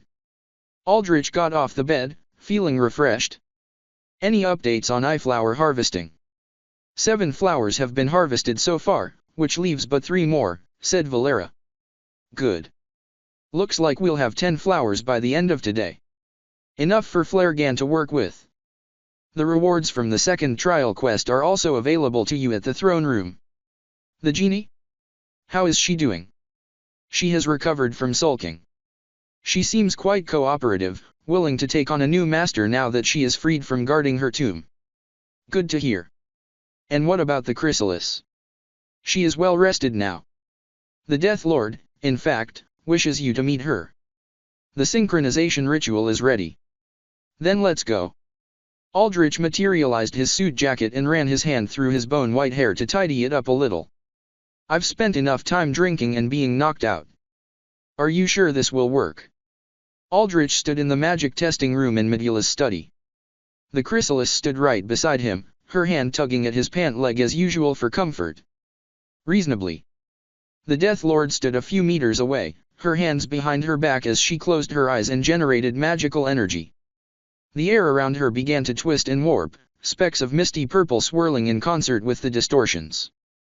The Death Lord was channeling the ritual of synchronicity to aid the bond between Aldrich and the chrysalis so that he could access her powers. For that, both he and the chrysalis had to be present here. The fact that the Death Lord had chosen this room, what was effectively a blast zone for experimenting unstable spells liable to blow up, did not give him that much confidence, so he had brought Valera along as well to protect him. "Teacher, will I be okay?" The chrysalis spoke to Medula. The lanky demoness stood at the end of the room, watching a hovering series of stone panels in front of her to read the magic in the room, specifically around the Death Lord. "I do not see a high probability of your demise." What? The words were big, but that doesn't sound good. The chrysalis looked up at Aldrich. "Do not worry, child." Valera stood in front of both Aldrich and the chrysalis. She had her shield readied in her arm. "If this snake causes chaos yet again, I am ready to shut it down. Such a lack of trust. You vampire lot, so tiresome." The Death Lord sighed. She inhaled, her chest rising, then exhaled. With her breath unraveling, the magic around her surged to incredible levels. Aldrich knew that this room was made of stone that absorbed magic, making it a good testing ground for unstable reactions, but even with every inch of the ground, ceiling, and walls sucking in the Death Lord's magical aura, the room still shook and rattled. "Maybe this wasn't the greatest idea," said Aldrich. "Not after what I heard you did yesterday night." The Death Lord blushed and looked away with her eyes closed. Her surging magical aura chaotically flared a bit, managing to crack even the magic-absorbing ground. That was a mistake. We all make them, even great ones like myself. The chrysalis shrunk back in fear at the splitting ground. Focus on your magic, you snake, complained Valera. Fine, fine. I am almost done anyway. The Death Lord's energy rocketed in one extreme moment, lighting up the room brightly before it all faded away as soon as it had risen up. This left the ground beneath her cracked and smoking and the chrysalis cowering behind Aldrich's leg. There. All done. The Death Lord removed her hands from her back. A pale blue bracelet hung from each hand, shining with a faint glow reminiscent of the blues that Wei Qi conjured with her spirit-calling magics. That's it. Valera sighed as she peeked out beneath her shield. Bracelets. That's what I was about to say, said Aldrich. Wow, pretty. The chrysalis hopped in front of the shield and pointed at the bracelets. I want one. Ask, and you shall receive, little one.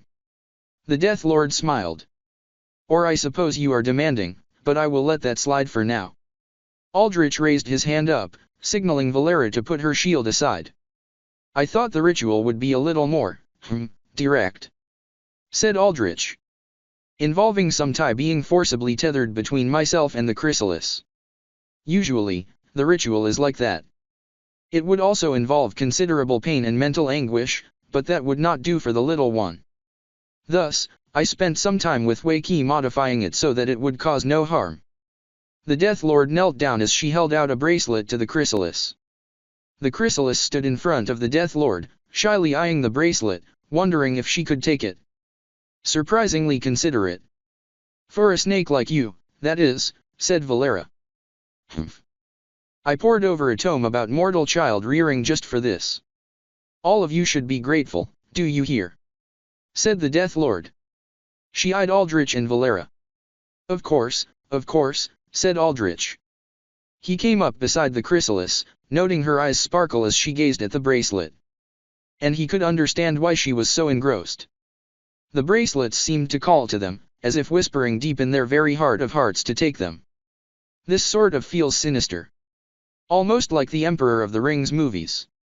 What now? Said the Death Lord. Nothing. You're sure this has no ill effects, right? Said Aldrich. Indeed. By placing the link between you and the rings, I take out the painful process of imbuing them in your souls. The actual process of growing your bond to draw your souls closer is painless. It is supposed to be pleasant, actually, for two souls growing close together is always a warm event.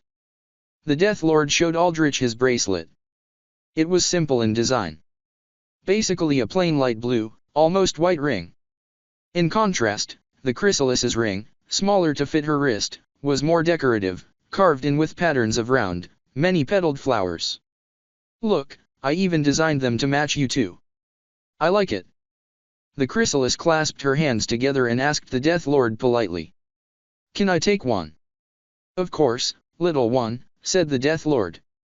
The chrysalis now looked up to Aldrich. Can I? Aldrich paused for a moment, then decided to go for it. Go ahead. I won't take one unless you take one. So we can match, said the chrysalis. Aldrich nodded. All right then. Both Aldrich and the chrysalis took their respective bands, and when they wrapped around their wrists, they felt an immediate sensation of a frosty chill running through their minds, waking up their senses with a shudder. For a few moments, Aldrich felt his senses heighten, his ears ringing and his vision sharpening and blurring in irregular waves. He realized it was because he was linking with the chrysalis's senses on top of his own, enhancing his to some degree. But if it was like this for Aldrich, then how was it like for the chrysalis? He looked down to see the chrysalis breathing heavily, her hands on her head. Are you okay? Aldrich immediately knelt down, putting a hand on her little shoulder in concern. The chrysalis's pure white, blank pupils dilated. Her breathing slowed down to a crawl, and her shudders faded into a concerning stillness. Right, I did forget that perhaps there may be difficulties in the little one adjusting compared to you, said the Death Lord. She scratched her head. I forgot that you mortal little ones are exceptionally fragile. How do you keep forgetting this simple fact? I thought you read a tome on child rearing. said Valera. The Death Lord sighed and shrugged. My own upbringing is too ingrained in my head. My first kill was within 10 seconds of me leaving my egg, you know. I'm fine. The chrysalis raised her tiny arms in the air triumphantly. I'm strong, no worries. And I can see much better. Hear so much more. Marvelous, the Death Lord remarked, wonder in her eyes. She directed her eye to the chrysalis. She can adapt so very quickly. I do not think either of you should worry much about her. She is strong. And as Medula has said, she has potential. I'm strong. The chrysalis exclaimed with glee. How much of a buff does she get with shared stats and senses? Said Aldrich. On my end, I barely notice anything. Maybe that's because the scales are more tipped towards me. That factors in somewhat, but mostly, it is because you two have not had time to develop your syncretic bond, said the Death Lord. The more the bond develops, the greater the shared essence between you two. As of now, I doubt she has developed much more than heightened senses and strength. Enhanced to a far greater extent than what you received from her, of course, but not anything exceptional either. I see, said Aldrich. He looked down to the chrysalis. She smiled up at him and asked while tugging at his pant leg, am I strong? You will be. Aldrich patted her snowy head of hair. He asked the Death Lord, how do you recommend I boost our bond together? How long will this take? There is no secret method to unravel all. The Death Lord shrugged. You simply must spend time with her. Time that will bring her close to you. If you focus on her, you may become close enough that I can finalize and lock in the ritual fully in 3 to 5 days with how compatible your souls should already be. It takes the average mortal, even if they are a twin, a year to establish a strong syncretic bond. That it takes mere days for you two is a testament to how similar your souls already are. We're the same. The chrysalis put her hands atop her head, resting them against Aldrich's. I guess so, said Aldrich. It is still almost unbelievable, remarked Valera. She seems so different from you. So very innocent and wonderfully adorable. Everyone was a child once, said Aldrich. He looked into the chrysalis's wide, curious, happy eyes, and he felt a twinge of pain deep down, as if digging up a pained old memory. With wide eyes and big dreams. Valera sensed Aldrich's emotions and comforted him, putting a hand on his arm. It's all right, Aldrich nodded to Valera. Look at that, you two are making me jealous, said the Death Lord, miffed at the display of care and affection in front of her. She crossed her arms and turned up her face. Humph. Go on then. Bond with your little one. Do as you want. About what I was promised began Aldrich. Oh, that, groaned the Death Lord. You never let things go, do you? I am having a replacement for you. I shattered the flask to reforge it, but divine class artifacts are quite the struggle to work with. I will have a suitable replacement to you as soon as possible. Do note, though, that the item will have restorative effects, but the way in which it manifests them may be considerably different than what the flask was capable of. Do you know how different? No, not yet. So do not pay it much mind. I'll be expecting great things. Especially from a great person like you. Humph. You will not be disappointed. The Death Lord still maintained her haughty, crossed arms posture, but she smiled, happy to have her greatness recognized. Right then, bonding time. Aldrich looked to the chrysalis. What do you want to do? I don't like it here, said the chrysalis. I want to explore. Outside.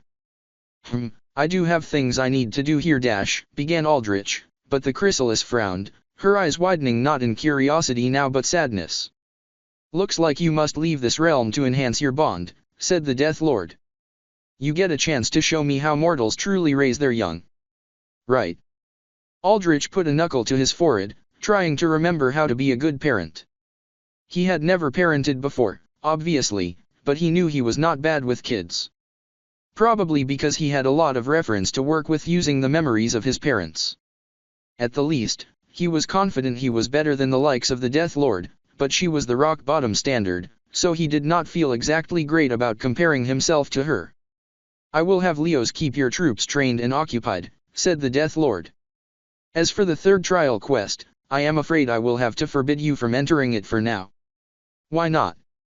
Said Aldrich. I told you that the process of synchronizing is pleasant, but to finalize the bond, to forge it into permanent place, requires a time of tremendous challenge. I have determined that time will be the third trial quest. I also require time for Medulla to perform some experimentation upon it, as she is curious about where demonkind has gone following the end of our home realm. Understood. I guess I owe you that much for what you've done so far. Indeed. Now enjoy your leisure time. Leave this realm to me as you usually do when you leave. The Death Lord sighed. At this point, perhaps I should have myself and my guard all wear maid uniforms. That is what we feel like at some points. I'll pass, said Medulla, glancing at the Death Lord with a sharp red eye of protest. Plans to tempt my master even more, Snake? Said Valera. If my talk gets you all riled up like this, then maybe I will wear the uniform, the Death Lord smiled slyly. Explore time. Explore time. The chrysalis tugged at Aldrich's leg. Can you give me just a bit of time? Said Aldrich gently. We can explore right after. The chrysalis nodded. Okay. Aldrich spent the next half hour gathering all the rewards from the past day. He raised the Megaloptera head and kept it in the Nexus along with the rest of his monsters. From the second trial quest, he raised the Gigant Worm and left it in the quest realm to save space. He then put the spellbook and sand seal in his inventory. As for the Hierophant's finger, he transferred it over to one of the Death Lord's skeletal servants, requesting that she determine whether she could raise the Hierophant as an undead. Most likely, though, Aldrich did not expect the Death Lord to be capable of such a feat. The Hierophant was a mighty demigod, and enough divine blood prevented undeath from taking root. Not even the Death Lord could break this innate divine defense. Rella, a demigod, was not even undead. She served the Death Lord out of her own volition. In the case that the Death Lord could not raise the Hierophant, Aldrich would have to consider who to give the finger to. Upon consumption, the finger granted an undead some magic-related passives and spells. Fragments of the Hierophant's power. Supposedly, it was possible to revive the Hierophant if a player could retrieve all of his corpse parts. This included 6 fingers, 2 arms, 2 legs, a torso, and a head. Basically Exordia from a well-known children's card game that Aldrich used to play as a kid. Aldrich had never found all the parts no matter how hard he searched, so he figured it an impossibility even now, especially with the game realm gone. Aldrich touched base with the genie, who said she would take 800 years to generate another wish, at which point, Aldrich said she was useless. In response, the genie cried and sulked, making communication difficult.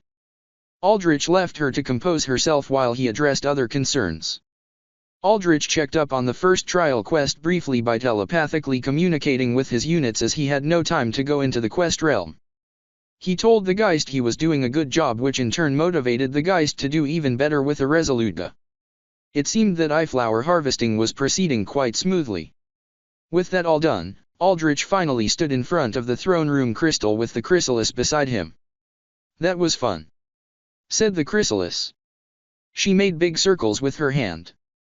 I saw a big worm. Big bug. And you'll get to see much more, too, once we head out, said Aldrich. Explore time, said the chrysalis. Are you sure you want me to come? Valera said from behind Aldrich. I can stay behind too. You will not need the snake to manage the troops, for I can do it better than she ever could. Aldrich sensed jealousy from Valera. Probably because she felt her job security as a commander threatened. He maneuvered to eliminate this. No, Valera, I need you with me, said Aldrich. If I'm going to be exploring, I want someone that can defend me. Someone strong. Someone that I trust. That's you. Plus, you can blend in with people and you don't show up on AC scans like me, so you're objectively the best choice. Only objectively? Asked Valera. And because I'd rather it was you than anyone else, said Aldrich. Now that is a good answer. Valera smiled. Then onwards we shall go, my master. I will defend you from all our enemies. and enjoy time with you as well. What a wonderful time we shall have. Aldrich manifested back in the dark depths of the crypt. There, he saw Wakey's clone of Volantis lying down, tossing a book up and down in the air to keep himself entertained. "Ah, it's you," said the clone. It lowered its voice when Aldrich put a finger over his mouth. "Apologies. I was simply getting bored down here. A mere spirit construct can feel such things." "Wakey truly is a master," remarked Valera. "Are you bored, mister?" The chrysalis hopped on over to Volantis. "If you want, you can come with us to explore." "No, he can't," said Aldrich firmly but gently. "He needs to stay here." "That, I do," said the construct with a sigh. Aldrich looked around. The construct had done a good job sending supplies packs up and down. Even eating the supplies. The books from the colonel were scattered about haphazardly. "Maybe reading will help," said Aldrich. "I cannot read this script," said the construct in despair. "Oh, right." Aldrich shrugged. There was not much else he could do to help. Not with 22 sitting atop the crypt, probably watching on high alert for any disturbance. "I can help." The chrysalis clapped her hands. A white portal emerged in front of her hands, and from it, a few volumes of graphic novels and manga from Aldrich's boundary popped out. "Those all have pictures. No need to read them." "You do have to read them to figure out the plot," thought Aldrich, but aside from that, there was a more pressing issue. "I don't want to leave traces of us behind." "But he's so bored," said the chrysalis. She looked up at Aldrich with wide eyes. "We can't help him." Aldrich sighed. "No. Sometimes, you can help others, sometimes, you can't. This is one of those times you can't." "I am fine," said the construct. "My existence is temporary as well. You need not worry about me. I thank you for your concern, however." "Okay," said the chrysalis. She reached down and tapped the books she spawned, materializing them back to the boundary. She stared at Aldrich with quizzical expression.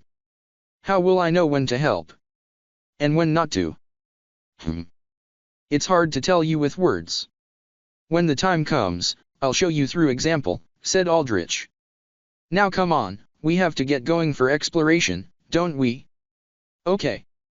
The chrysalis put her hand on Aldrich's and then disappeared, warping into the phylactery that she had made her home. "Valera." Aldrich held his hand out towards her. "To think I can take a look at your inner world. It is quite exciting." Valera grasped Aldrich's hand. The chrysalis used the power she could manage to draw Valera in. Aldrich noted that instead of dark tendrils sucking Valera in, she instead faded away into white particles, absorbing into Aldrich's chest.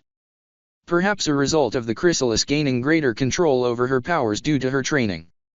Hopefully, when this synchronization period was over and Aldrich could use the chrysalis's magic with his own vastly greater mana pool, he could freely take large amounts of units in and out of himself.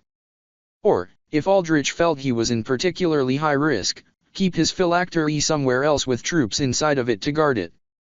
With that, Aldrich cast Mist Phase, warping out of the crypt with everyone he needed in tow. Aldrich warped to Flaregan's laboratory. "A pleasure to meet you again, O Elder," said Flaregan, nodding at Aldrich's materialization from mist. "Same here."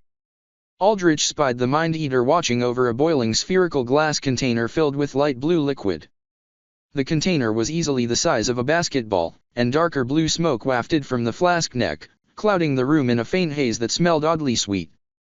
"The potion, I assume?" "Yes, though as of yet unrefined. I must incorporate the eye flowers before I can fully refine it. And, while you are here, one of your eyes, if you do not mind suffering the damage." Flaregan's tendril-like fingers stiffened into almost spike-like structures. "Or, if you would like, my mucous membrane can naturally dull pain and bleeding, allowing me to easily dissect live specimen. I can perform the extraction if you so desire." "No, I'll do it. Being undead does have its perks, after all." Aldrich gouged his own eye out with a casual motion. As an undead, he still felt sensations, but above a certain threshold, they were muted. Especially sensations like pain that could negatively impact him. He tossed the freshly plucked eyeball towards Flaregan. Flaregan grasped it in his slithering fingers. Many thanks, O Elder. This potion requires considerably more resources. I hope you will understand. I do. Aldrich's eye socket covered up with green mist, and when the mist faded away, his eye was completely regenerated. Your work hasn't disappointed so far. Which does remind me, you have the most magical potential out of all my legion so far. I have a finger of the Hierophant that I can potentially grant to you. It should considerably increase your strength. If Aldrich remembered correctly, the Hierophant's finger boosted a unit's levels in the same way that Dark Wisdom did. The lower their level, the greater the boost, with a cap at level 40. Flaregan should at the very least go from level 20 plus to level 30 plus, netting him a sizable boost in strength that kept him competitive with units like Merman and Crab. Not just that, though, but the finger boosted the magic that the unit already knew, granting them access to much stronger spells depending on what their magic specialization was. For example, Flaregan, who specialized as a pyromancer, would learn a host of new fire-based spells. He would probably even gain insight into additional alchemy skills and the like. Notably, however, it was useless for Aldrich because necromancy did not count as a type of magic that the finger boosted. Thus, in the game, the finger was meant to be given to a trusted magic specialized unit. In this case, Aldrich figured his would be Flaregan. Ah, the corpse parts of the great Hierophant, last heir to the Arcane Emperor's legacy. It is said that by devouring his parts, one obtains the infinite knowledge of the Emperor that shaped magic as we know it, said Flaregan. Knowledge is always the golden light I strive for. If you need not the finger for your own purposes, I would be honored to partake of it. I'd be hard-pressed to find anyone else to trust, said Aldrich. I am truly honored, O Elder, said Flaregan with a deep bow. He then reached into a cabinet and excitedly retrieved an iPhone. He tapped it, causing the screen to light up. And look at this, O Elder, I am beginning to understand and use the technology of the mortals in this realm use. The one you known as Casimir granted this to me, describing it as a personalized repository of infinite information. I must agree. It is a manner of contraption I could not have ever fathomed. It holds so many functions.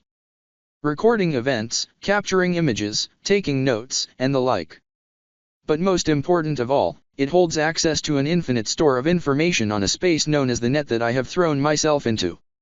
Truly, to think that the humans of this realm have managed to centralize all their accomplishments, all their thoughts and innovations, into one shared space, it does explain the frightening ubiquity and advancement of their technology. Magic, the study of the few, cannot compare to it. Just make sure you don't get sucked up in the net. It's easy to get lost in misinformation or what amounts to tons of garbage, said Aldrich. And wait, you said you take notes on it? Doesn't that mean you know the language? It is one of my arcane spells, yes, said Flaregan. One necessary as a scholar of the Citadel where peoples of every corner of the realm joined. You said you could record your spells into tomes, right? Try to make that one a priority, said Aldrich. The units from Elden World could speak English and other languages here, but they could not read anything, as evidenced by Volantis's construct.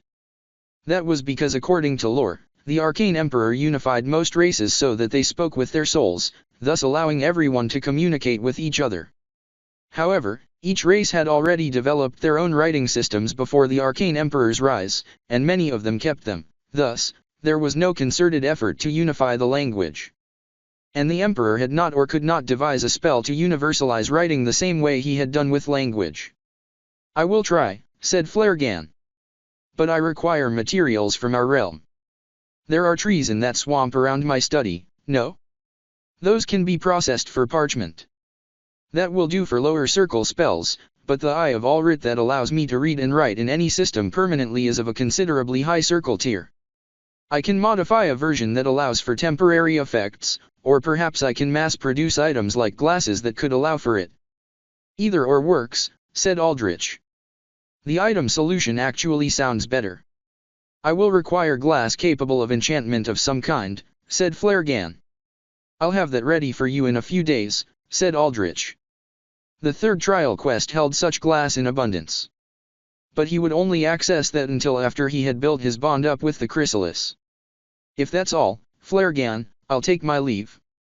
Ah, one more thing, O Elder. Flaregan showed Aldrich his phone screen with surprising aptitude. Aldrich had thought Flaregan would have fumbled about with the phone like old people do, but he had adapted very quickly. Aldrich saw pictures of two statues held inside large metal cargo crates. One made of blood-red crystal housing a humanoid shark within. Another a statue of stone depicting a man reaching desperately upwards, as if drowning and clawing out to air. The shark variant from the battle against the Fishman and Fletcher from Blackwater respectively. What will you do with these? Said Flaregan. I can't raise shark anymore. Kairos' crystal venom damages the corpse at the cellular level, so the corpse isn't stable enough for undeath. But the crystal construct can be detonated as a powerful bomb, so I'll keep the shark statue around for later. Aldrich narrowed his eyes at the picture of Fletcher. As for him, his consciousness is still inside there, trapped in what must be eternal agony. I'll keep him suffering for a little while longer. Until I really need him. Which might be surprisingly soon, considering Aldrich planned on using Fletcher when he took over Blackwater. But at minimum, that would take a week. A week trapped inside a prison of rocky nothingness must have felt almost insanity-inducing already, considering what a few days of solitary confinement could do to the average man. Understood, O Elder, said Flaregan. One more thing, said Aldrich. I have your editor sample ready. Aldrich tapped his chest, where his phylactery was. In response, the chrysalis and Valera materialized in a shower of white particles. Explore time yet, said the chrysalis. She looked around at Flaregan's lab in wonder. So many toys. These are not toys, child, said Flaregan. These are fine instruments of alchemy. You would do well to know the distinction. Squid face. Chrysalis pointed at Flaregan's mouth tendrils. I truly do not deal well with youth, muttered Flaregan. Can you bring out the person you've been keeping in the room, said Aldrich. The one you've been putting to sleep. Okay. The chrysalis closed her eyes and concentrated. She then clapped her hands, and with that, the editor materialized in a flash of white. He fell to the floor of the cargo space with a thump, still snoring in deep sleep. The editor was still dressed up in tattered gray suit from attending Aldrich's party. The last real survivor, though, soon, he would lose that privilege. He's all yours, said Aldrich. Many thanks, O Elder. Flaregan's finger tendrils trembled in sheer excitement as he raised the editor up with telekinetic force. Ah, I do hope that this specimen will be the breakthrough necessary for me to finally merge the magic of our realm and the powers of this one together. I hope so too. Father, what's going to happen to him? The chrysalis cocked her head at the editor altar floating in the air. Will Squidface make friends with him? No, child, I will thoroughly break apart began Flaregan before both Aldrich and Valera stared at him with judging eyes, stopping him from going on about how he was going to dissect and brutalize the editor. I get it, said the chrysalis. He's a bad guy. You're going to get rid of him. Aldrich blinked in surprise. He knew that if the chrysalis represented the pure side of his soul, then murder and torture were all going to be hard things to swallow for her. For any child, really. As a result, Aldrich kept her away in the boundary. He could sense that unless she actively made the effort, she did not know what was going on outside, so he used the boundary as a timeout space to stop her from hearing the more unsavory things he dealt with. Valera had kept the chrysalis occupied in the boundary, playing with her with hide and seek. That kept the chrysalis from trying to hear Aldrich's conversations. But it seemed as if the chrysalis was fine with it all. On second thought, Aldrich recalled that she had seen the butcher in his eternal torment in the basement. She had not had a strong reaction then as well. Are you okay with that? Asked Aldrich. The chrysalis nodded. I want to help lots and lots of people, but I also know bad things happen to bad people. Aldrich felt a sense of déjà vu. Bad things happen to bad people. This was exactly what he had said when he was a kid. What he had believed. And it was because that belief in some sort of karmic justice, had been shattered with his parents' deaths that he in large part turned into who he was today. I just don't know. Was he a bad person? The chrysalis asked Aldrich. Yeah. He was, said Aldrich. Okay. I trust father the most. So I don't feel too bad then. The chrysalis nodded, swishing her crystalline white tail from side to side. Aldrich felt strongly then what should have been obvious. The chrysalis was not human. She never had been. Even if she approximated a human's soul, fundamentally, she was not one. As a variant, the chrysalis's instincts meant she could take life and death in stride. Every animal knew how to kill or be killed. He could tell now that her instincts were strong enough that if she had to fight and kill, she would. Especially when it came to bad guys. Basically, if she saw bad guys dying or suffering, if she had to even take one down, then that was simply the way things were. Explore time. The chrysalis tugged at Aldrich's pant leg. She smiled sweetly. Enough thinking, let's go. Let's go, Aldrich nodded, beholding the chrysalis's smile. He did not mind her indifference to death when it came to bad guys. He himself found it difficult to care much at all considering his status now as a lich. Rather, he found it convenient. Less need to tiptoe around the chrysalis's innocence, at least when it came to the rather morbid topic of killing. Perhaps the Death Lord was indeed right, said Valera as they all left the truck. She looked down at the chrysalis happily skipping along across the dry desert brown earth. Perhaps she is far stronger than we think. I think so too, confirmed Aldrich. I'm strong, said the chrysalis, confident. Her eyes were wide as she looked around at the nomad compound all around her. The early dawn sun modestly shone its rays through veils of clouds, dimly lighting trucks and motorcycles and cars that the chrysalis wondered at. There were a few nomads here and there moving about, some smiling and waving hello to the chrysalis, with her waving back with enthusiasm whenever she could. By now, Aldrich noticed, he was known enough that the nomads did not care that he wore a suit. That none of them showed any hostility to him probably also indicated that he was generally well received among them. Where are we going? Asked the chrysalis after she was done waving another round of hellos. A place to get you a name, said Aldrich. He stopped in front of the towering wheel structure of the Waniado. Aside from Desmond, the other nomad chiefs had not left just yet, though they were prepping to do so very soon. Z was still here, and that meant she could create a SID for the chrysalis. Which was also an opportunity to give her a proper name. Inside the Waniado, Aldrich and Valera sat around the meeting table with Z across from it. Are the lights always this dim with you technos around? Said Aldrich. The only light in the entire room came from a few white circles in the ceiling, and it was obvious that they had been intentionally dimmed down enough where everything and everyone cast long, droopy shadows. Whenever we deep dive into the cyberverse, our senses go out of tune with the material world. Our body temperature rises dangerously, and even one little disturbance might tip us over into melting our brains. That disturbance might be bright, flashing lights. So, we prefer to keep things dark, explained Z. Like night creatures. How relatable, said Valera. Spooky. The chrysalis looked at the shadow she cast across a wall. She moved her tail around, making its shadow undulate like a living creature. But fun. Now then, said Z as she leaned forward on the table, clasping her hands together. Her eyes shone a bright purple as she looked at Valera, then at Aldrich. What are you here for? We need a SID for her, Aldrich nodded towards the chrysalis. Same grade as the one you gave me. Enough to easily walk around in Tier 1 cities without getting discovered. That can be done. Any preferences? Z watched the chrysalis. How do you want me to build up her past? Is she an orphan you adopted? Was she a street rat? Nomad?